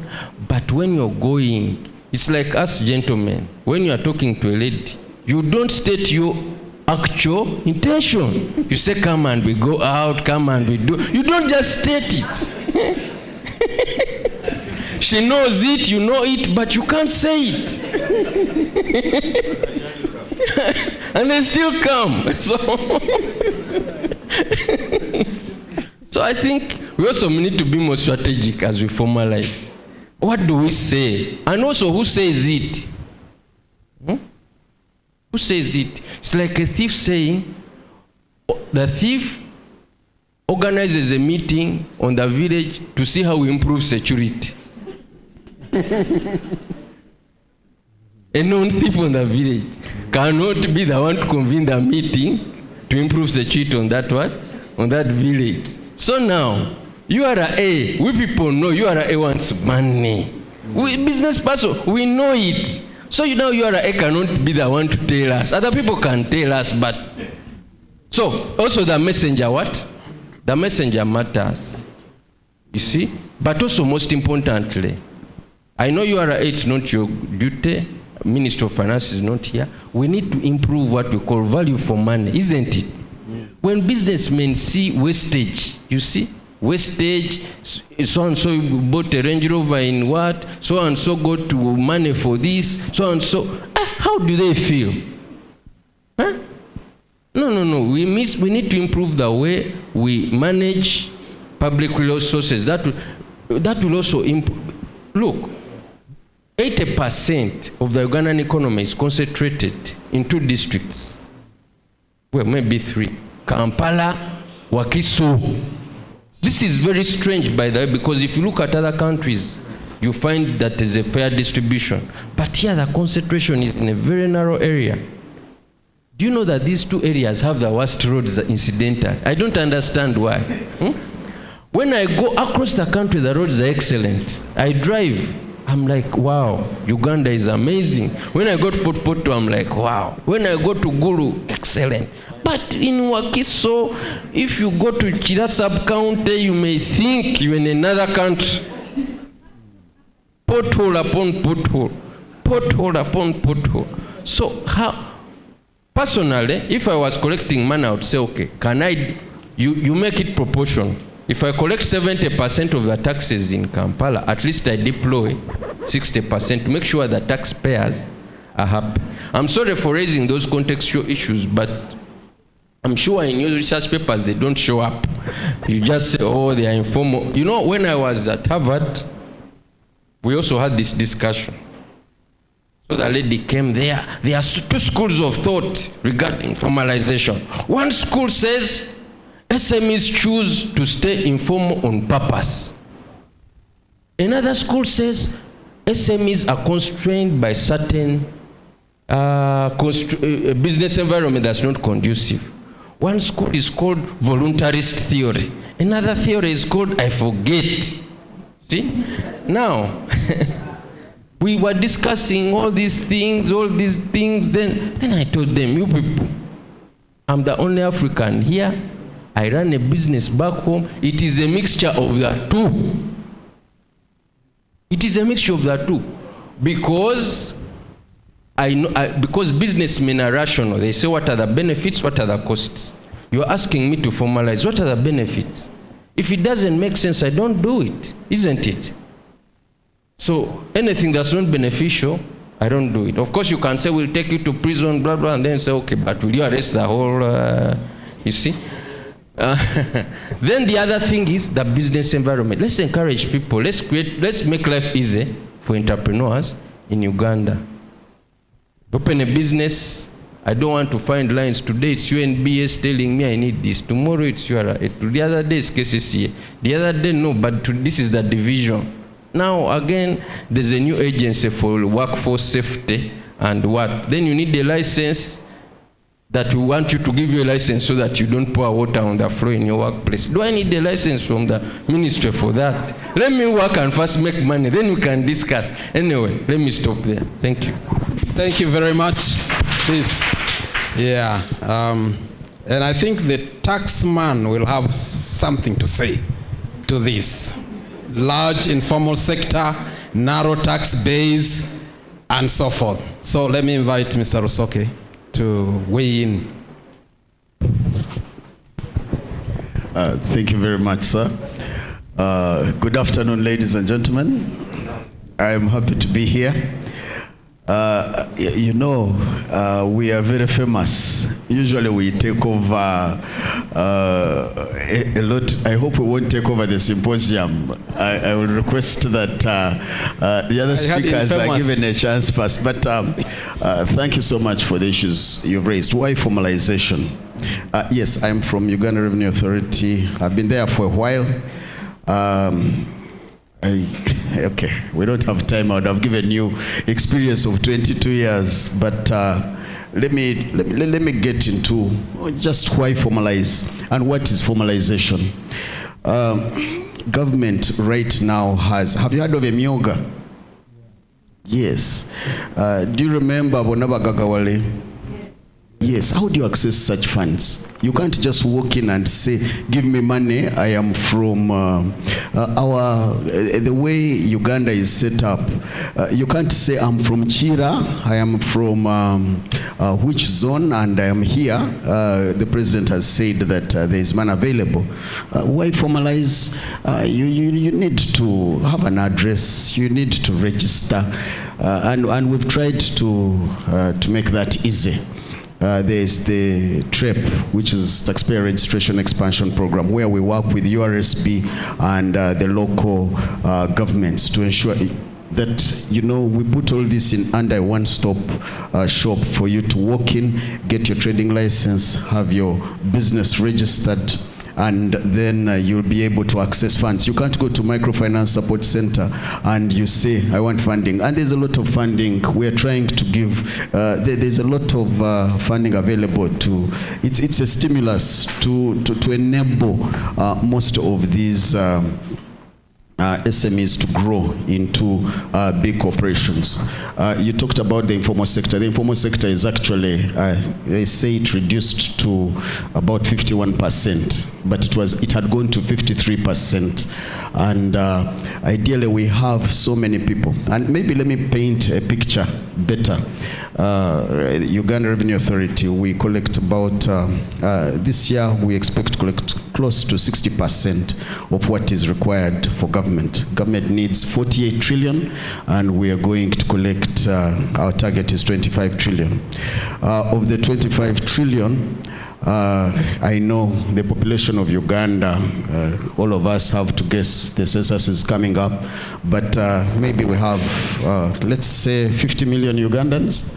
And of the 50 million Ugandans, they say some of us play Ludo, and so on. But even if we talk about the young, who are estimated to be about 50%, that comes to 25 million. Even if we remove another 50% of that, you'll find, and UNBS talked about us, GDP, tax to GDP ratio has stagnated. Okay, it has raised now to 13%, but it had stagnated at 10 to 11%. And we, on our tax register, we've just made 3 million. Last year, we crossed over 2 million mark in Feb or Jan. Because of a few things that we did right, helping formalization, the instant tin. Even right now, I can get you a tin where you are seated in 5 minutes. But why formalize? To get a bank account, to save money, instead of putting it under a pillow and encouraging a few other people to come. Why formalize? Why register? In order to be recorded and registered, and yes, for us to account for what is happening in business. Government is spending 48 trillion. It's the biggest businessman in town, and all that money is going to the citizenry. It's borrowing almost 50%, and only about 100,000 people are really paying. Only those who are on the pay-as-you-earn bracket are really contributing. I liken it to a man who is holding weights, and he's a bodybuilder. He's holding weights that are way beyond his capacity or his ability to carry. We have many more people who are doing business, enjoying the services that government is giving to the citizenry, but they're not contributing. I wanted to come back to you, but just to respond to that, I'm sure I will have my other part to again respond. But again, I was responding to why formalize and what is formalization. You can't walk in with, you now have a national ID, but you need a taxpayer identification number in order to be able to deal with the large taxpayers. These are the guys who hold the weight of the economy. These are the guys who are contributing to almost 90%. For you to deal with government doesn't want to deal. You talked about tax clearances. Government doesn't want to deal with people who are not meeting their own obligations. And so for you to be able to play in the big boys club, you need to formalize. Have your TIN, have your address, and honor your obligations. Why formalize? In order to make your contributions. When you hide and switch off that light, yes, the indirect taxes are playing their part, but I'll really tell you there are many more people that are doing business. Whichever I visited, I've had the wonderful opportunity of reaching every part of this country, and you can see every high street, every second street, every second, third trading center from the main district is really, and government is spending billions in every district. And you find, for some, you find the economic activities there. They are consuming the services, they are enjoying services from government, but they are not contributing. Yeah, they're building the good places, they're living wonderful, interesting lifestyles, but they are not contributing. Why formalize? Let's formalize and let's contribute. I am coming back. Over to you, sir. Thank you very much, Mr. Osoke. I will take, yes, please, let's give him another round of applause. I will allow only 2 quick interventions, but as they come, I want to take you up on the tax to GDP ratio, which you say has gone up to 13% now. Is that something that URA or the tax policy department just simply wants a figure? Because we know that this tax is actually falling on the formal sector, who I think is really overtaxed. So if you're going to raise that tax to GDP ratio, I hear the sub-Saharan Africa level is 18%. Now, how are you going to do that? Wouldn't it be better to broaden the tax base and tax people less so that people actually comply with the lower marginal tax rates? Anybody to add to that? Half a minute. Yes, maybe. Thank you so much. This may go to Mr. Walugembe. Yes, thanks for the submissions, but then having that background, which is so big, exposed, maybe I could ask you what kind of model that you could think that we can adopt in Uganda. Because whether you like or not, you are playing within the same field, and you are part of it. What you have given us. Of course, you have talked about some other things, which they may seem to be the solution, but we need, you're Ugandan. You're Ugandan, there is no way. You're going to run away. But yes, you have moved, but what do you propose to the URA person that thing can work here? Thank you so much. Okay, yes, one at the back.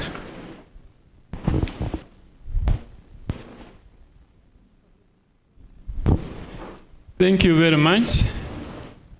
Mine goes to the Commissioner Tax, and it is on the importers who are bringing their goods, and these goods are, I can use the word confiscated in those warehouses or bonds because of failure to clear the taxes. How are you helping this small scale person to have those goods maybe cleared and sold, then later maybe can pay you the outstanding bill? Thank you. Okay, another one from Evans.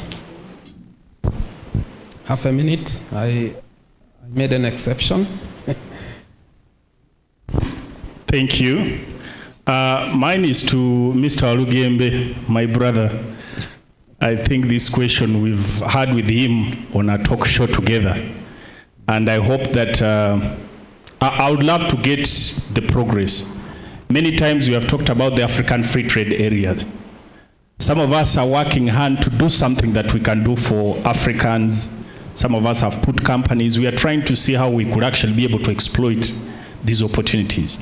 But are these opportunities, what have we done so far to make sure that that small farmer or somebody who is in the small scale business can be able to exploit this so-called African free trade area? Because it appears like, theoretically it appears it is up there. But we, the common men, we don't even know how we can exploit the opportunities in Tanzania, and how are you making this to work for our common people? Thank you. I thought that is partly to Emmanuel Mutahunga also. But as Mr. Rusoke comes back with Mr. Walugembe, for URA, we also have some questions here. I don't know if there are some questions online. Very quickly, so that you handle all of them together. What incentives are available for boosting small and medium enterprises in Uganda from the URA? How is URA helping SMEs in the light of hard economic times? Are you continuing to clobber them with the taxes? Or are you giving waivers, something like that? What was put in place to help ailing businesses then and now that we seem to be in another economic hardship? So maybe you'll say something about that. Sort of thing, help from the Revenue Authority. Thank you. Okay, so we can start with Mr. Walugembe, and I don't know if Emmanuel will want to come in. Yes.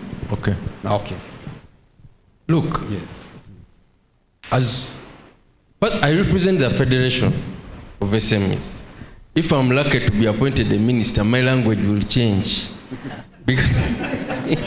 Of course, because you have to speak for your constituents. You cannot be a minister and then you say you're opposing government. You're not serious. Because you are supposed to defend government to the hilt. So, as executive director of SMEs, my role, my brief is very simple. Defend SMEs, say what they say up to the last man. Now, for me, I'm an unexposed taxpayer. I pay my tax, as I've told you. I am connected. If there's a problem, I can resolve it, but not every SME can resolve that problem. Saying that we want to develop our country is one thing. Increase tax collection and development, are they equal? No. If you're not deploying resources correctly, whether or not you increase tax collection doesn't matter. So we are saying, let's create incentives for SMEs to get into the tax bracket. But once you get the money, deploy it correctly. Don't get money from me, then you deploy it to X. So therefore, we are saying, SMEs invest in creating workspaces. Here in Zambia, we have these guys who are selling chairs. They have been here for 40 years. Because I've spent maybe 41 years in Uganda. Since I was alive, because I grew up in Kampala, they have been here. What are they doing there? Near the American embassy. They have a security threat. Government needs to set up parks for SMEs. Why should people rent at Nasa Road when those people are creating jobs? Those buildings have to be built and owned by government and standardize the rate so that you say rent, so long as you're in printing and you're starting a business in printing, you only pay rent of 400,000. Because your job as government, you want taxes and you want jobs. So let's stop talking so much and do. That's what I can say about that issue. On the issue of the benefits, you see, we're also contradictory. Myoga is meant for the informal sector. So, government is saying we want to formalize, but it's incentivizing the informal. I see. So, can we speak with one language and say, these are the benefits for the formal, these are the benefits for the informal? But now, if you are to ask me genuinely, most government programs are benefiting the informal. PDM is meant to bring the people outside the money economy, isn't it? Where outside the money. Exactly. Which is, it's a good intention, but the point is the beneficiary are those ones who are outside. It's like taxi drivers. When you are outside, they treat you with respect. Haji, customer, chief. Once you enter, they forget you. So, we are telling government, don't be like the taxi man who just focuses on the informal sector, giving money, youth livelihoods, myoga, and you forget this person who is inside, who is paying you tax also. That's the point. The model for success is clear. Grow the SME space. Having those people there, Katwe disappeared, it's full of malls. We're encouraging trade instead of encouraging manufacturing and value addition. No country has developed because there are steps. A child cannot wake up and become a professor at Cavendish. Is it possible without a bachelor's degree? It's not possible.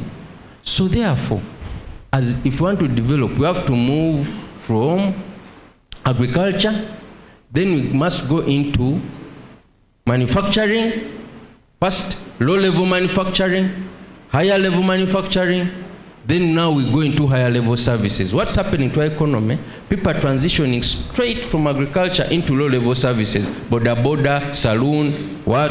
Isn't it? Yeah. Yes, this is it. People are jumping, so the industrial base, therefore, is almost, and that's where jobs are created. So I think that's something we need to look at seriously. The second question was about the AFCFTA. The AFCFTA is a good initiative, and I want to thank Mr. Mutahunga for the hard work, because Mr. Mutahunga, I've known him in the ministry for long, from the time of the common market, the customs union negotiations, and so on. So these are very good initiatives, by the way, that open up a lot of opportunities for us Ugandans. We just need to leverage them. I think for the SME sector, there's a lot of lack of awareness about these opportunities, and I think as a federation we can do a bit of work there. And also supporting SMEs to aggregate. But you find someone has 2 baskets that I want to export them under the AFCFTA. You are wasting our time. You go back with your basket sellers, then aggregate whatever you're selling, and then make a container and then export, isn't it? So this is where I talk about clustering and things of that sort. But still, these people must be brought together through packs. Because if one basket maker is in Mutungo, another one is in Boyogere, they can't connect. But if you say all basket makers in Kampala have to be here, there is space for you, it is free. Not in the industrial parks which are very far, because for us we don't have cars. SMEs don't have cars. If you take him to Namamve deep inside, you are inconveniencing them. They want to be near here, near the market. You put them there, and then they are able to thrive. You're also able to thrive. Thank you very much. Thank you. Thank you very much. As Mr. Rusoke comes, I think on that point of Evans's question, I will allow Mr. Mutahonga, who is directly the host actually, to speak there. Yes, thank you very much for that question. And maybe what I should begin with is to share some bits of hard realities. You know, international trade, you are not going to be engaged there if you are that small farmer that you talked about. Good enough, we are academicians, we are well-schooled people, and I'm sure at some point we've heard of specializations. We have heard of Adam Smith and his wealth of nations and what actually happens. How is wealth created? If we have read the theory of international trade, that's essentially where we have to get back to and look at. Because in the international market, I'm not buying things. By the way, even here in the domestic market, I'm not buying things for my own consumption, because you're not selling to individual households. You're actually selling to people who are going to also sell their products. Now, naturally, what that means is that I'm not looking for 2 tins of beans, which a small farmer somewhere has produced. I'm probably looking for a container every week, 40 tons, 50 tons every week. Am I going to enter into a contract with somebody who has 2 tins to provide me that? Certainly not. Because you are now dealing with structured markets. So I would want us to encourage people to specialize at different points of the value chain where they are best suited to be. I know we've had discussions, we need to eliminate the middleman, but let me tell you this. There is no way you're ever going to eliminate the middleman in international trade or even domestic trade. In fact, the more sophisticated the business becomes, the more you need to have a middleman. If you have ever bought a ticket, how many times air ticket? How many times have you bought it from the airline itself? You buy it from a travel agent. That's a middleman. If you go to buy shares on the stock exchange, you are dealing with the brokers. You are not dealing with the company itself whose shares you are buying. That essentially is how it is. Unfortunately, you really would not run out, you can't run away from it. Hotel booking. You are traveling to USA, you want to sleep in Sheraton, probably you're not going to call a Sheraton the other side. You go on the website and booking.com, they do everything for you. Now, it is the same thing that we have to be looking at as we get into these markets. And to me, we have now drafted a national implementation strategy for the African Continental Free Trade Area. Those are some of the things we are looking at. How do we improve efficiency at the different points of the value chain? So that if there is a producer producing beans, he's made efficient to produce the quantity and the quality that the market requires. Then the aggregator is doing the same thing. The logistics person is doing the same thing. If I need my products to move from here to West Africa in 3 days, in 5 days, in 1 week, I'm able to get them done so that I can outcompete milk that comes, say, from Europe. Essentially, that's where I think the discussion needs to be. And I'm glad that we have many academicians in the room. Probably, I think you need to do research or studies that can influence debate along these lines. Otherwise, to pretend that we are going to kick out a middleman in this is really trying to do the impossible and to actually make the whole thing fail. We need to have some very candid discussion on this and then see how do we make all these fellows efficient in what they do so that ultimately each one is rewarded for their effort and time. Awareness, again, like I said earlier in the discussion, it is a continuous process. At the ministry, we worked with UNDP and designed a program which we called Trading Beyond ESC and COMESA, and it had the components of awareness creation. What we did, we identified private sector associations, and I'm glad to report that his was one of those, which actually moved out to educate their members on the African Continental Free Trade, the opportunities therein and how to get them. The others were private sector foundation, the Chamber of Commerce, and the like. And the Manufacturers Association. So that's where we put it. Let them talk to their constituents. We provide information. I would send technical officers to exchange, because essentially that is the basis. That's where it comes from. And that would, moderator, if you allow, take me to the next question which we are discussing, formalization. Why is it essential? Mr. Wargemba, I think the people you were calling for those trainings or information dissemination sessions were known to you.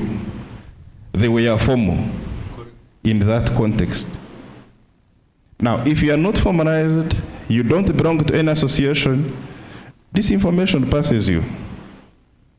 So one of the other benefits of formalization is you actually get known and can always be reached out to get information. And when you have information, really you have been empowered. Of course, the taxman will also see you, but you will also have gotten some information. And probably as you get known, you also get to know how to deal with the taxman. Yes, you can be able to engage and say, taxman, now please, let's do ABCD. And then the other bit is, by being formed in membership in some of these associations, you are even able to influence what the taxman ultimately will do. Because what the government does now in the budgeting process, it is an open process, transparent, where even the private sector actually comes in and participates so much. So formalization comes in. In short, you'll be telling my brother what to do at that point. So I would encourage that we come in and do that formalization bit. I want to end with the last one, Mr. Wargeme, the one you talked about, say government doing these buildings at Nasa Road. If I pick you verbatim, I wouldn't encourage that, because then you are crowding off the private sector. And you don't want government to do that. Rather, what you would want us to be focusing on is the public infrastructure that would make the private sector more competitive. And I think that's a debate that we should be having. Then the other issues, we can leave them to the private sector to get. And the private sector is wise. They invest where they see more returns. I don't agree with the idea of criticizing morals and the like, because I don't think that we want the goods that are produced in Namave to be sold under umbrellas. They must be sold in some very specific, nicely built places. And these may be morals, and indeed, they actually are. What we would need to be looking at is how do we optimize investments in those areas so that we are able to take all the sectors up to move to the next level from where they are. That's what I think we need to be looking at. Thank you very much. Thank you, Emmanuel. Please, let's give a round of applause. I understand there's a burning question from Mr. Alan tried to reach us online. Let's take that question and then I'll bring Mr. Rusoke back. Please. Yeah, yes.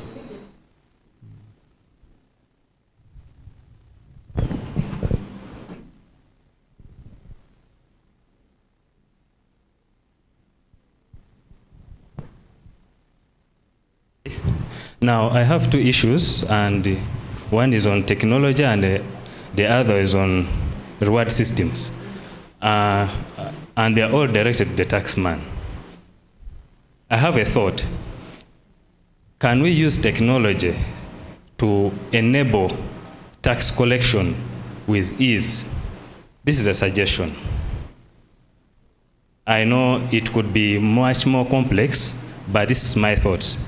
If we're paying payee, for example, and the gross payment of the person paying the tax, the gross salary, is all channeled to one's account in the bank as gross lump sum figure.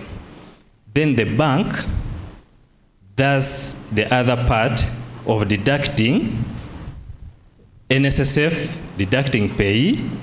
Then here in the company, we remain with book adjustments, because technology can enable that. People have standing orders on their accounts. Then you don't have to tempt the company that is paying to retain money to first invest in other things, so that tax collection is eased. That's just a suggestion. Then the other thing is this: can we have rewards on people who pay taxes? I give an example, still on the same line. If I've paid payee from my salary, but the money that I retain, I also pay other workers, say 6 workers in my farm, at home. Now, can we bring all those people who benefit from my net to earn labor also to join the tax collection line? For example, if I pay them on their TIN numbers, their salaries, from my salary, I should get a reward for having employed other Ugandans. Thank you. Okay, thank you very much, Mr. Alan. Now, before I bring in Mr. Rusoke, let me pose the questions to the other 2 colleagues so that we will have a roundup after that. Mr. Julius Kapwepwe, I'm addressing myself to you now regarding the Parish development model. The question is, recently government launched the Parish development model aimed at bringing about sustainable socioeconomic transformation from subsistence, livelihood, to improved quality of life with increased and equitable incomes in the monetary economy in the framework of decentralization, going down to the parish level. What are the strengths of this intervention, in your view, as a means of delivering the increased, sustainable, and equitable incomes at that level, at the grassroots, parish level? And what challenges do you see with this model, which could easily derail it? As a matter of fact, we have seen similar interventions. What is the difference between this particular intervention and previous ones, which guarantee the success of that? Now, as you pause on that, I will address myself also to Mr. Dennis Aguma, who is the Executive Director of National Association of Students Enterprises, Africa. We would like you, Mr. Baguma, to comment on the climate for business activity. We understand you are involved in incubation of small and medium enterprises as well. So, to justify the need and the relevance of student incubation in building resilient SMEs, but also to comment on the fact that Uganda's cost of finance is very high. Lending rates are at approximately 20%. So what is all that about? What's causing that? Why don't we have competitive lending rates in the country? So now I'm putting the 3 of you on the spot. I'm going to start with Mr. Julius Kapwepwe, and I will move up to the taxman. Mr. Julius Kapwepwe, you are on the stage.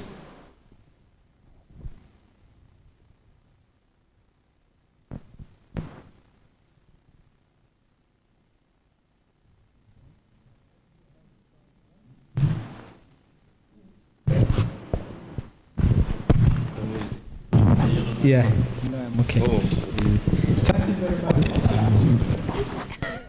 Thank you very much, moderator, and I hope I'm protected from Mr. Mutahunga here because he's cornering me, but when we get out of the hall, we shall corner each other.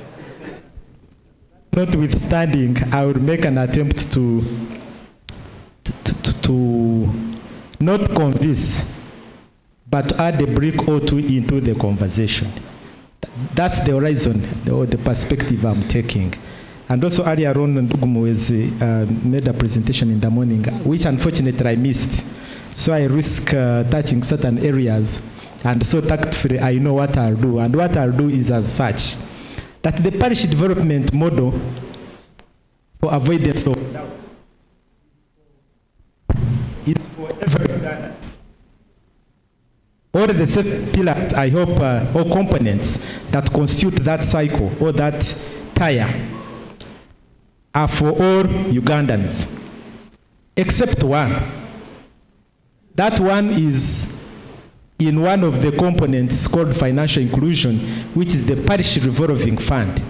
That is the only one that is a seed capital that has been reserved for what Mr. Warugembe calls people in the informal sector. Even so, that you are able to use that window of opportunity of seed capital. You know seed, some of you have ever seen a seed of anything. If you have not, after here we can go to Kabaragara and I show you some seeds. A seed you plant so that something much more comes out. So for people who are in the informal sector or subsisting, so that they are able to come into the money economy. That's the only one. But the rest of the components are really for all Ugandans. When a bridge is constructed, you are not going to say, for you are Catholics, so don't use this here because the Pope hasn't come back here in Uganda yet. No, except that seed capital. So that's the first bit. The second bit I would wish to quickly add on is that the parish development model, and what makes it different from some others, is looking at a whole of government approach. So if you are Mr. or Madam Ministry of Trade, we want to see your services at the parish. Hitherto, that hasn't happened in this country, making a whole mindset and a whole thinking and framing different approach, as has been with some of these others. Of course, you could say, even if it was a myoga, to use Mr. Rusoke's, even if it was a myoga, but the focus of the myoga is at constituency level.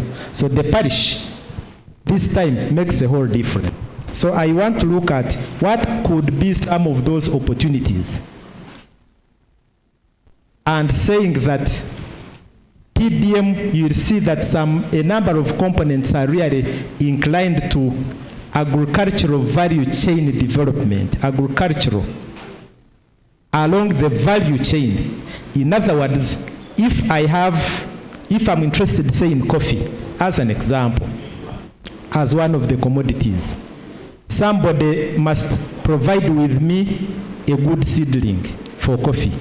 That's already a market opportunity. Remember, we are talking about making money. So somebody has been certified, can supply a good input.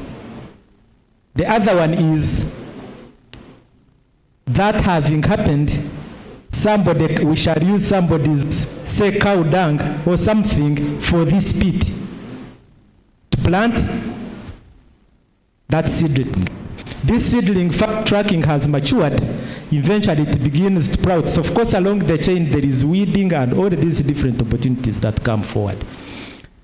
At the level of harvesting, even when we have finally fast tracking gotten coffee into this warehouse and eventually we want to get it to the market, along the value chain, like I said, a lot of opportunities. One of those opportunities is where somebody could be interested in storage facilities. As an example, I am in this parish. Anybody who wants to grow and store with high level that avoids losses, I am here and providing that service. That's a whole business opportunity. But even when we come to the actual the coffee hara at that point adds value along the value chain of, we are still talking about the same coffee. The hala or the meeting for that matter is a business opportunity. Even when we have gotten to that level, because we have learned that, for instance, Germany, that markets coffee, fetches equivalent annually of 27 trillion shillings annually from coffee. Uganda, which is the producer and all these president exporter, picks a paltry 27 billion shillings. The other one cannot even tell, like we had discussed with some people at lunchtime. If you put a sugarcane plant here, and one for tobacco, another one for cassava and for coffee, this guy, German guy, cannot even tell that this is the one that gives us a lot of that revenue. But how have they done it? When it comes, for instance, to having baristas, if you talked about the youth and barista techniques, therefore, Cavendish, you come in, you teach business, but business in which area? Making barista. Give us a paper. How many baristas do we have in this country vis-a-vis the opportunity that there is? At break time, some of us already took coffee. Somebody has been responsible for that. A whole business. If you looked at the traders, somebody who has a truck, pick that coffee from point A to point B along the value chain can come in anywhere. Somebody who picks that coffee to take it to Mombasa. Somebody who picks a bit of that maybe processed coffee finally. The roasting, all those different opportunities. Now, many of us have thought that those things are not possible here, they are only for the Europeans. That a Nescafe equivalent cannot be, in quotes, manufactured here, when actually it can happen. So those are some of the opportunities that we are talking about when we are talking about making money. But quickly, I'll say that it is on farm. PDM is parish development model is being done on farm, but also off farm. And on farm, I'll just pick one or two examples because of the limited time. Profitable tomatoes. Check in the Kansanga market, which is here nearby the university, even physically, where we are. How much does one tomato cost? But who profits from that? So how much more, how does it actually get here? So that bit, understanding the different areas that it takes to come here, is a whole business opportunity that the parish development model is talking about. Those who are able to engage in that production and productivity function along the chain, anywhere you would wish to come in, that opportunity is available. Should you need that seed capital which I talked about, the parish revolving fund. So let us not reduce the parish development model to just the parish revolving fund. That is basically for the subsisting. But the other bit I would want to say, even for about our tomato as a case, we have seen tomatoes which are grown in greenhouses, controlled temperature, controlled water, using science to be able to deliver on some of these things, as opposed to what our forefathers and mothers used to do. Because of the limited time, I'll go to something of farm, and I'll say as such, the various grain haulers for maize and the value addition you can. If you have been producing from an acre of land to produce so much of, say, maize. This time we are getting a gospel. The preacher is saying, please don't just sell it in its raw form, which happens in Uganda up to about 70% of a number of our commodities. First, add value. How do I add value, Mr. or Madam? Get a maize hauler or a maize milling machine. Where do I get that money to have a maize milling machine? The other seed capital. Combined effort, that seed capital, and then we are able to have our own rather than just donate that to the Kenyans as we have been seeing in the past. But of course, we love the Kenyans. We are not saying we are undercutting them. We are saying, Mr. or Madam Kenya, Mr. or Madam Somalia, we are going to bring you this time packaged maize flour from from Kamwenge, packaged maize flour from the people of Agago. That's what we are talking about, adding from the same acre of land that you can be able to get much more money than simply donating it to Eldoret factories as maize grains at Eldoret at the factories are located. Let me have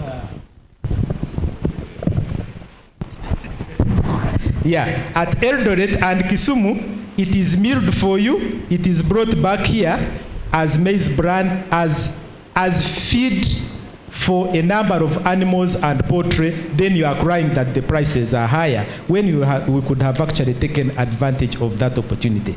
Another bit I could talk about is, for instance, solar dryers.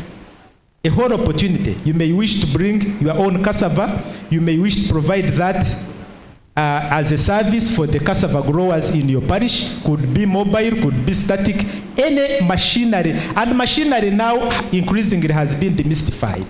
When you hear about manufacturing, you begin to think about those huge Coca-Cola plants.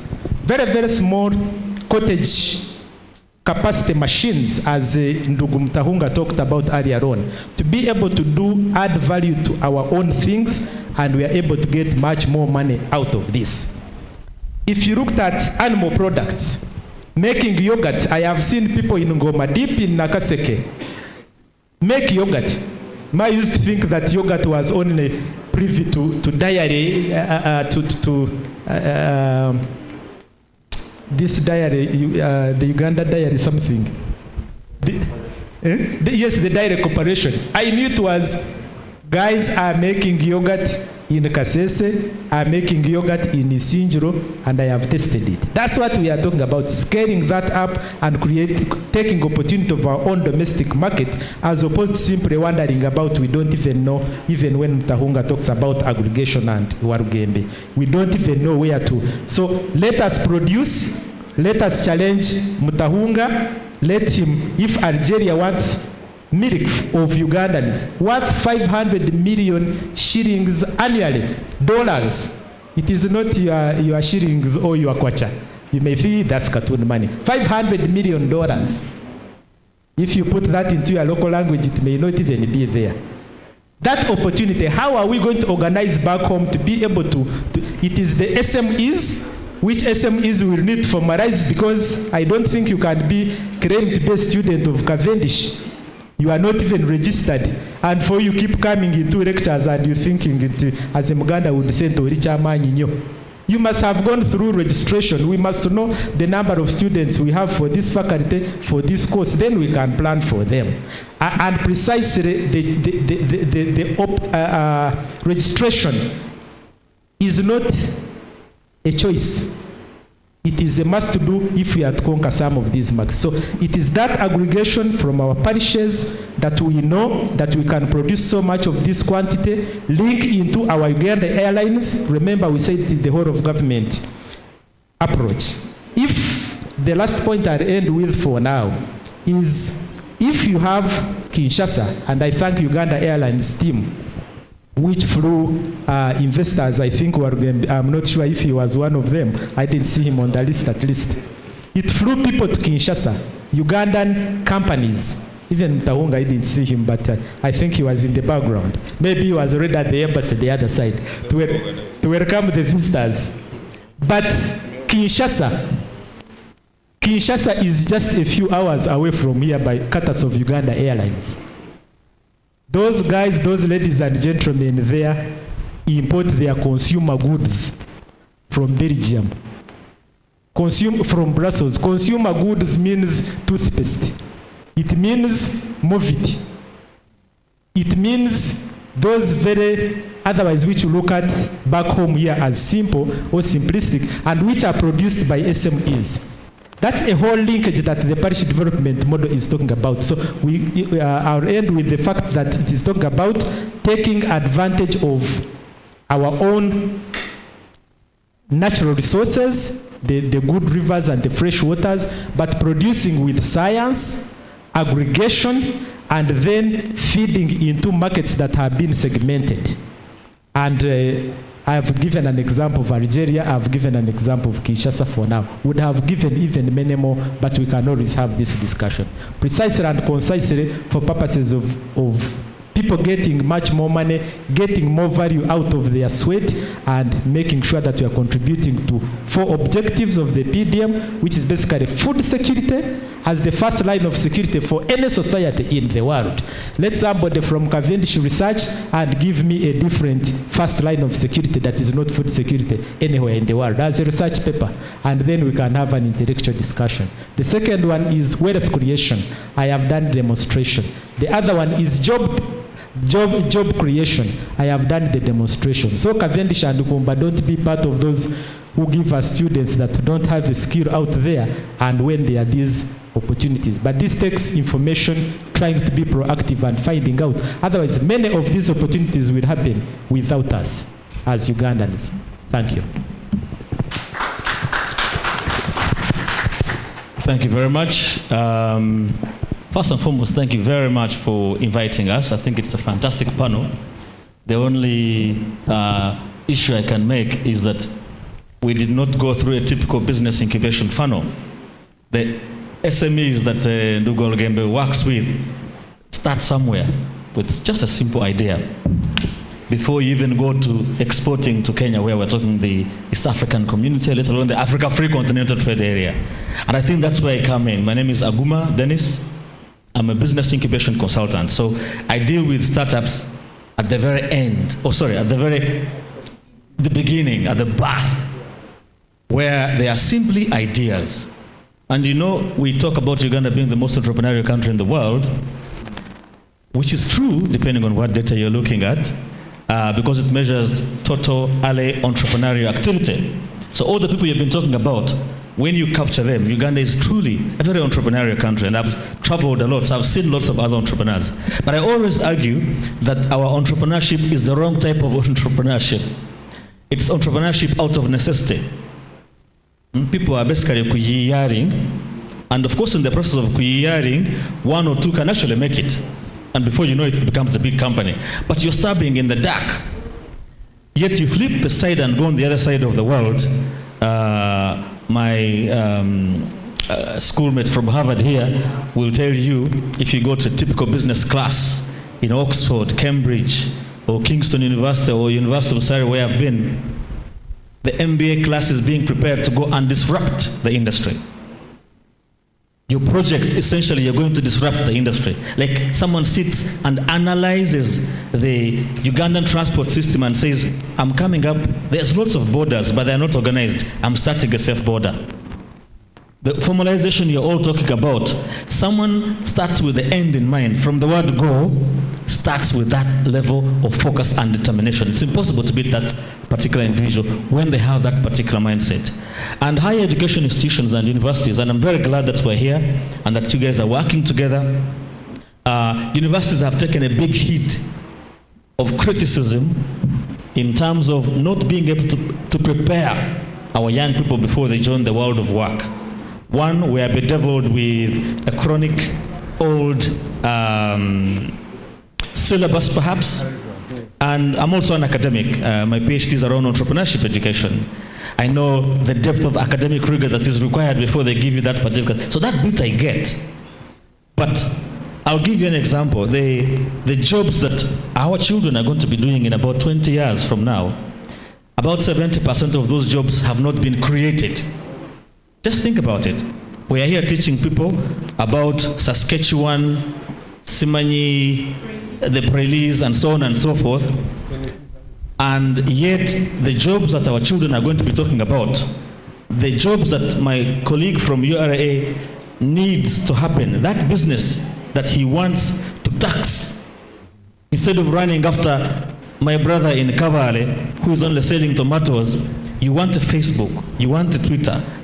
We're now talking, if you look at the top 20 biggest businesses in the world, the Facebooks, the Amazons, all these businesses were started in our lifetime. The vast majority of them are deploying technology, but technology is not the end in it's just an enabler. And we were talking earlier, I think, about the discussion that is happening right now in the global sense. You're talking about artificial intelligence. Internet of Things, robotics. Here we are training soldiers to literally go on the front field. The Americans are busy talking about robots and drones, and they're sending those on the front line. Imagine a robot that is walking like a human being, that now has artificial intelligence, and there's 1,000 of them. They are talking together. They have a satellite up there that is looking at what's happening. I know that my other robot, which is at the corner, has sight of that side, so it is talking to me. How are you going to send your men and women? You're going to be dying. So why am I talking about this? It's very important, the context in which we live. I think someone talked about the Industrial Revolution. We're now almost like in the 5th or 6th Industrial Revolution. Here in Uganda, we're still talking about the agricultural revolutions, Parish development model, agriculture, blah, blah, blah, blah. I know we have to start from somewhere, but the advantage that we have as a generation, and I'm glad that I'm speaking to students at this university, is that while about 30 years ago, if you were an entrepreneur, chances are it's because you didn't make it in school. But now, there are so many tools. This event is being live streamed on YouTube. During COVID lockdown, people were having meetings. You're talking about registration and having an office. I know so many creative young people who are actually doing work and surviving without necessarily having a physical space. So while the registration services and everyone else is saying you must have a physical building, we must see it, health and safety, PO box number, like who needs a PO box number? So there is need to flip the coin and look at the kind of businesses that we want, because those are the businesses that are going to employ 1,000 people, 10,000 people. Those are the businesses that are going to export competitively to Ghana. I remember we went together to Ghana and we were surprised by how intentional the Ghanaian government actually is in terms of creating these businesses of the future. So my task was to talk about 3 key areas. But luckily, the vast majority of the issues have actually been addressed by colleagues here. One of that was about finance and the means and measures that you need to put in place to lower the cost of financing for business. Lack of cash or cash flow is the #1 biggest killer of any business. The World Game will tell you, if you run out of money, you're dead. Where do you get that finance? Typically in the West, you can get it from family, friends. Someone can give you 20,000 pounds and you start. Here in Uganda, where is that amount of money? Who has that 70 million to give you? Because you're all in the same boat. So one of the issues we find is that the informal nature of our markets prohibits some people from accessing particular funding. We did a project with UNDP called the Youth Ideathon. Lots of funding available, but the vast majority of those individuals are very early stage. It's just an idea. They don't have a bank account. So when it got to a situation where they were supposed to be given grants, those questions popped up. Like the guys who are doing due diligence were saying, you must have a registered business address, you must have a business bank account. And we're talking about the advantages and disadvantages of formalization. If it's simply an idea, why should I subject myself to taxation, yet it is likely to fail? Why don't you, for instance, give me a tax holiday for any startup within 1 or 2 years to try my ideas out? If they don't work out, then I don't pay tax. So that level of informalization is a big issue. I had made some comments on other sources of financing for early stage and highly innovative startups, but in the interest of time, I'll just skip them. One is co-investment schemes or match funding between private investors and government. So that Myoga money that you're talking about, that parish development money that you're talking about, on its own is not going to be enough. If I need 200 million shillings, and government has put down 100 million on the table through Myoga, for the parish, even if it's just for a group of individuals, it makes, if you want to invest in an innovative startup that's coming from the village, your risk has been reduced. Now you can put there the 100, because government is not looking for shares in this business. Now you can also add the other 100, and the business is likely to go on. So government has a role to play in co-financing or making some of that funding available for some of these businesses.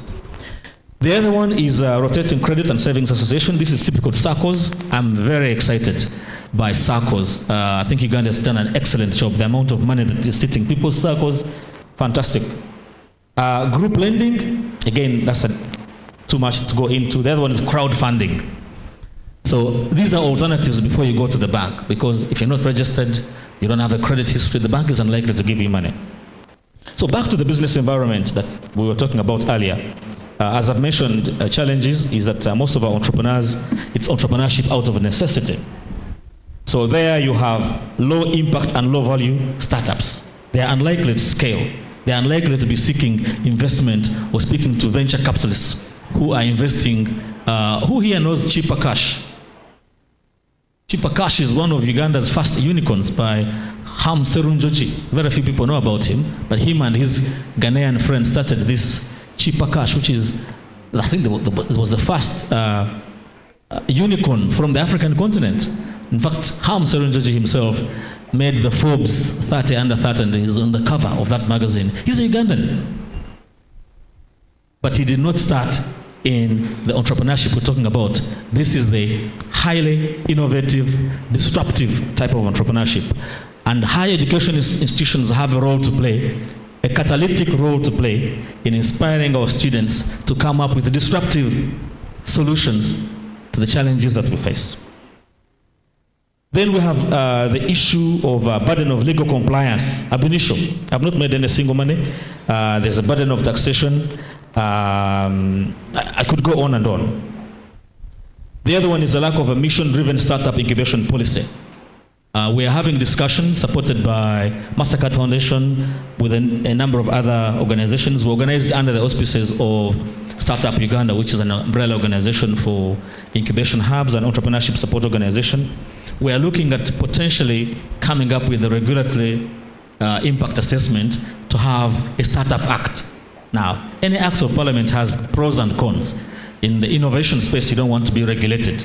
But then you realize that the SMEs, almost everything that is being done is geared towards the SMEs and other people. And then the kind of cohort that I'm talking about, we're not intentional.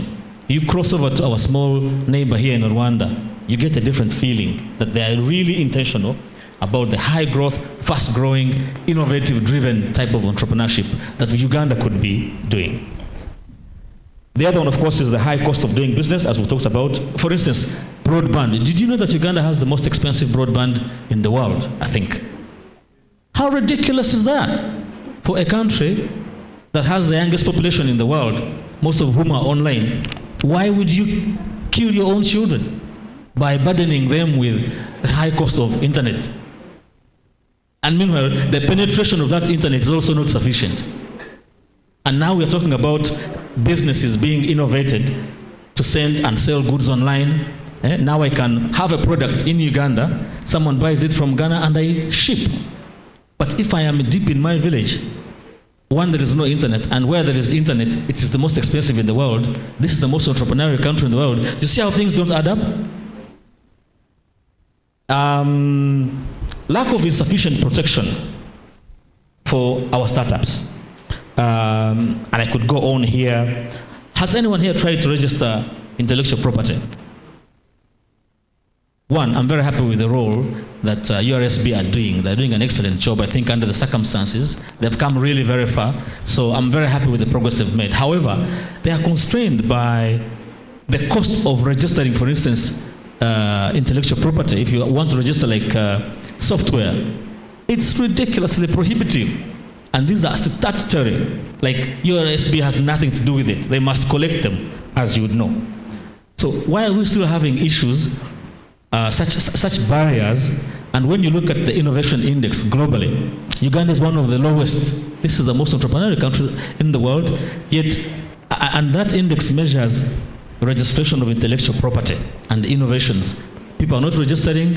Why? Partly because of those. It gives you an idea that there are young people innovating and hustling, doing business this side, but alas, on the other side, sometimes there is a mismatch, and it could be a generational issue, perhaps. I don't know. But there is a need to involve young people on those round tables when these decisions are being made. Yes, over-reliance on donor aid and unsustainable project-supported ecosystems. comrade here was talking about support from UNDP. You can testify that they've also done an excellent job. Even we have also been beneficiaries of it, the programs that we're talking about. But of course, you all know that donor agencies have a particular agenda. Their agenda, it's fortunate when it aligns with our agenda, but it's not always aligned. Can that agenda originate from us here internally so that we dictate? It could, but we find that you're constrained by resources. So these guys who have the resources are dictating, and they're dictating on areas where innovations are happening, whether it's food security, the environment is getting a lot of grants now. Who cares so much about the environment? These Bazungu do care very much about the environment. They have credits, carbon credits to give away and so on and so forth. Here, there are more pertinent issues that we need to be innovating for. So there is an over-reliance, especially in the innovation and entrepreneurship space, partly because of the grants and the funding that is available. That agenda is not necessarily driven by Uganda. In fact, to a great extent, it has been seceded in preference of the SMEs and the others. And there's nothing wrong with Ndugu Warugembe and his colleagues. But our area is at the mercy or at the behest of some of these donors. Then the other one is the fragmentation of government support and disjointment of our entrepreneurial ecosystem. The entrepreneurial ecosystem involves, and again this word is sometimes loosely used, but it involves government, and this is where policy and all other things come in. It involves banks and financial institutions. It involves higher education institutions, that are sources of knowledge, and also the ones that train the businesses of the future. I could go on and on about the entrepreneurial ecosystem, but a lot of research suggests that in Uganda's case, the connectivity, the in-betweenness, we are not talking together. So if you're an entrepreneur, and again, URA will tell you that they've done this one-stop center. That is a foot in that particular direction. But these are all recent initiatives. You know, the banks are sitting on the other side with their exorbitant interest rates. Higher education institutions are in their own world and they all have their own challenges. So that level of connectivity is missing. And it is not the same case in some Western institutions. And I hate the copy and the paste, but I can't not help give you some examples of if all these were connected, what you could get. You remember during the COVID, the whole world was racing to come up with a vaccine. So who was being engaged? Higher education institutions. The UK deployed a lot of money in about 10 universities, one of which was Oxford University. They were the first to bring out the vaccine. It's not accidental. You go to Cambridge, same thing I was talking about earlier around gaming and gamification. Did you know that the revenues from gaming is more than the global revenues of music and movies combined? Did you know that? That whole industry is sitting there like in Cambridge, like top of the range, because of the connections between the universities and that whole local area. Are we doing that here in Uganda? I'm not saying we should go into gaming, but if you think about like the gaming industry, what it takes to produce a game, there's a graphic designer, the guy who actually does, there's a guy who does the coding, there's another one who composes the music for the game, there's another one who tests the music, who tests the game. So it's a whole huge industry. So what are some of the possible solutions that we could be having? Because I don't like lamenting and not providing some solutions. I think government is doing a lot, but there's a need to have a more coherent ecosystem, amalgamating support from the various players. There's a need to have some level of promotion and protectionism, which is ironic given that you're talking about innovators. You want to have some level of freedom, but if you're competing with another business that has an unfair advantage over you in form of tax, you know, in form of protectionism, there's need to protect some of our innovators. Promotion of local innovations. I'm summarizing very quickly. All right. Linkages between industry and academia. I'll skip over the others, but the other one you asked me to talk about was the role of incubation centers within higher education institutions. And I'm very happy that you recently engaged an innovation manager and that you're going to be talking about some of the innovations coming out of university. My view on that is that innovation is not an overnight issue. It does not have to be radical. It could be incremental.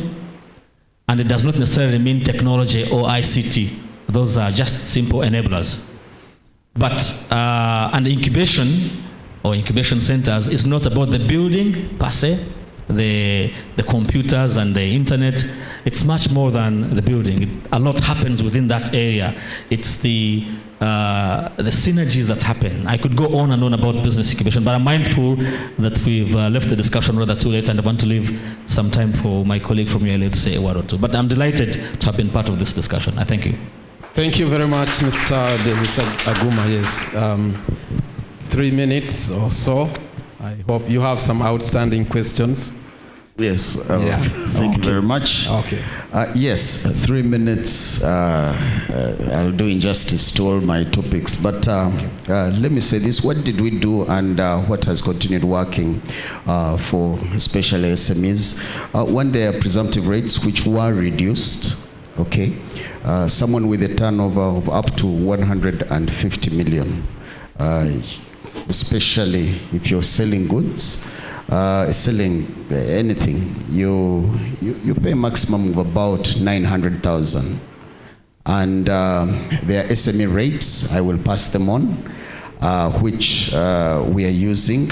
You can actually, you don't have to keep a lot of books because record keeping is our problem in this part of the world. But of course, Parliament helped us, and with the pandemic, the presumptive rates were reduced for the SMEs. Of course, if you're a professional, someone asked a question and wanted to give us a better way of collection of taxes, but we're under the self-assessment regime. Self-assessment is where previously, okay, I can't get into that, but ideally, it is you to tell us how much you made. It is you to claim the allowable deductions and arrive at chargeable income and pay the taxes. Voluntary disclosure has also been put on the table in these hard times. Many people weren't declaring, and when you come and declare, of course, especially for SMEs that started, we recognize that some started and have been trading over a long period of time. Before we get to you, if you come and voluntarily declare, there are some waivers of penalty and interest. Penalties and interests were waived. Those are the things that usually chase people, but they were waived up to 30th of June 2020, and that should even be in our accounts. There are so many other things that we're doing, like the increased installments. We come and negotiate. We allow you to give us something, because this is government revenue and government wants to supply. I'll now go to the incentives. I have passed on to Dr. Faith a booklet which has all the incentives. And ideally, we have incentives that we're trying to woo foreign investors to come. They have a higher bracket, but those incentives are being enjoyed by everyone who is domestic, or our businessmen here, or people within the East African community. And when you look at the incentives, how they are structured in the Income Tax Act, we have incentives there. When you go to the VAT Act, the incentives, stamp duty, the incentives, and I've been given 3 minutes. I would have gone into a lot of that. But look, many people are coming to invest here because of the advantages of the taxes that Uganda, or the tax regime that Uganda has. Many people are coming. We have people who have been declaring losses in and out, year in, year out. I know, because of our largely informal sector, record keeping, you'll find, however big you are, there's a lot that you do here and you might not be able to keep records. But ideally, the self-assessment regime allows you to claim your allowable expenditure. You are allowed to carry forward losses. There are a lot of things that are in there. There is IBD.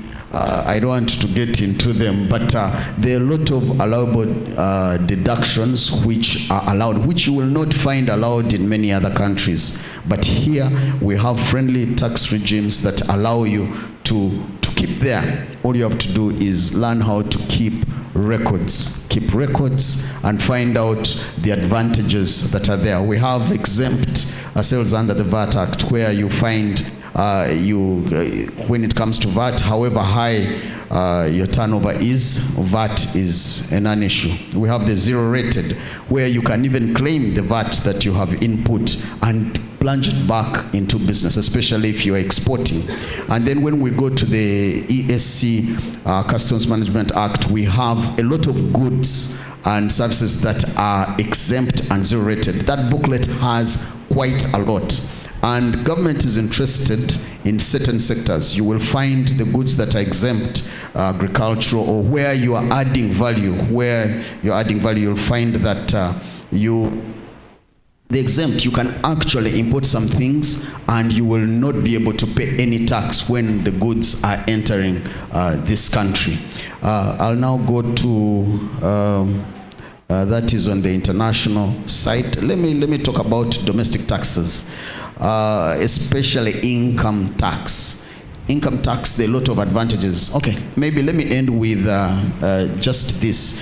When you look at foreign investments, the free zones and the free zones, we are encouraging people to come in order to bring money, because and when they go out of town, you find we give them 10-year exemptions. And it's in the law. We're encouraging people to come and change Uganda. Many of us are becoming urbanized and we are forgetting that ideally there's a lot of space out of here. But we're encouraging this investment. Actually, locals are also, their entry point to enjoy these exemptions is lower than the foreigners. The foreigners, you'll find you need 10, 20, 30 million dollars. But here, a citizen of the ESC, you just only need 300,000, 150,000, and you'll be given 10-year exemption of income tax, meaning you will earn income for 10 years, beginning the time when you start constructing. So I have left it. I am going to come back and explain further, because some of these things you have to keep coming, and then we look at them, and I'll request that you give me more time instead of 2 minutes. Yeah, okay, two minutes. There's tax to GDP ratio, which you have not answered. Tax to GDP ratio. Some of the things that we're doing to broaden the tax base, ideally, is we've come closer. We have tax catalysts, we have the Tujenge bus. We are coming to communities. We come to the community radios, and we come and talk to associations. We're dealing with associations. We're coming in order to expand. And we have the instant team, which is supposed to help. Of course, we have tied in local government, or we are working together with local government. You can't get a trading license without a TIN. So there are many other mechanisms that have been put in place and processes in order to bring the informal sector. But for me, as a teacher and someone who goes out, before I even bring you, I want to first tell you how can you honor your obligations.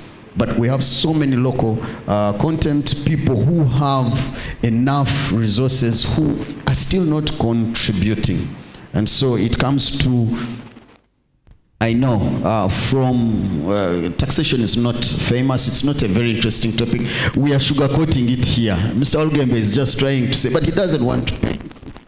And SMEs don't want to contribute, but they want the services. We are quick at asking for services, but paying. We need the good services, like the potholes in Wakiso. All these things need to disappear. Seeing the potholes, but contributing is tricky. But ideally, I want to call on everyone out there, please honor your obligations. Call our toll-free line 0800 11 7000. We will answer your questions. We will help you file a return. We have a desk. Internet is expensive, like you said. Come to any of our service centers. We will help you file a return. There is someone seated there to help you, so you don't have to get into the jargon of IT and so on. We'll help you. We'll ask you. There's a simplified return. You don't even have to tell us your expenses. If you can record yourselves, we can use that. If you can give us a book where you're writing, we can use that and help you to file the presumptive return, which is very easy.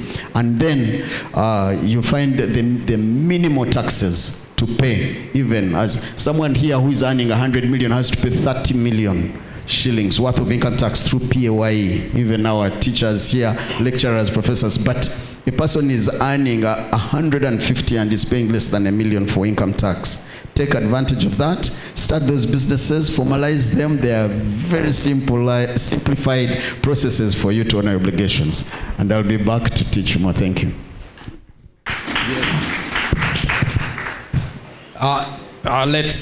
I believe that we agree that we have a distinguished panel and they have given us real answers. So let's give another round of applause.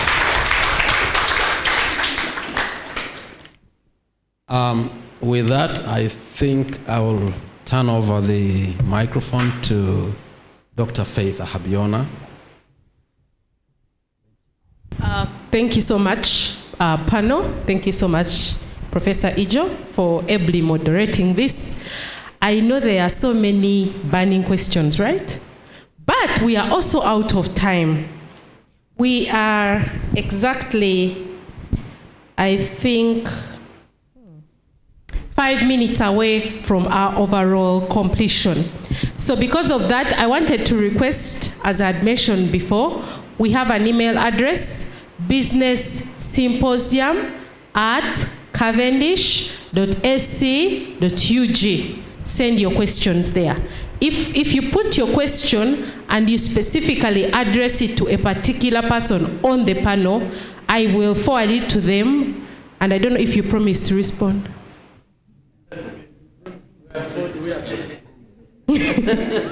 They promise to respond where possible.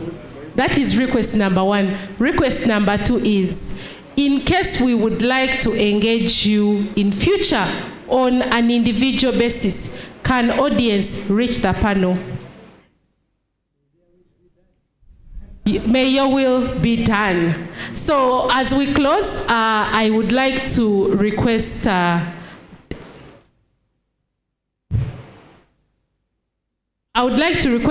Dr. John Byamukama from Nkumba University. He is the Dean of the Faculty of the School of Business, to come and give the closing remarks. Then we'll step outside the building. There is our poster. We will plant our stone as we agreed in the morning for future reference, because this is the beginning of bigger and better collaboration. Over to you, John.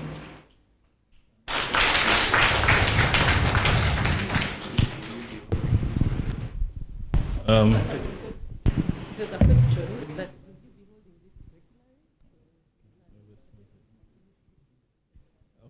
Thank you, Dr. Faith.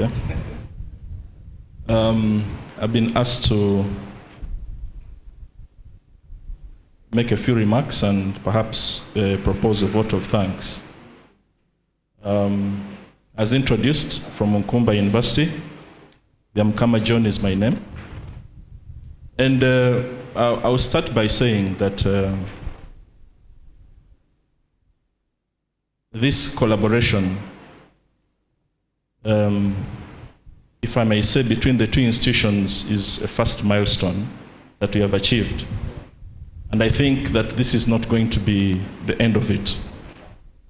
And I would like to appreciate our panelists, the academicians here, and the presence of management, the VC of the two institutions, and the executive director for blessing this kind of engagement.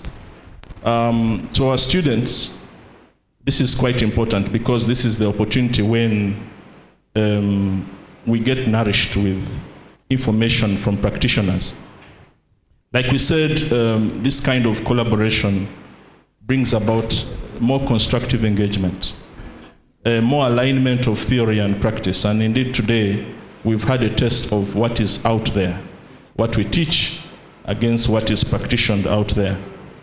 And the reality, I think, is from many of the presentations, be it on upskilling, be it on supply chains, be it on entrepreneurship, be it on, we actually have the knowledge. We learn this at varsity, and I think the implementation part is what is the problem. But I think that we've also learned that there's a lot of progress out there, and it requires some bit of patience. And I think that with time, we're definitely going to get there. As Uganda, we are well resourced, and I think one of the presenters actually mentioned the kind of resources that we have and how we can actually tap into them. Our last presenter, a panelist, mentioned the kind of opportunities we have out there, better ways of even doing business. I think I like the last part, where you don't have to pay, is it 30 million for, yet there are other opportunities where you just have to pay $1 million or so, and you actually get to earn quite a lot. So I think it becomes very important for us to team up, to work, to look for information wherever it is. And I think that is the biggest problem. On the academia side, I think a lot of research is done, and perhaps our findings are not well communicated to the practitioners out there. Chances that these papers are read is probably not, taking place. But I think that it's an opportunity for us to have this kind of synergy between academia and the people in practice. We have been encouraged in this collaboration here today, the symposium. We academics, we practitioners, but we also citizens. And it's important to make sure that we commercialize, our efforts and also focus on some value addition. Our reality seems to remain the same. While we have opportunities, I think our challenges are quite many. And many of the presenters actually talked about the challenges that we have. So our reality is still volatile, as I picked up from the ED. Still volatile, still very uncertain, complex, very competitive, and requiring a lot of adaptation. I think that is our reality. How we choose to fit as Uganda, as Africa, even in the current industrial revolution, is important. We're still talking agriculture, like I said, but I think that we need to explore new opportunities in which we can actually take advantage of the development that is taking place.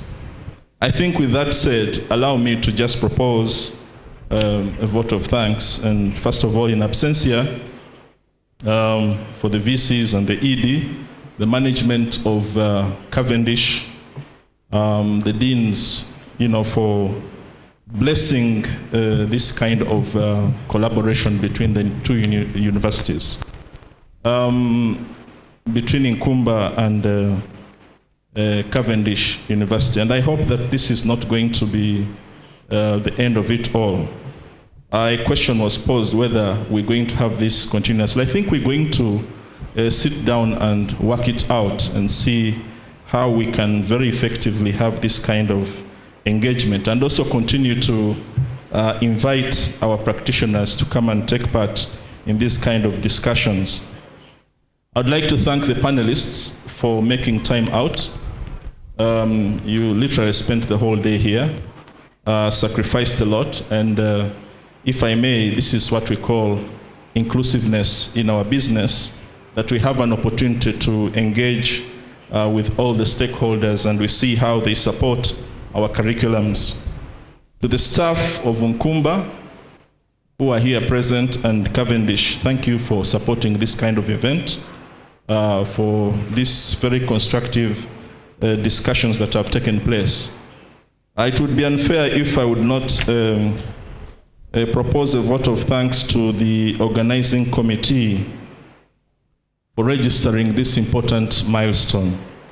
To Dr. Faith and I don't want to say myself, but the team from Nkumba, Professor Ijo here, Professor Oltayo, Madame Viola, Mr. Martin, and Madame Diana from Nkumba. Thank you for this event. To our students, if I may say, this was the best class that you ever had. Because in the classroom, we don't usually get this opportunity to have our panelists share with us this kind of insight and experience that they have in the world of work. And so I think that this was the best class, and I hope that in the next engagement, we shall have this hall packed with students from both sides. We need to make this academic life very interesting, but make it intentional and very impactful. So our audience, we thank you for being present, for being attentive, for asking very important questions, and for supporting this event. And we look forward to sitting with you here in the future. And to us all, and I hope that we get back safely to our destinations and continue to ponder on the key points that we have taken out of this collaboration. I thank you so much.